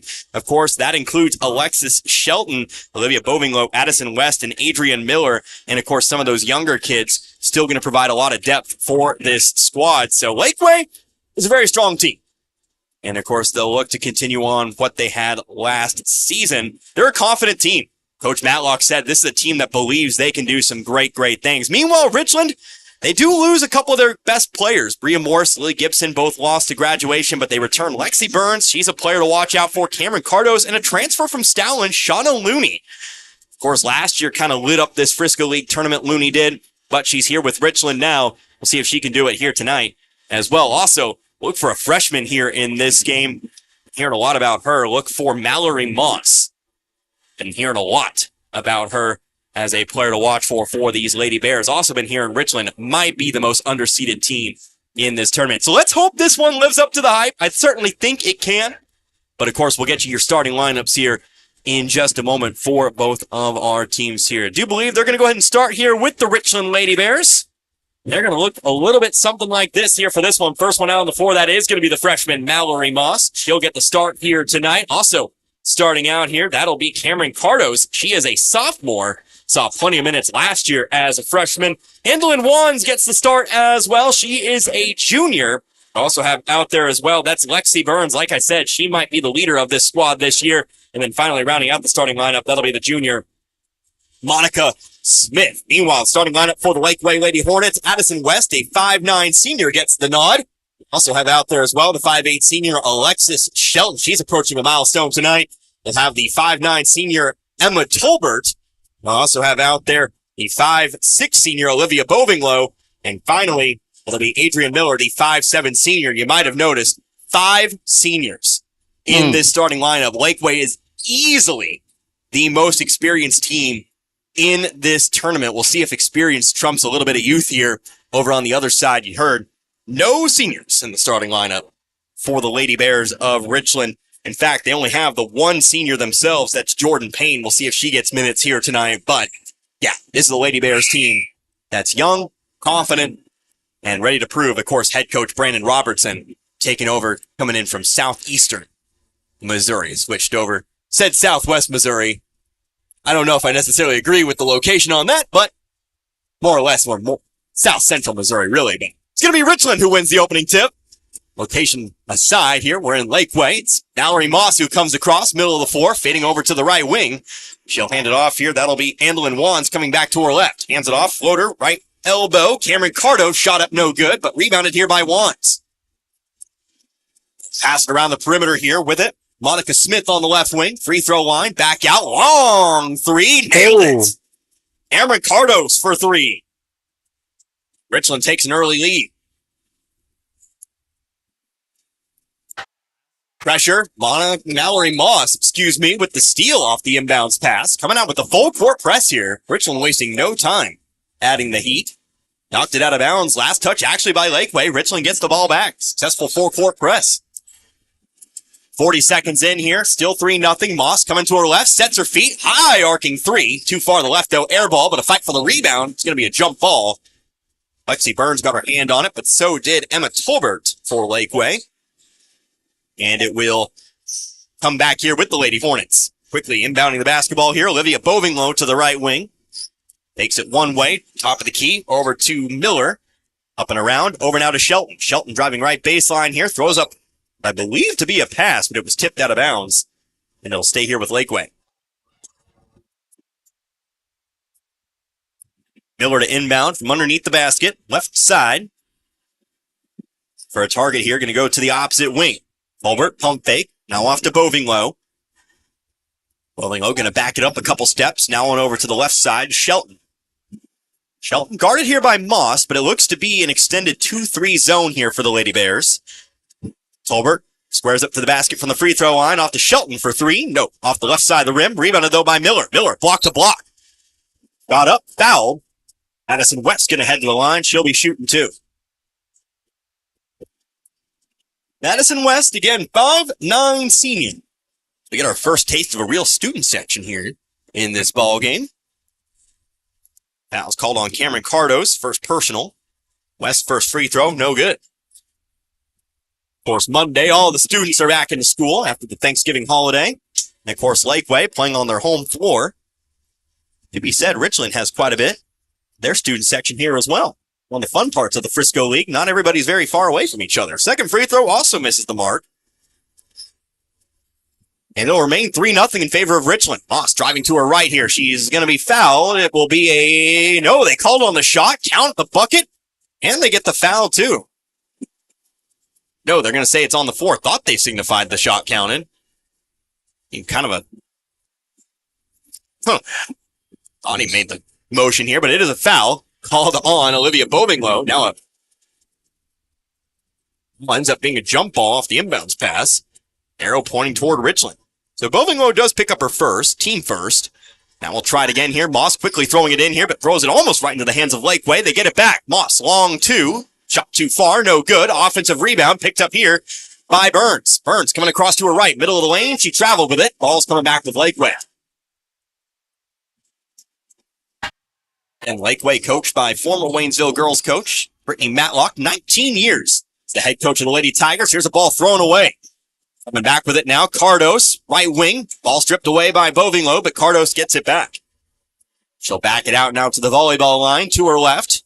That's a cross over to Smith. Smith rounding her right. Ball stripped away by Miller, but she carried it, trying to get that ball away. And again, it's ball back to Richland here. Another 2 minutes. Only the one bucket thus far, the three-pointer for Cameron Cardos as we get our game's first substitution. Brooklyn Moore will check in. Moore, I believe, replacing. I believe if he replaced Smith. Lost driving in, lost the ball. Out of bounds it goes. And it's Lakeway ball. Bovinglow back across to Miller. Miller breaks it over to Shelton. 3-on-2 back the other way. Shelton tries to put it up. She's fouled. We're going back to the line.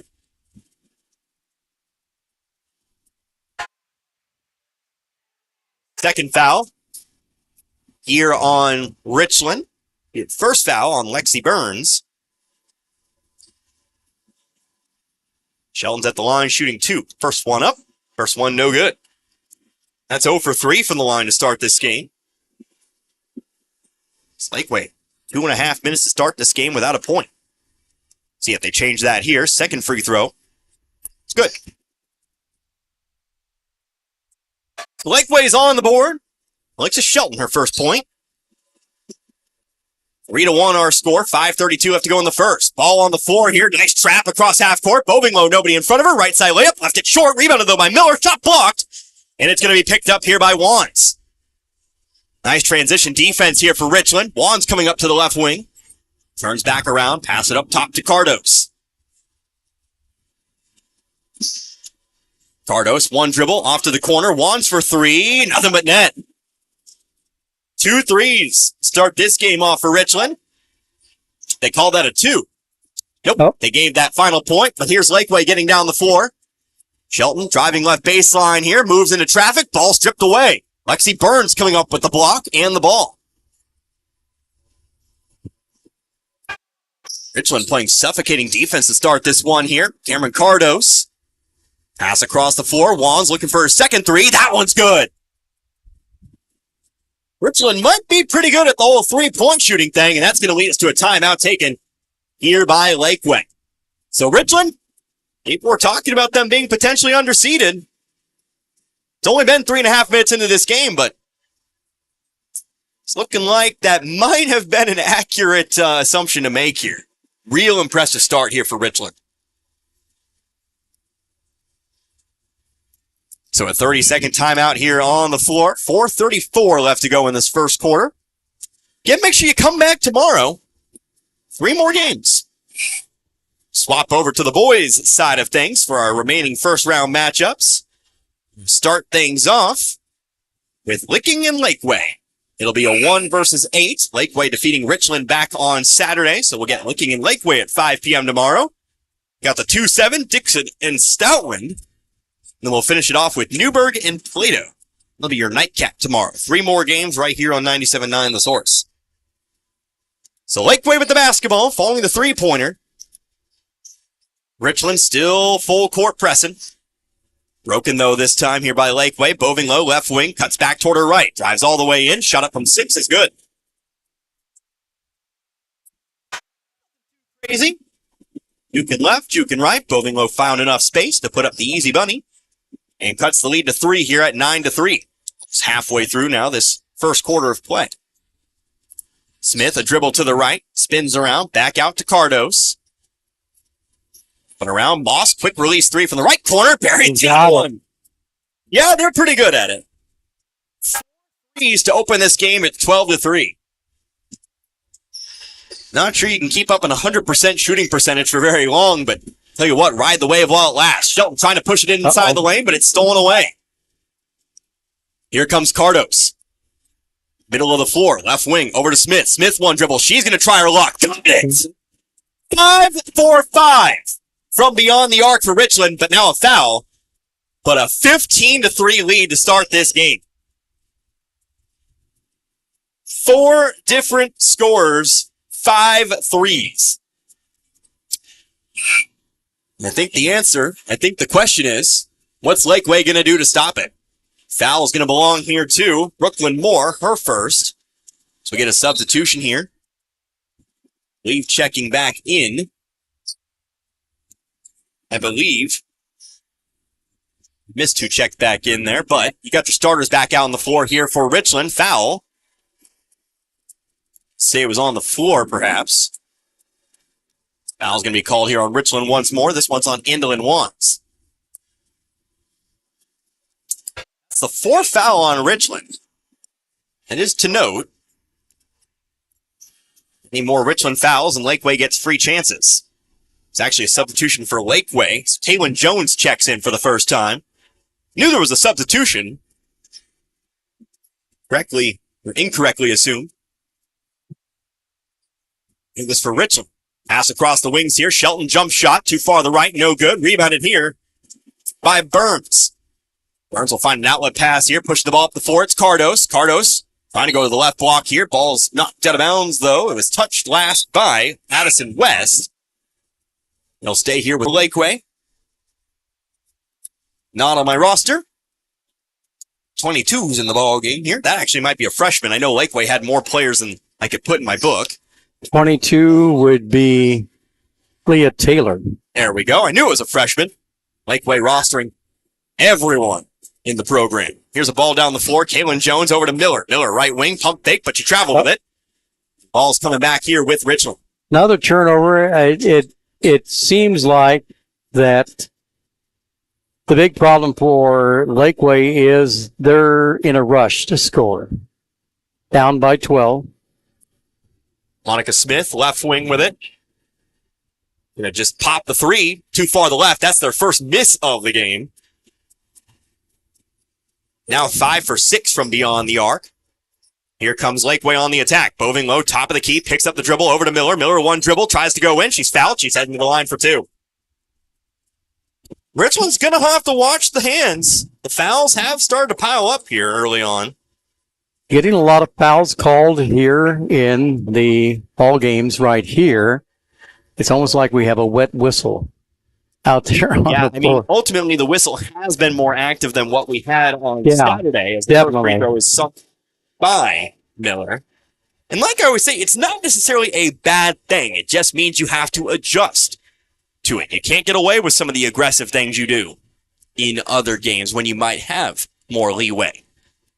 Richland so far hasn't adjusted just yet. Miller does sink the second, and the lead's back to 10 here at 15-5. And so Lakeway is 50% from the free throw line right now with that. Yeah, the free throw shooting hadn't been up to par there, but a nice 2-for-2 little set there. Here's Cardos, left wing, guarded by Shelton. Pass across over to the right corner. Brooklyn Moore with the basketball. Again, one of those freshmen playing in this one. Ball stripped away out of bounds. Stays here with Richland.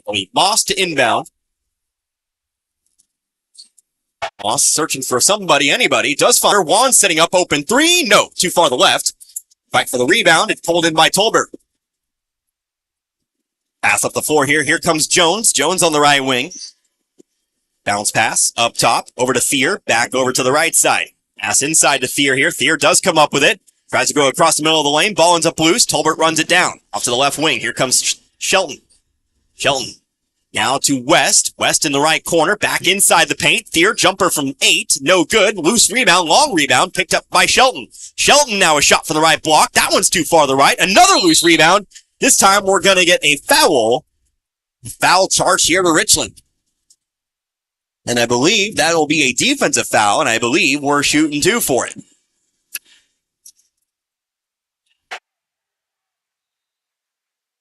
Again, that is the 5th foul, which means we're in the double bonus, which means we're shooting 2.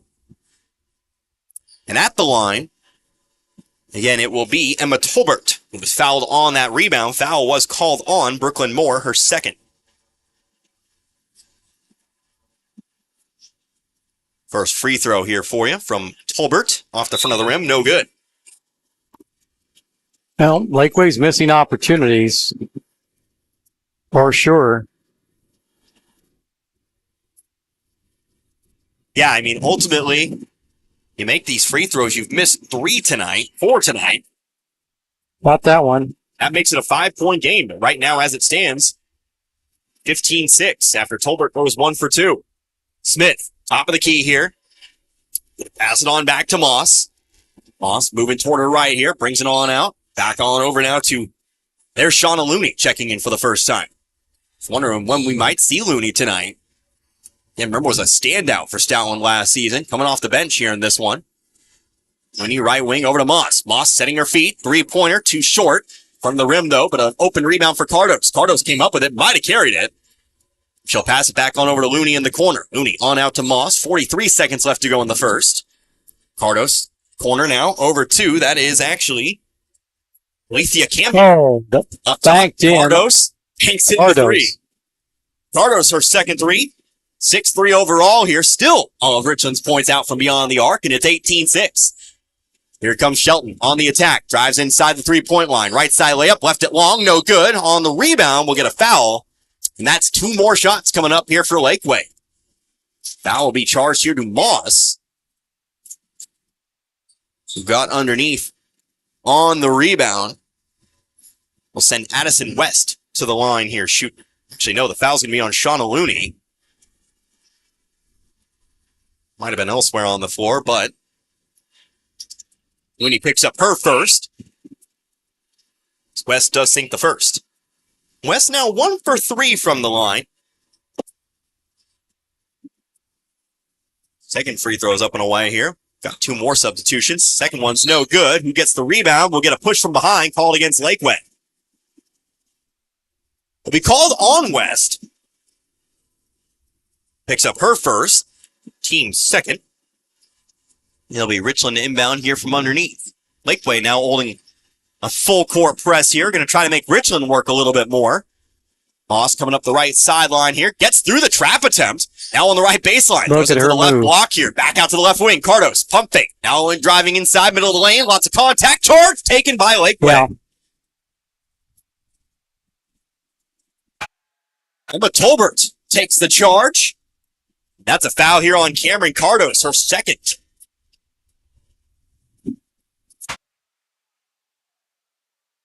Get our 10th chant of, you can't do that. Student sections never change. Did they actually say that? I didn't hear them. They do. Every foul. Oh, turnover. Lakeway. Steals it away, but the clock expires. And that'll be how we end the first quarter of play. So 6 3-pointers for the Richland Lady Bears lead the way. They take an 11-point lead into the Second quarter, 18-7. Richland leads Lakeway in this one. We're back in 60. You're listening to the Frisco League basketball tournament here on 97.9 The Source. Just shoot threes, Moorhead. Just shoot threes. You'll make them. You'll make those threes. The analyst in me doesn't think they can keep this up, but the kid in me thinks that they'll just keep making them. Well, yeah, I mean, if you make shots, you win the game. Who would have thought?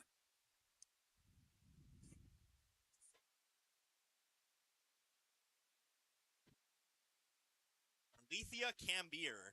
How's that for a name for you?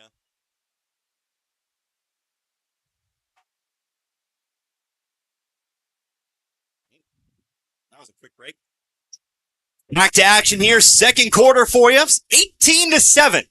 Richland leads Lakeway. Richland, 6 3-pointers. 6 for 10 shooting beyond the arc. Unfortunately, inside the arc. Not so fantastic, but ultimately you make threes. Those points add up, take an 11-point lead. Meanwhile, Lakeway, not a very good offensive quarter. Just one shot from the field there, added by Olivia Bovinglow. All the rest of the points came from the free throws. We'll see what happens here in this second quarter. Connor Harvick, Gary Canance with you here. It'll be Lakeway to start off with possession of the basketball. Like to Shelton up the middle of the floor here. She'll be picked up by Wands. Richland again going with this 2-3 zone. Ball inside. Tolbert outside now to Miller. Miller off the backboard. It's no good. Who's got the rebound? Burns has it. But we're going to whistle and a foul here. Charge to Lakeway. It's going to be an offensive foul. No, excuse me. It's going to be a defensive foul. Apologies. Burns had the basketball. Bovinglow picks up the foul. It's her second personal, first team foul here on Lakeway in this second quarter. Starters back out on the floor here for Richland. Ball ends up loose, out of bounds. Last touch. Richland. They'll lose the ball. Back with Lakeway.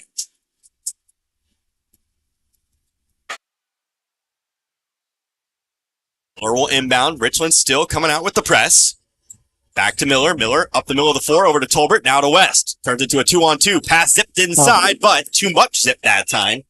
No, I've been preaching the zip all night tonight. That time could have maybe used a little bit more of a softer touch. Wise out of bounds. Lakeway just can't get its offense going in this ball game so far. And again, the speed of Richland really coming into play in this game.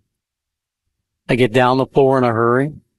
Yeah, and get the perimeter shooting. Mallory Moss blowing right by Adrian Miller, who has no choice but to foul there.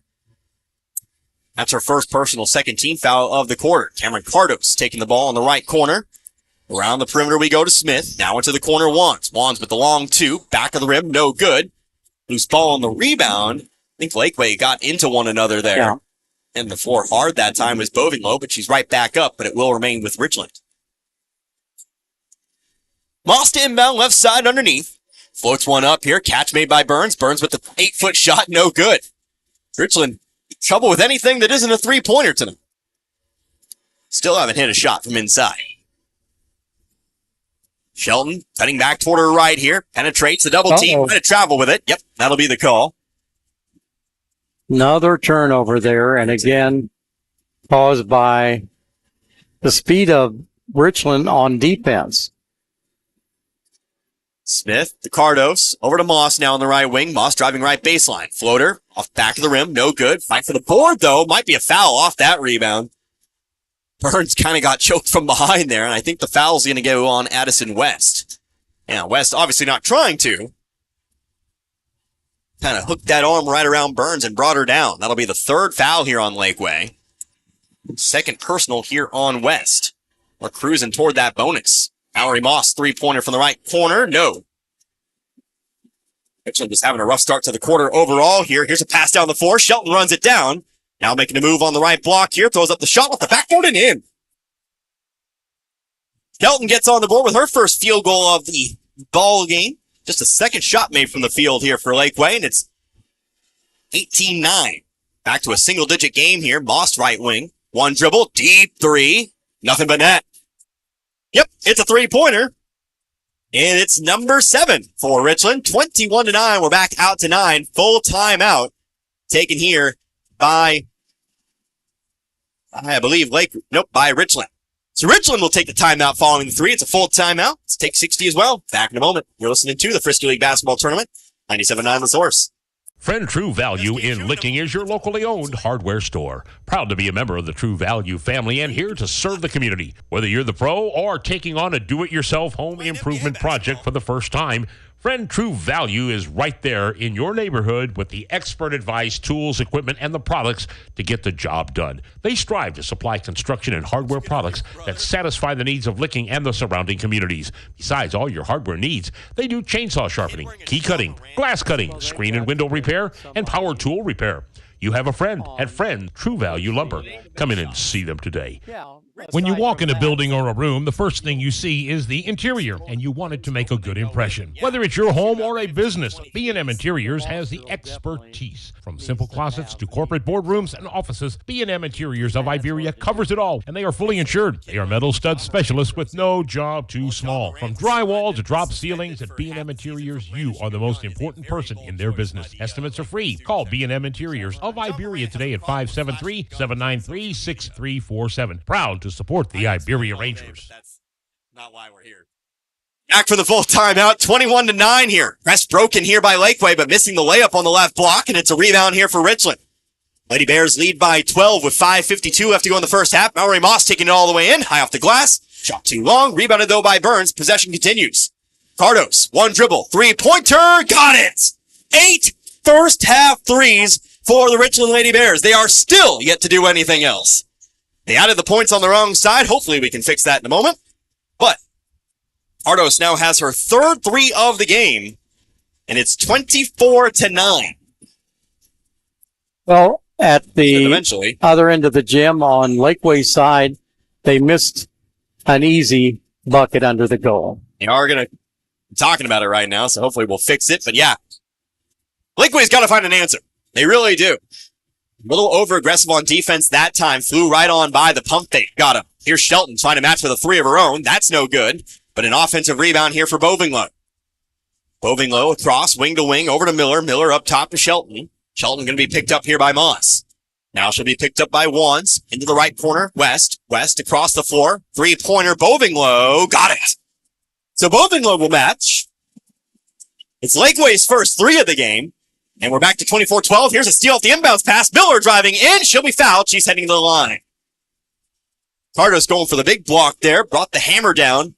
Unfortunately, did not catch ball, but caught Miller instead. It'll be the first foul here on Richland in this quarter. Third foul on Cardos. That's most likely going to remove her for the half. That's a big loss for the Lady Bears. Assuming that is the case, Miller sinks the first. Miller is 3 for 3 from the line as Monica Smith checks back in. She does replace Cardos. Second free throw for Miller is good. We're back to 10 here, 24-14. Moss up the right side of the floor, going to dribble around the trap. Bovinglow still giving chase, gets in front of her, pass back, now going over to Moss. Moss steps inside the 3-point line, long 2, there you go. Something different for you Richland faithful out there, a 2-pointer. This time from Moss, though, she's got 8. Here comes Shelton on the drive, right side layup, good. Shelton now with 5. Back to 10, 26-16. Tell you what, I was liking counting by 3s, made things hilariously simple. Here's a foul as Moss just straight up powers through the trap that time. Draws a Lakeway foul. Very aggressive. Telling our Richland substitution to get back to the scoring table here. Now she'll be sent in. Didn't have to yell at her like that. But back in here, Alethea Cambier. Foul, by the way, was on Olivia Bovinglow, her third.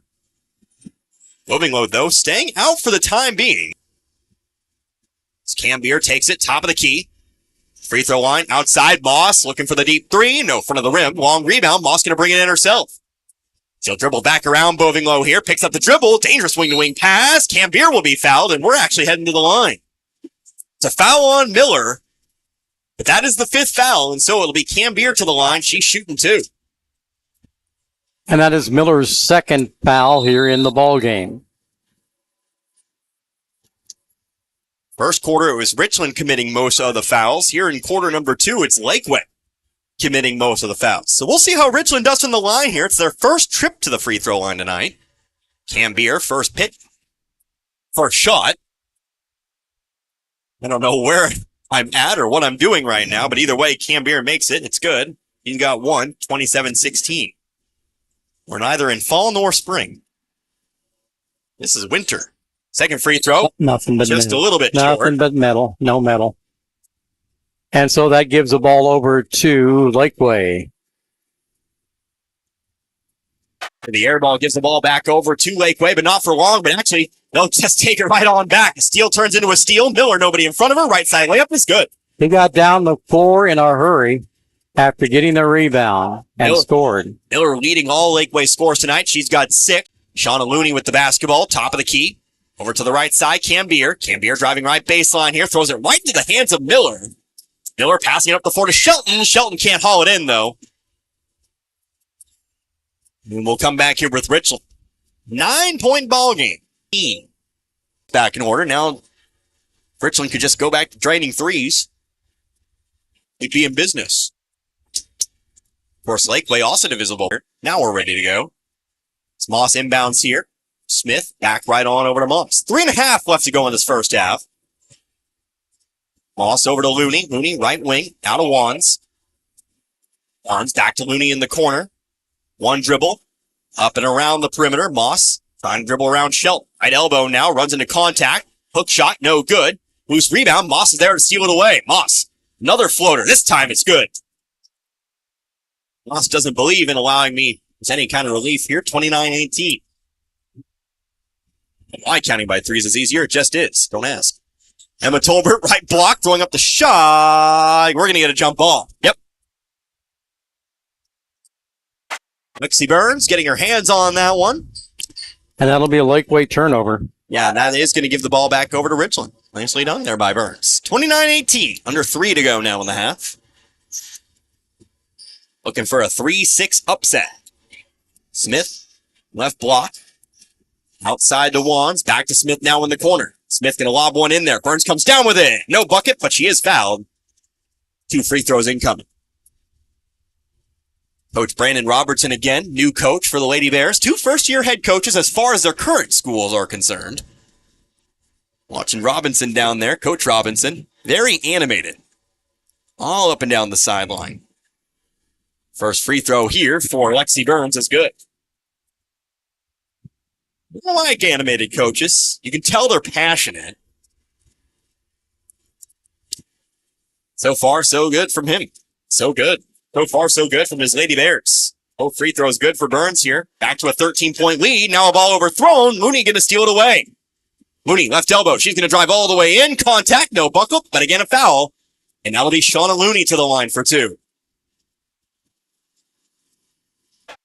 So Lakeway racking up the fouls here. This time it's going to be called on Alexis Shelton again. Her second. Picks up 2 fouls in quick succession here. See what Looney can do at the line. First free throw. It's good. Looney, a junior. We talked about it. Spent the first 2 years in Stoutland. Transferred here for her junior season. Second free throw also good. A 2 for 2, 33-18. Kaylin Jones driving in, left block, layup, good. Kaylin Jones, her first 2 points. 33-20. Donna Looney passing it up, Wands, 3-pointer, right corner, no good. Rebounded though, Burns shot no good. Rebounded this time by Tolbert.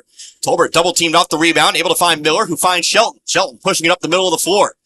Gonna get around Smith, going all the way to the paint. Ball tipped away by Moss. Blocked away by Moss. But it will stay with Lakeway as it falls out of bounds. 2:06 left here in the second quarter of play. 13-point edge for Richland. Shelton inbound, lobs one up here to Miller. Miller into the corner. Pump fake by Tolbert. Now to Miller. Right baseline, Tolbert moving through. Awkward shot. No good. Missed the bunny. Ball bounces around into the hands of Moss. Moss has 12, by the way. Moss looking for 14. She's got it. Another runner through the middle of the lane. 2 threes to open the game, and now 4 straight shots inside the three-point line. It's a 17-point Richland lead. The Lady Bears, they are a-flying with 1:26 left to be played here in this first half. I believe it's a 30-second timeout, so we'll go ahead and keep it right here again. Again, I'll sell promo for myself. Again, thank you to all the sponsors for making this tournament a possibility. Cover the Frisco League tournament. Very happy to cover Frisco League district play as well. Some Frisco League games just during the regular season when I feel like it. Of course, the sponsors make all that possible. Right. They make my job possible. They ensure we get paychecks, you and I. Right now, Lakeway can't handle the quick defense of the Richland Lady Bears, plus the three-point outside shooting. They cannot stop it pretty much, and I haven't counted up, but how many three-point shots do we have that went in for Richland in the ball game? Richland's still working on a 8 three-pointer ball game. Wow. But they've developed that 2-point game as well, and it's really helped them develop this lead. Here comes Alexis Shelton, though, after the timeout. Layup, no good. Rebounded, though, underneath. Miller Second try, no good. Another rebound, though. Tolbert misses the third. Fourth try is no good, but Smith is finally there to end this possession. Lakeway having a, not so fun time finishing underneath. No, they are not. Maya Thier, credit to her, got a couple of offensive rebounds, but just couldn't put it through. Long two. Monica Smith, no good. Offensive rebound, though. Juan's there to pick it up, and the possession continues. Under a minute left to go in this first half. Smith bounces. So Moss charged with the foul, her first. You can't do that, by the way. You can't charge. You can't be doing a charge out there, Harry. Fouls are illegal. Miller, I'm going to inbound it here to Jones. Jones pass up the floor. Tolbert handing it back to Jones. Jones trying to float one here for Thier, but she throws it away. And it's Richland basketball. Turnover number 9 for Lakeway in the ball game. Tourney driving in, right wing. Travel with it.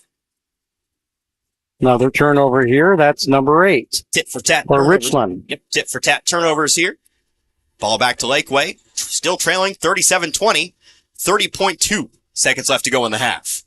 Ball's inbounded here. Shelton trying to get around Looney here. Almost got her hand on it. Shelton, though, keeps track of the dribble. One-handed pass down the floor. Finds Thier. Thier driving in. Right block. Layup. Left it short, and it's rebounded here by Burns. Richland has time for something here. 13 seconds on the clock. Moss just going to look to push it all the way through. Stripped from behind, but a foul. And it's going to be Moss to the line shooting two. Well, how many times has Lakeway been unable to score down low on the block? It's been a huge problem in this game. Foul is going to belong to Kaylin Jones here. First personal foul. Of course, hopefully we'll get the exact numbers here, but the shooting percentage has not been what Lakeway needs for this game. First free throw for Moss is good. Now with 13 points here in this one. Actually, that is wrong. 15 points. I was wrong before that. Second free throw is no good. Ball still on the floor here. Lakeway diving on it. We will get a jump ball. No, we have one official calling for the foul. One calling for the jump. What do we get? We get a foul called against Richland. Fouls on Lexi Burns, her second, team third. Lakeway will take it on the baseline here. 8 seconds left in the first half. Lakeway going to push it up the floor here. Shelton cutting back toward her right. Coming across half court with 4. Kaylin Jones going to just have to throw up a prayer off the backboard. No good. Gets a second chance at it, but they're going to wave it off. We'll end the first half with an 18-point Richland advantage. Richland, the 6th seed. There's a lot of talk about their seed. They've proved it. They've proved that maybe they deserve a second look. They lead Lakeway by 18, 38-20. We'll take a few minutes for halftime here. We'll come back, talk about it. We'll talk about some numbers. And then we'll get you going for the second half. We'll wrap things up here for this Monday. We're back in a couple. Richland 38, Lakeway 20. You're listening to the Frisco League basketball tournament here on 97.9 The Source.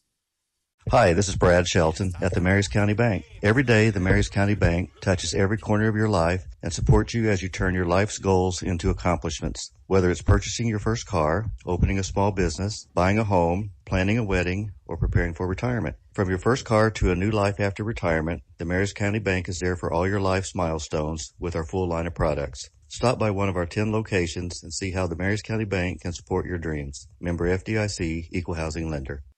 Saying goodbye to those we love is made a little easier. Just knowing your memories are safely kept within Sunset Memorial Estates Cemetery. This is Martin Vernon, owner of Memorial Chapels and Crematory. Burial at our Sunset Memorial Estates provides the respect and personalized ceremony families expect and offers many options to military families, including personalized monument selection. For more information, contact Memorial Chapels and Crematory.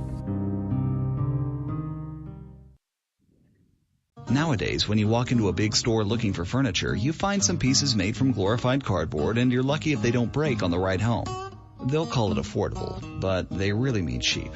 So if you want furniture, you can go there, or if you're looking for an heirloom, maybe you should talk to us. Paul's Furniture, St. Robert and Rolla, where quality and savings go together. 2.5 acres of showroom, no money down, and no interest for 12 months. Delivery is free. We proudly say we won't be undersold. It's holiday savings until the end of the month at your Napa Parts store, St. Robert Auto Supply, where you'll find what you need for winter weather driving and maybe some cool stocking stuffers. A complete 11-piece car wash and detailing shine kit for $39.99. Grease Monkey utility gloves, 3-pack, $12.99. Easy Red Anywhere neck light, $18.99. Check out their monthly flyer for more great buys for the holidays. Save $10 on night vision headlights and get $10 off per pair of Rain-X wipers, 2-in-1 glass cleaner, and rain repellent. Get the good stuff 7 days a week at your Napa Parts store, St. Robert Auto Supply, off Missouri Avenue. We all have our faves. I love baseball. I love football. Basketball is my game. But there's one thing we all love. Pizza! If you need to satisfy that competitive appetite, we got your slice right here.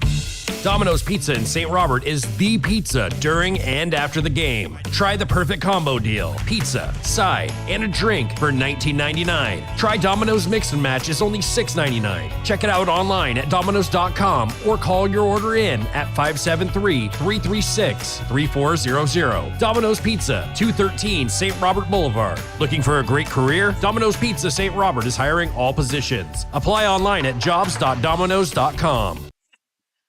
Hey there, parents. Looking for top-notch pediatric care right in your community? Look no further than Phelps Health Pediatrics.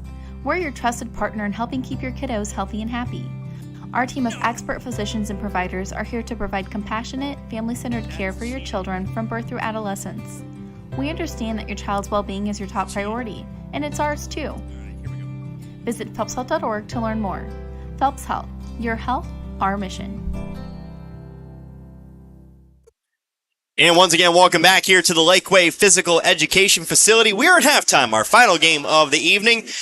So far, it's been all Richland. They lead by 18 as the 6th seed over the 3rd-seeded Lakeway Lady Hornets. Connor Harbert here, Gary Canance as well, as we take a look at some numbers from that first half.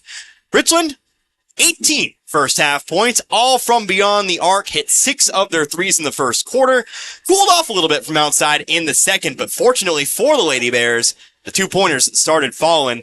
They pick up 20 second quarter points, actually do a little bit better from the field in the second quarter, and they come away with 38 first half points. One scorer in double digits, she leads all scorers, Mallory Moss, the freshman, good as advertised. She has 15 points, including a couple threes, 4 2-pointers, and a free throw as well. She's 1 for 2 from the line tonight.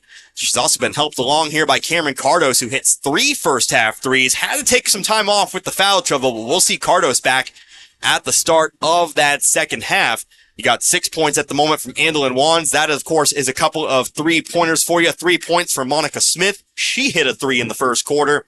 2 points here for Shauna Looney, and 1 point for Alethea Cambeard. Again, 18 first quarter points and 38 here at the half for Richland. Now we take a look at Lakeway, 7 first quarter points and 20 at the half here. It was not a good start offensively for the Lady Hornets. Just the 1 field goal in the first quarter. Did pick it up a little bit in the second quarter, but still did give up 7 more points on the differential.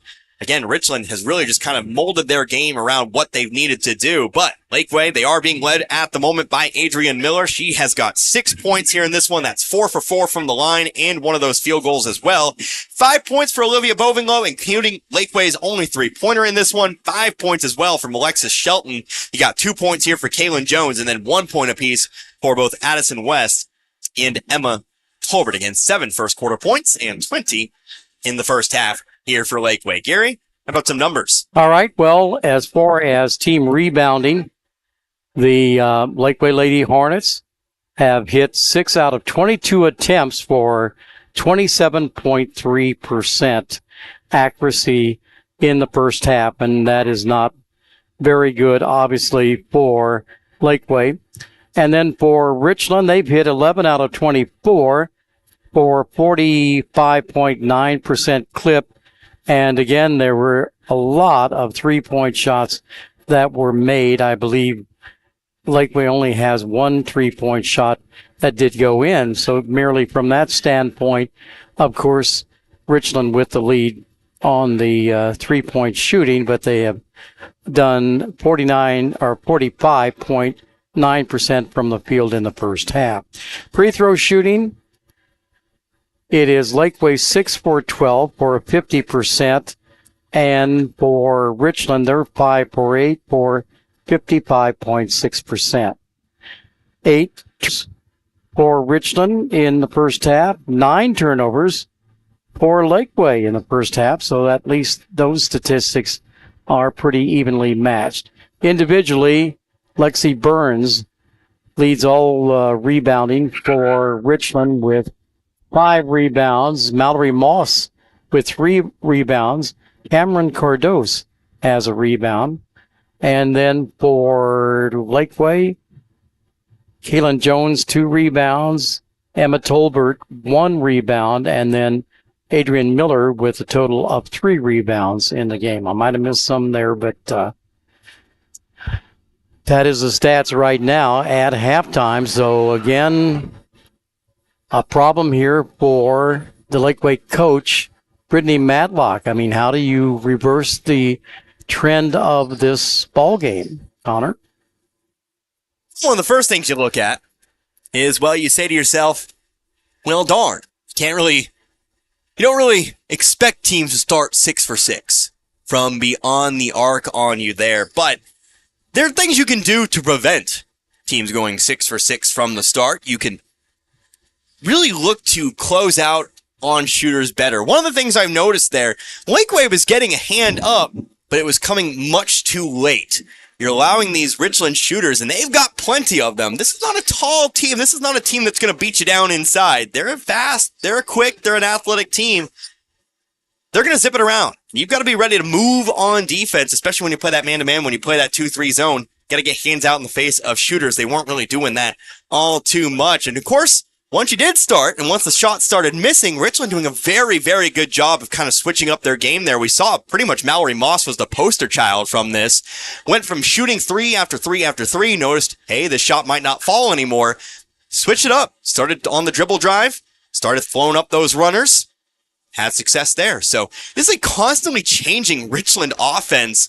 Lakeway's just got to get down and dirty. They've got to play smart, aggressive defense. You got to close out. You can't go flying past these shooters, because the last thing you want to do is give somebody like Cardos or Moss all the time in the world to set up their 3-point shot. If Lakeway can play a better defensive half, the shots will start falling yourself. We got to remember, Lakeway wasn't really necessarily lighting the world on fire from the field themselves. So we'll see if maybe the fortunes turn. It's a long time. Maybe you heat up. Maybe Richland cools off. You give yourself a chance. And, of course, for the Lakeway Lady Hornets, they have to make up 18 points in order to make a run here, perhaps in the third quarter. We'll see if they can make the adjustments needed and can start to come back into this ball game. Yeah, and, of course, you don't have to do it all at once. You have 2 quarters to do it. We'll see. It's Lakeway with the ball. Start things out here. Pass across the wings. Olivia Bovinglow with it. Looks like starters on the floor for both sides here. Shelton off to the corner, trying to go inside with it, but it's knocked out of bounds here by Cameron Cardos, who again is back in the ball game with those 3 personal fouls. will need to play careful, but definitely a good addition for Richland. Here's a ball inbounded, knocked away once more out of bounds by Mallory Moss this time. We'll do it again. We'll lightly shift over to the left. Let's try it again here. Ball's floated up. Miller, top of the key, Boving low. Inside, going to go over to Shelton. Shelton shot over the top of Burns. It's good. It's good. That's a promising sign. Those shots weren't necessarily falling in the first half for Shelton. But simply posts up on Burns that time and puts it on through. Here's Monica Smith on the drive back the other way. Might have stutter step with it. Throws up the shot anyway. No good. Rebounded here by Shelton. Shelton coming up the floor here, playing catch up his ones. Layup is good. Well, Shelton comes out with back-to-back buckets. She's now brought them back to within 14, 38-24. And Alexis Shelton, who catches fire, is definitely a good thing for Lakeway. Heart and soul and the primary scorer for this Lady Hornets offense. Left corner, trying to go inside. Ball's tipped away into the hands of Shelton. So far, so good. Here comes Shelton up the middle of the floor. Brings it top of the key. Left wing over to Boving low. Back across the way to Shelton. Shelton's going to try her luck from three this time. Front of the rim, but got the friendly hop. It's through. Well, that's what Lakeway's needed in this game in the second half. 7 points to start off this half, and the lead's back to 11 just like that. Back the other way. Mallory Moss driving through. Shot high off the glass. Nothing doing there. Here comes Lakeway back on the attack. Shelton dribbles through, poked away from behind by Wands. Good defense to get back there. But it will still be Lakeway basketball. Saw Crocker almost come back from a 10-point deficit today. 11 in 2.5 quarters.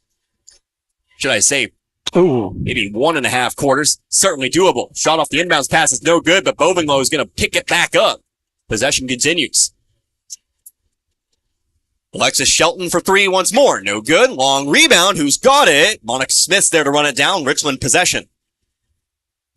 2 minutes into this third quarter. Here's Moss with the basketball. Picked up by Miller. Lakeway. Defense here. Three-pointer off the side of the backboard. Long rebound. Shelton's there to pick it up here. Some wild shots to start off this quarter here from Richland.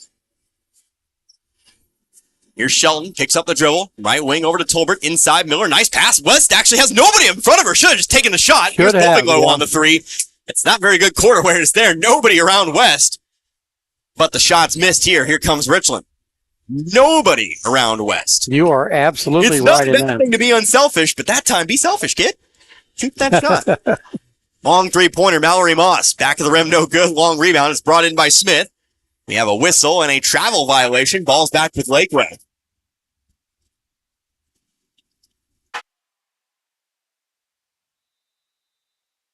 Get a whistle here and a timeout taken by Richland. 2.5 minutes into this third quarter. 7-0 run for Lakeway. Full timeout. Let's take 1-2. We're back in 60. You're listening to the Frisco League Basketball Tournament here on 97.9 The Source.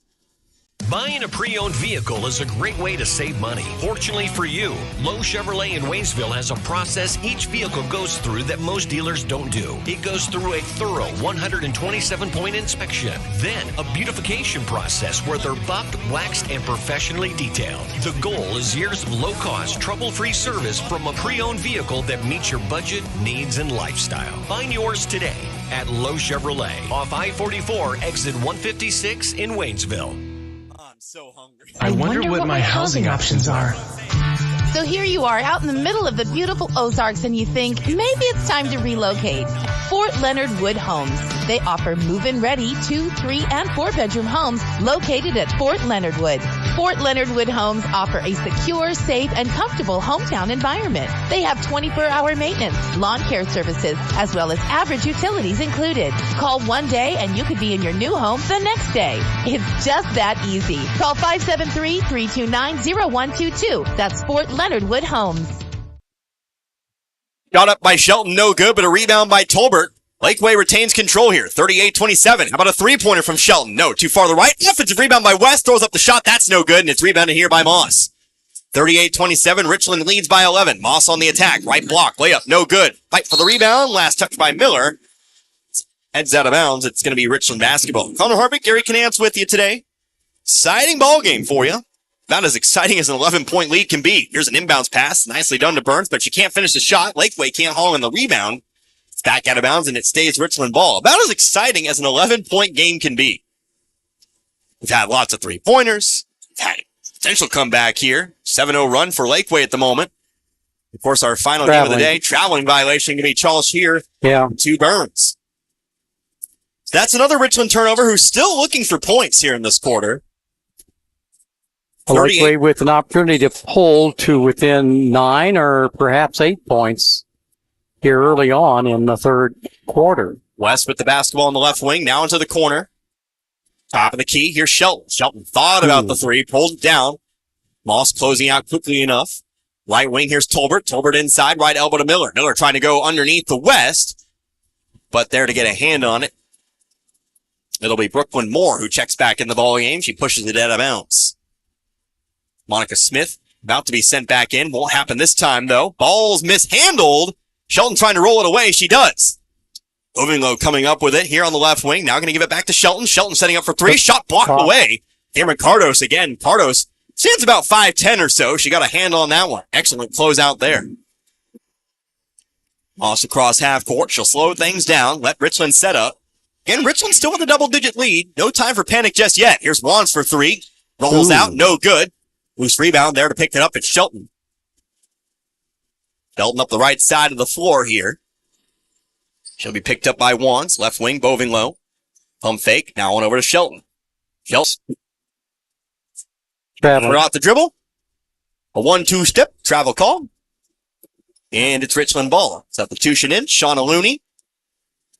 As well as Monica Smith here for the Lady Bears.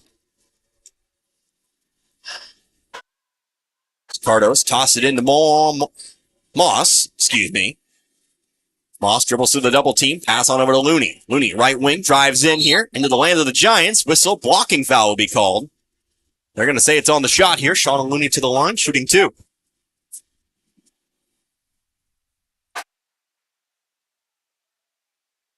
Richland had an 18-point lead coming into this quarter of play, but Lakeway has 8 into that lead just a bit.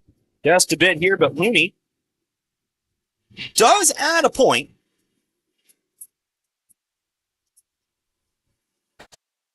How did I manage to do this? And that one is good, too. And it's 2 for 2. Sorry, I started marking my scores in the wrong place. But 40-27 leads back to 13, and now Lakeway is going to throw it away. Richland comes back with it. Lakeway, a very hot start, but they've certainly cooled down. The only thing keeping it in right now is the fact that Richland has had an equally cool start. 7-2 this third quarter has gone. Smith on over to Cardos. Can she pop from distance? Not going to do it, though. Passing into the corner over to Looney. Looney floats one up to Cardos. Over to Moss. Moss will try the deep three. No, left side of the rim. Who's got the board? Shauna Looney's got the rebound.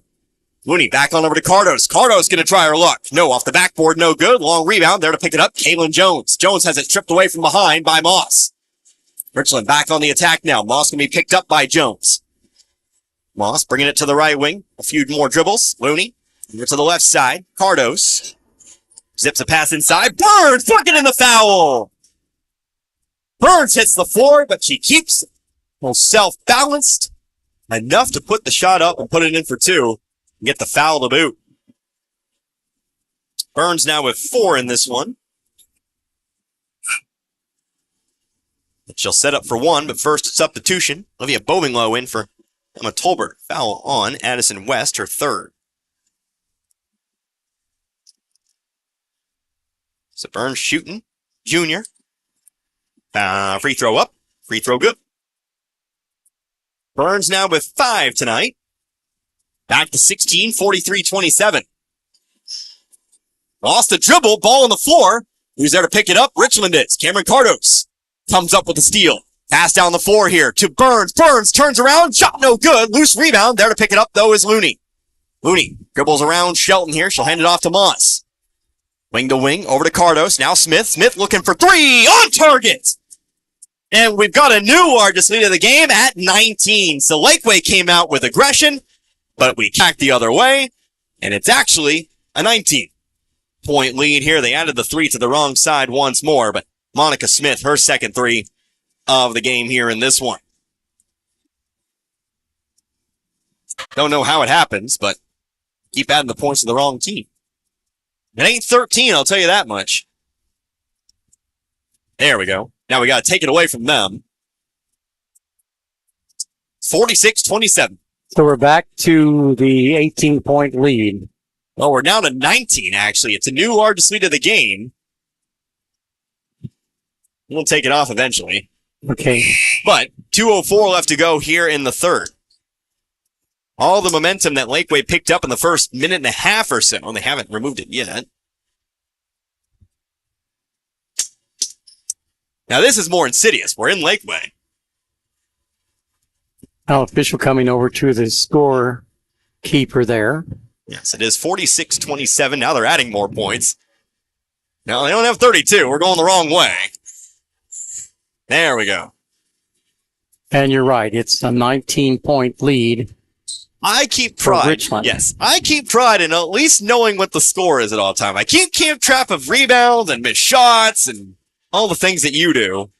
But what I can do is keep track of 2s and 3s and sometimes 1s. 2:04 left to go in the third. We'll finally inbound it and get back to work here. So Miller sends it across half court over to Bovinglow. Bovinglow triple team, but finds an open Kaylin Jones. Jones off to the right corner. Alexis Shelton for 3. No, too short. Ball's going to be attempted to be saved. Bovinglow can't get it back in here. It'll come back with Richland. Monica Smith trying to go back in, but that one's rejected by Miller. She'll send it out of bounds, though it does stay with Richland. Andolyn Wands checking back in here. Minute 44 now to go in the third. Cardos sends it on into Moss. Moss will center the basketball. 2 fouls here for Lakeway. No fouls for Richland just yet. The whistles have gone largely silent for this quarter. Here's a 3-pointer for Looney from the right wing. No good. Loose rebound once more. Jones gets her hands on it, but it's going to be a jump ball. Arrows sticking with Richland.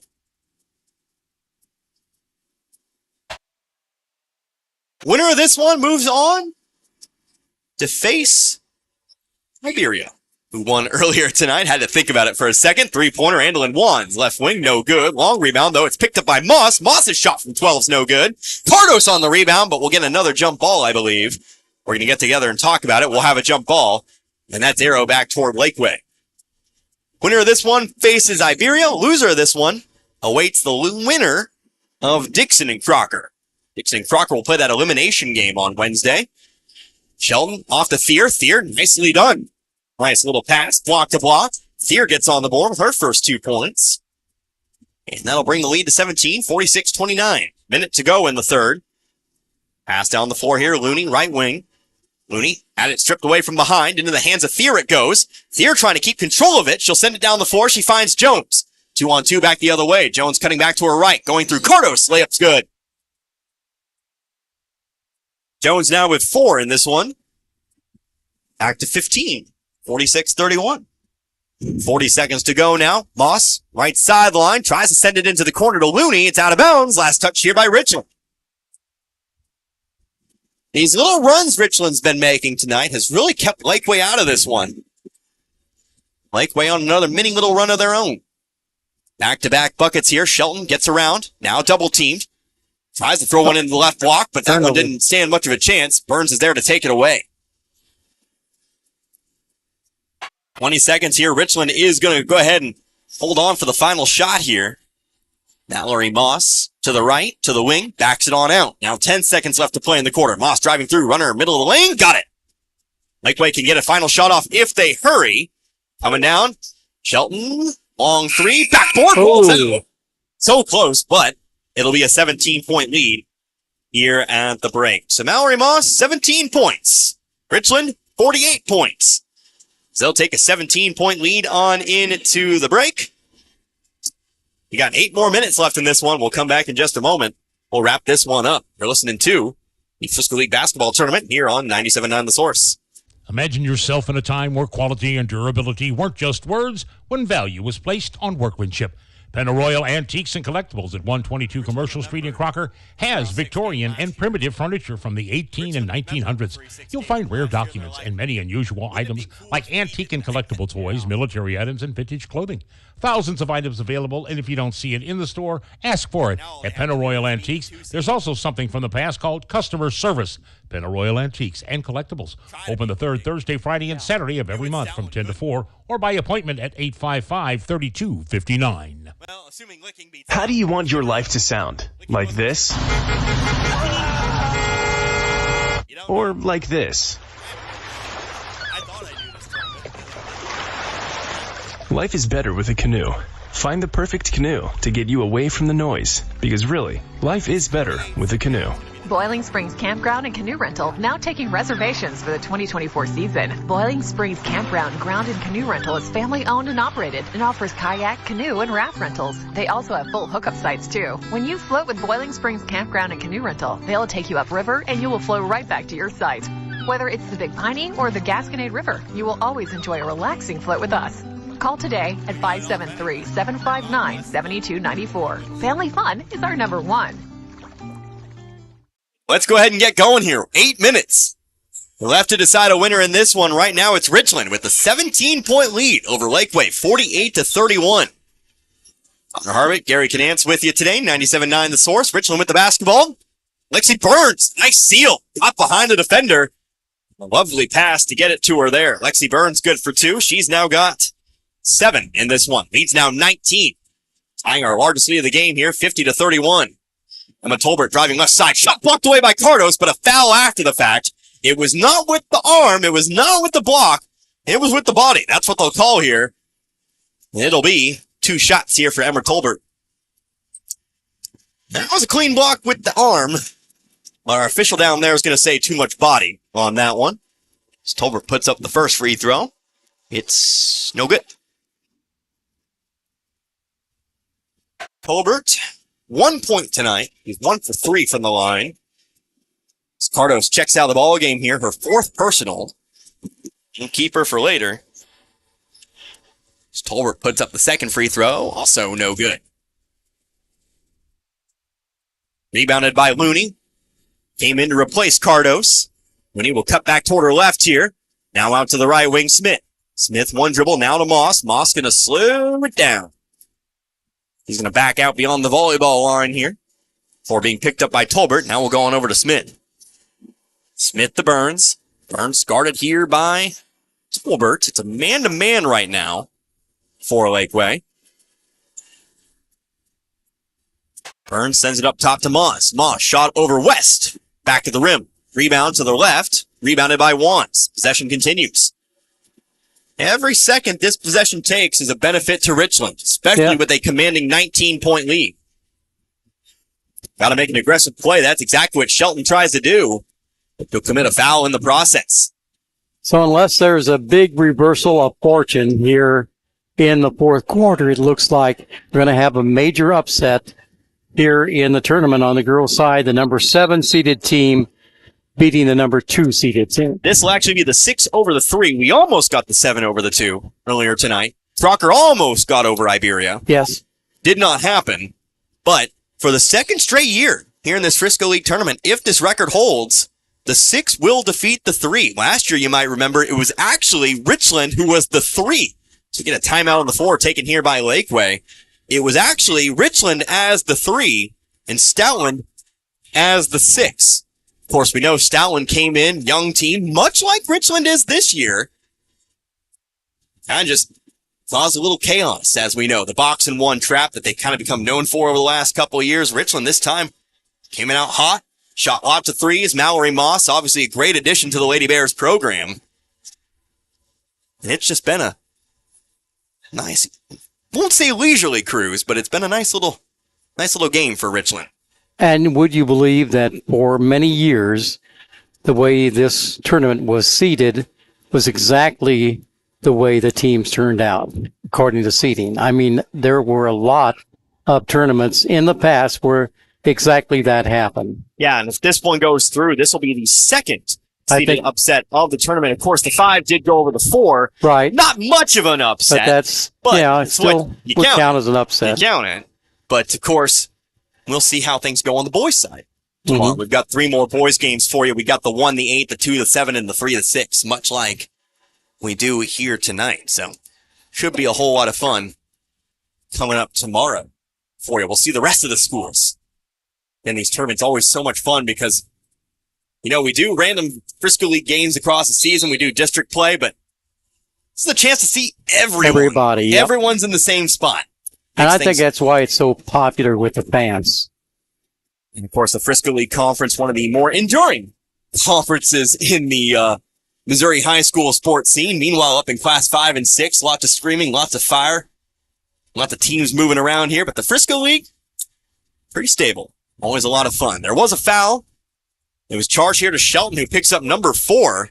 Playing a dangerous game. Pass comes into Burns. Burns with the left-hand hook shot. No good. Rebounded by West. West trying to push a pass over to Shelton. Shelton had to save it, but she does. She gets it on over to Bovinglow. But again, Alexis Shelton now 4 personal fouls. Bovinglow, runner through the lane. Off the backboard and in. Bovinglow now with 7 tonight. 50-33. 6:10 left to go here in this ballgame. Looney up the right side of the floor, has a wide open Andolyn Wands on the left block. She'll throw it up and in. Wands snuck behind the defense that time. She's got 8 now. Adds on to those couple threes back in the first quarter. 52-33. We're back to 19. Ball on the floor. Picked up here by Moss. Moss coming up with another steal for this Richland Lady Bears defense. Talked about the offense tonight. The defense has to be given their props. Here's a ball inside Burns. Burns, no dribbles, just a shot, but she leaves it off the rim. And it's rebounded again by Lakeway. Back and forth. Lakeway comes across the line. Miller to the right wing. Wing to wing over to Caitlin Jones. Now top of the key over to Bovinglow. Bovinglow, another runner through the lane. This time going to leave it a little too long. He's got the rebound. Burns has it. Has to rip it away. But she does keep control of it for herself. Finds Moss on the outlet. Shauna Looney driving in here, drives into West, shot over the top, left it short, rebounded by Miller. Pass down the floor, trying to find a cherry-picking Shelton, but Moss reaching up and knocking that one away. Comes up with another steal. Richland Lady Bears defense has been on tonight. 33 points.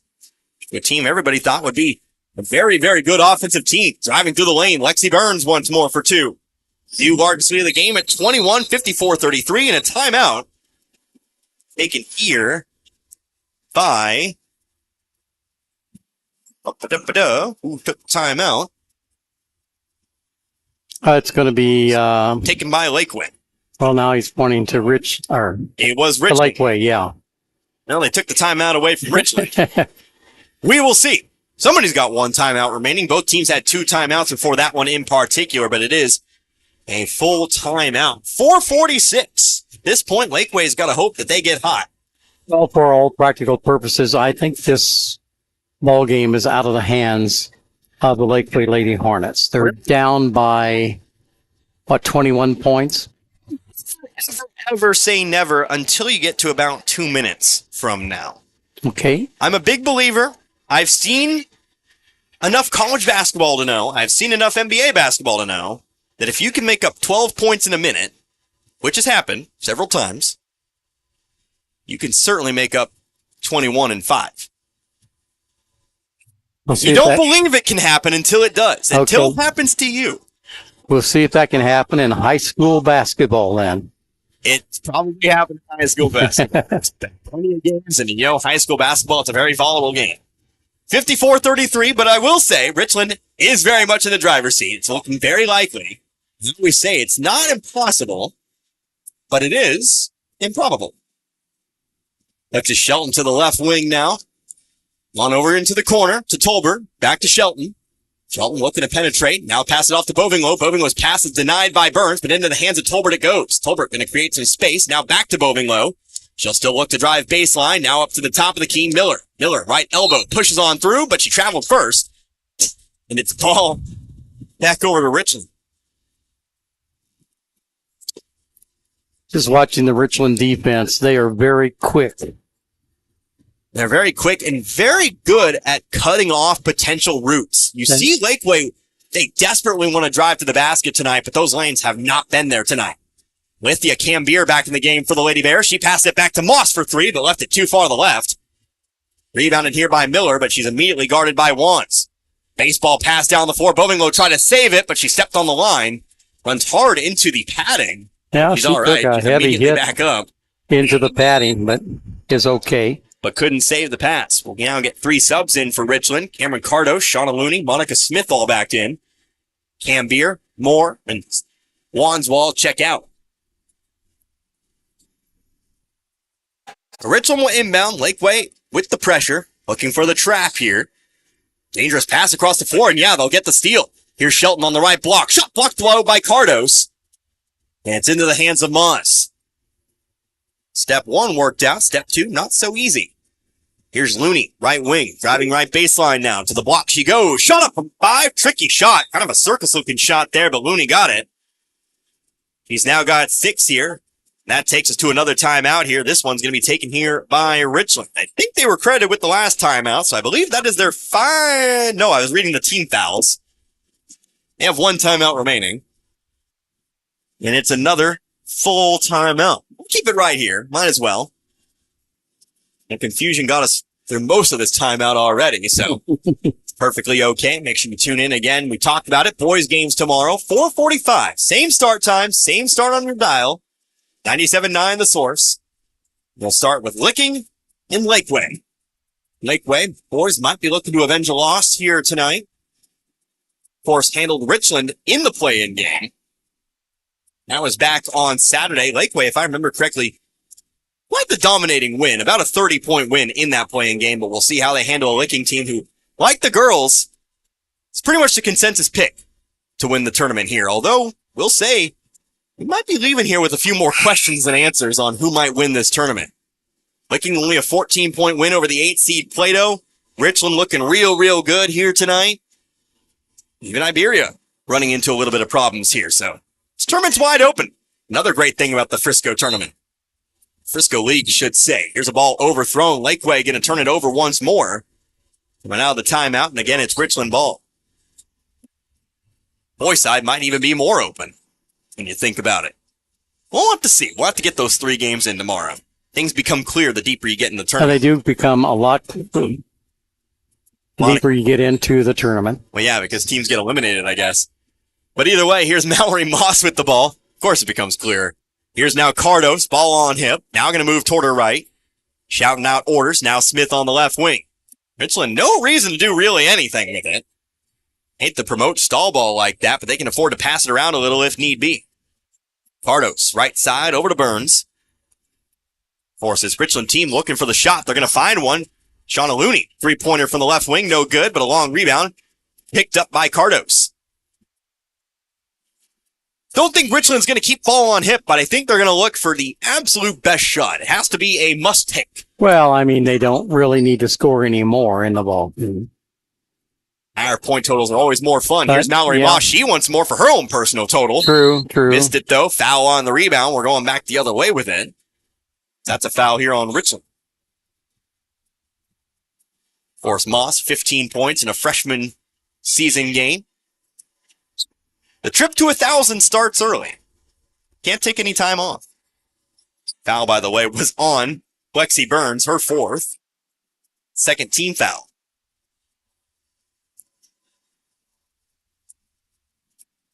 Get a substitution now for you. Lexi Burns checks out. Checking in for the first time in this one, Jada Sullivan comes in late. Brooklyn Moore also back in here for Lakeway, as well as Lethia Cambier. Alexa Shelton driving all the way in. Layup no good. Ball bouncing around in there. They get a whistle and a foul, and 2 free throws here for Lakeway. Foul belonged to Jada Sullivan, her first.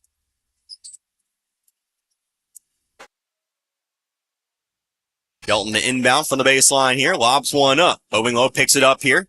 Started by Cambier. Over to the opposite side. Now over to Shelton. Shelton driving right baseline here. Runs through, but a charge. Jada Sullivan takes the charge.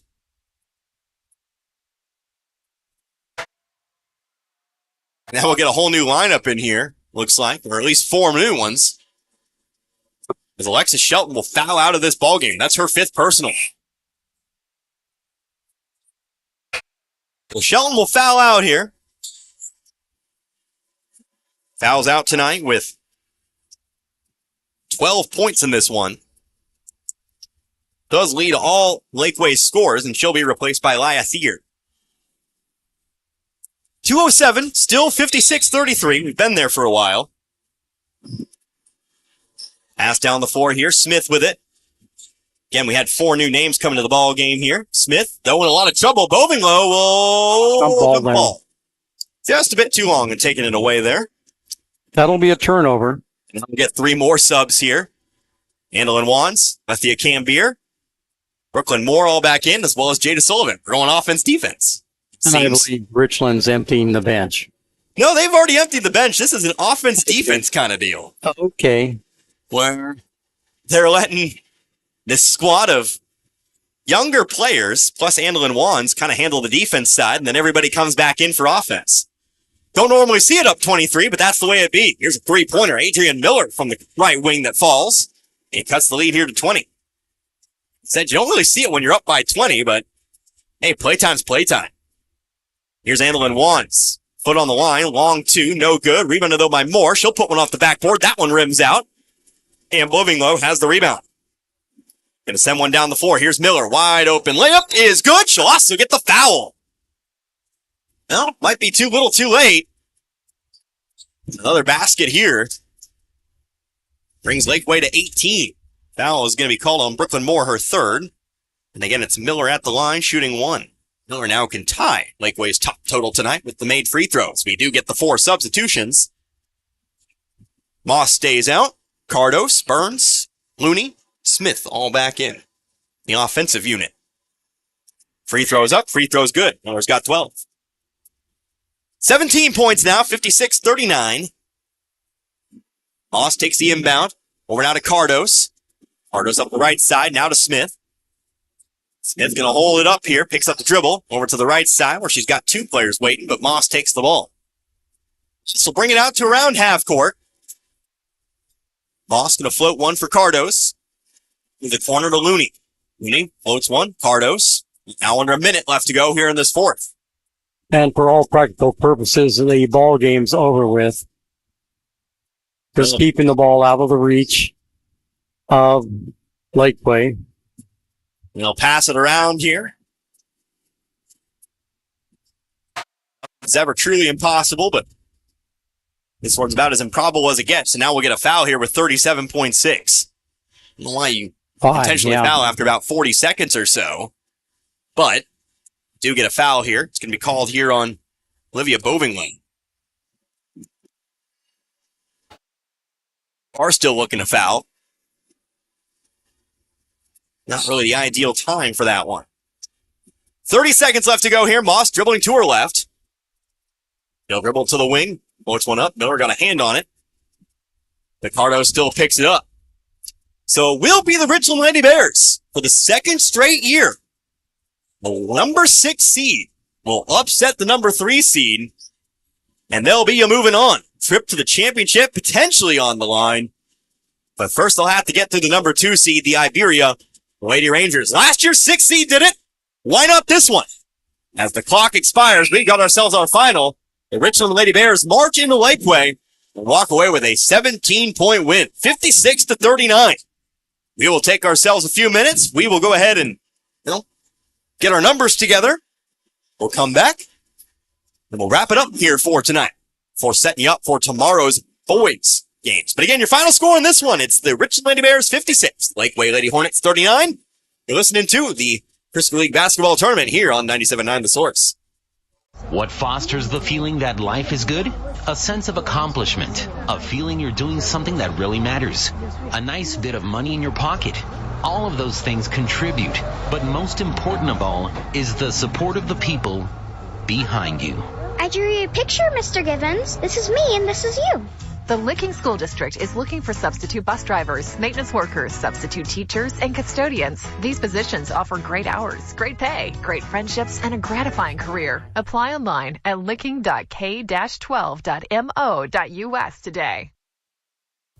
Hate going to the hair salon because you know it's going to take all day? Does your hairstylist talk on her cell phone while she's doing your hair? Or maybe you're just fed up with all the gossip and foolishness that goes on at your hair salon. Be treated like the woman you are. A beautiful hairstyle begins with the right stylist. Vanagon Salon has certified color specialist, hair extensions, and nail techs. 26210 Highway 17, Waynesville. Call for your appointment today, 573-774-6100.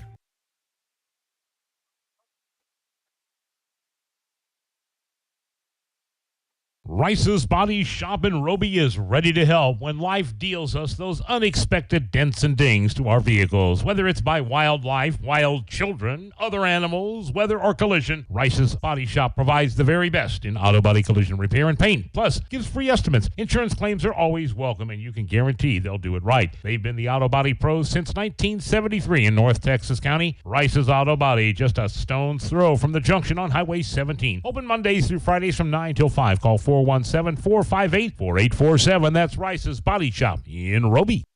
Quality care is a #1 priority at Miller County Care and Rehabilitation Center in Tuscumbia. To reflect the many rehab programs available, Miller County Care and Rehabilitation Center is a 60-bed skilled and 22-bed assisted living facility that provides the many health needs of the community. Keeping people self-reliant for as long as they can is a priority. Miller County Care and Rehabilitation Center provides the right level of care at the right time. Located 3 miles from Tuscumbia, east on Highway 17. Students come and students go. Some start at the elementary level and continue in the same district until graduation. Others move in, some move out for a variety of reasons, but usually it's the parent's job that facilitates a family's move. Whatever the reason, the Iberia School District welcomes all students. At Iberia, students get the best possible education from a staff of dedicated teachers, coaches, and an administration that cares about the product they send out every May at graduation. Whether it's continuing their education in the military or the 9-to-5 world, the Iberia School District is proud of their Rangers and Lady Rangers. Isn't this great? The 3 of us camping at our favorite spot? Sure is, honey. I sure do miss Grandpa. He used to love coming here. I do too, son. Remember the motorboat stalled and he swam from shore to fix it? Yeah, he always made sure we were okay. He was one of a kind. Yes, he was. Miss you, Dad.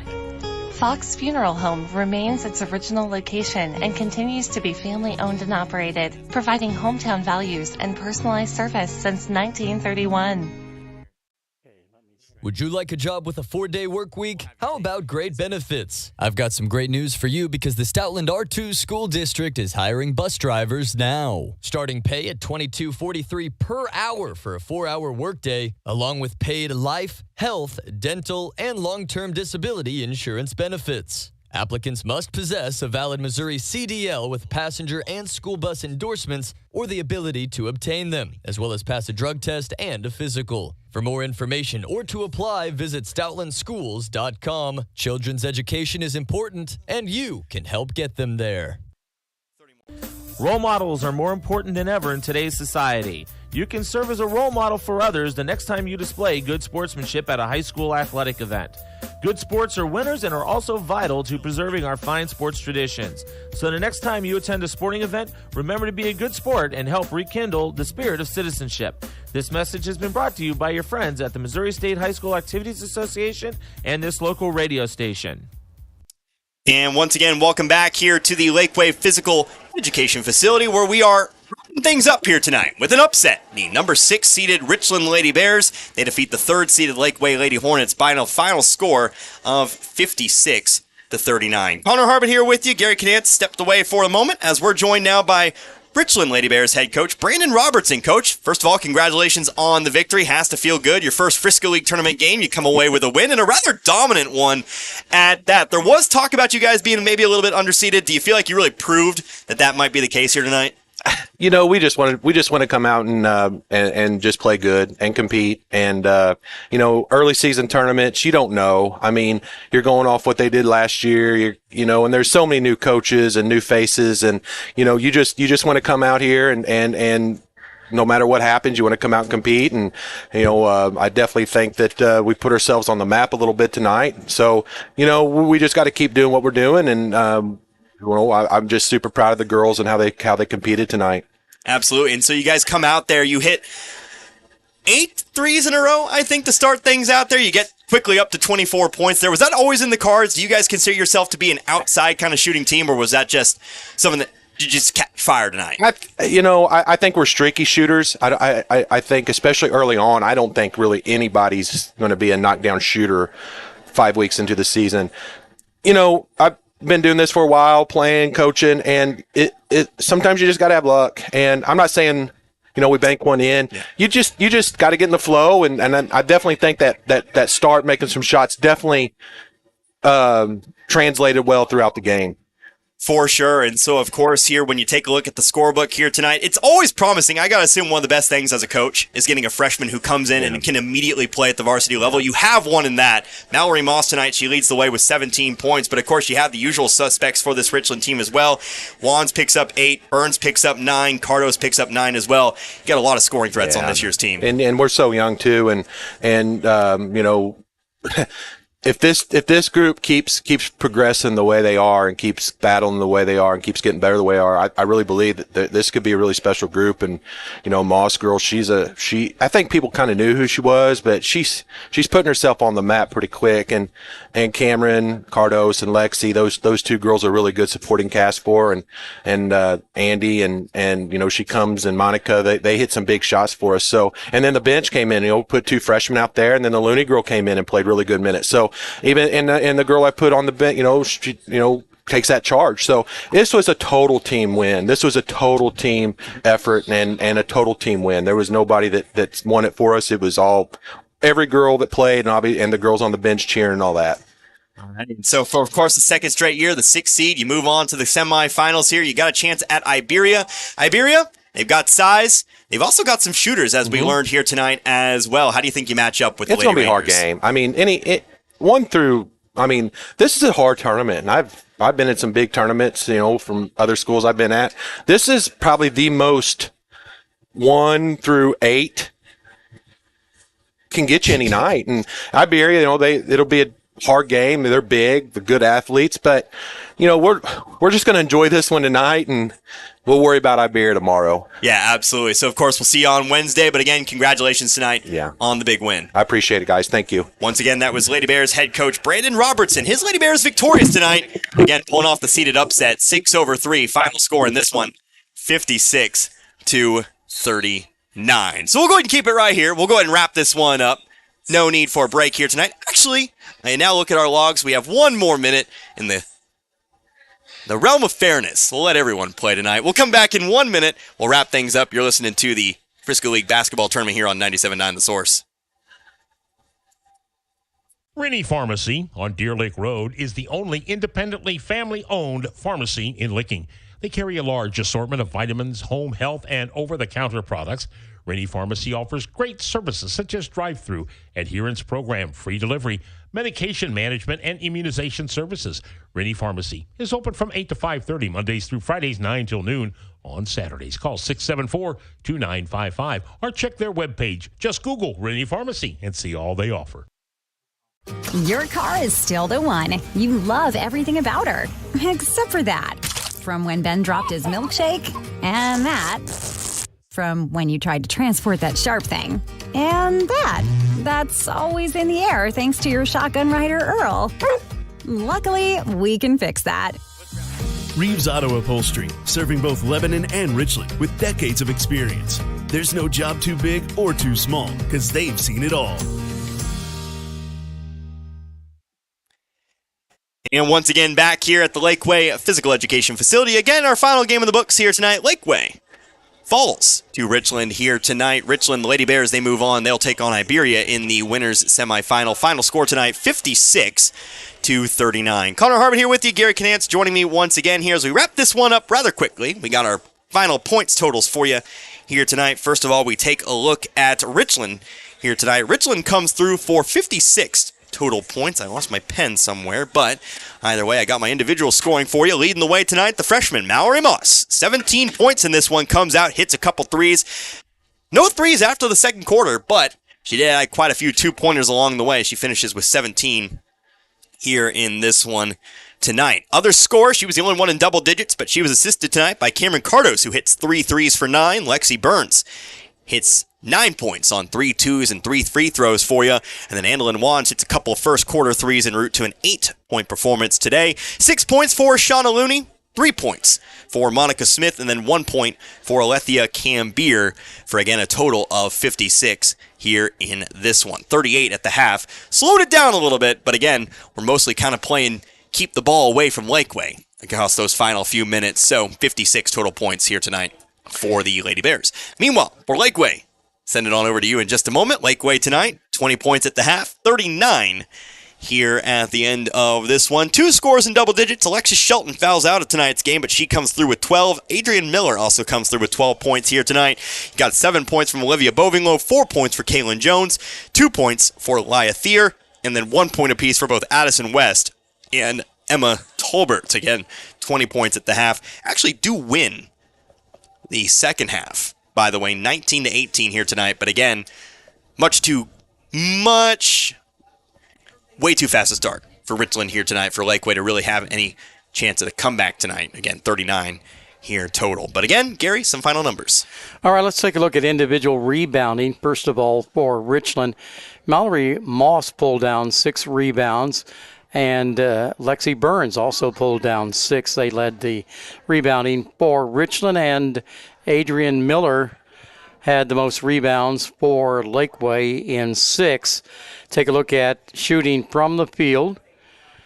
And I had to scratch my head at this, but as red hot as the shooting that Richland seemed to have tonight, they hit 16 of 50 tries, and that winds up with just a 32% shooting percentage. Meanwhile, for Lakeway, they hit 14 of 41 for 34.1% from the field. And free throw shooting, it was 6 for 13 for Lakeway, just under 50%. And then a good job from the free throw line for the Richland Lady Bears. They hit 9 out of 13 for 69.2% from the line. Turnovers, much too many. I know that's been a common theme here the first couple of days of the Frisco tournament. Just too many turnovers committed for basically all of the teams that have played so far, boys and girls. 21 turnovers for Lakeway, 17 for Richland. And that's all that I have right here. Yeah, that kind of second half was a little bit chaotic. Like I said, the scoring really slowed down. Both teams kind of cooled off a little bit. But ultimately, Richland found the runs they needed at the right times. At the beginning of the game, coming out on the huge run. In the second half, Lakeway comes out on a strong 7-0 run, but who comes running right back? Richland, to tie things back up there. They did what they needed to do to walk away with the victory today. All right. All right, and with that being said, I think we'll go ahead and wrap this one up. It's getting late. I haven't eaten dinner. I am starving. But, of course, I'll remind you first, we got 3 more games tomorrow. We're swapping to the boys' side of things. We'll start things out with the 1-8. It is going to be the Licking Wildcats. They are the 1 seed on the boys' side as well. They'll be taking on the Lakeway Hornets, who came through the play-in game. Then we'll move on to the 2-7. We have got the 2 seed Dixon Bulldogs. They will take on the number 7 seeded Stoutland Tigers. And we'll wrap things up with the 3-6. It will be the 3rd seeded Newburgh Wolves taking on the 6th seeded Plato Eagles. Should be a whole lot of fun. Of course, Gary and I will be here. Same time, same place, 4:45, right here on 97.9 The Source. So, for my partner Gary Canance and Dan back in the studio as well, I am Connor Harbert. Hope you enjoyed listening to this one as much as I enjoy bringing it to you here tonight. Until tomorrow, you've been listening to the Frisco League Basketball Tournament right here on 97.9 The Source. Good night, everybody. Be good Have a people. good evening. You've been listening to coverage of this year's Frisco League Boys and Girls Basketball Tournament at Lakeway. Our games have been brought to you in part by your shelter insurance agents, Dave Holland in Richland and John Gregory in Crocker, Hall's Furniture, St. Robert Auto Supply, Domino's Pizza, Phelps Health, Lowe's Chevrolet, Fort Leonard Wood Homes, Penny Royal Antiques, Boiling Springs Campground, the Licking School District, Fannigan Salon, Rice's Auto Body, Miller County Care, Iberia High School, Fox Funeral Home, Stoutland School District, Justice Electric of Roby, Rennie's Pharmacy of Licking, and Reeves Auto Upholstery. We hope you enjoyed today's action. Join us next time here on The Source for more Frisco League basketball.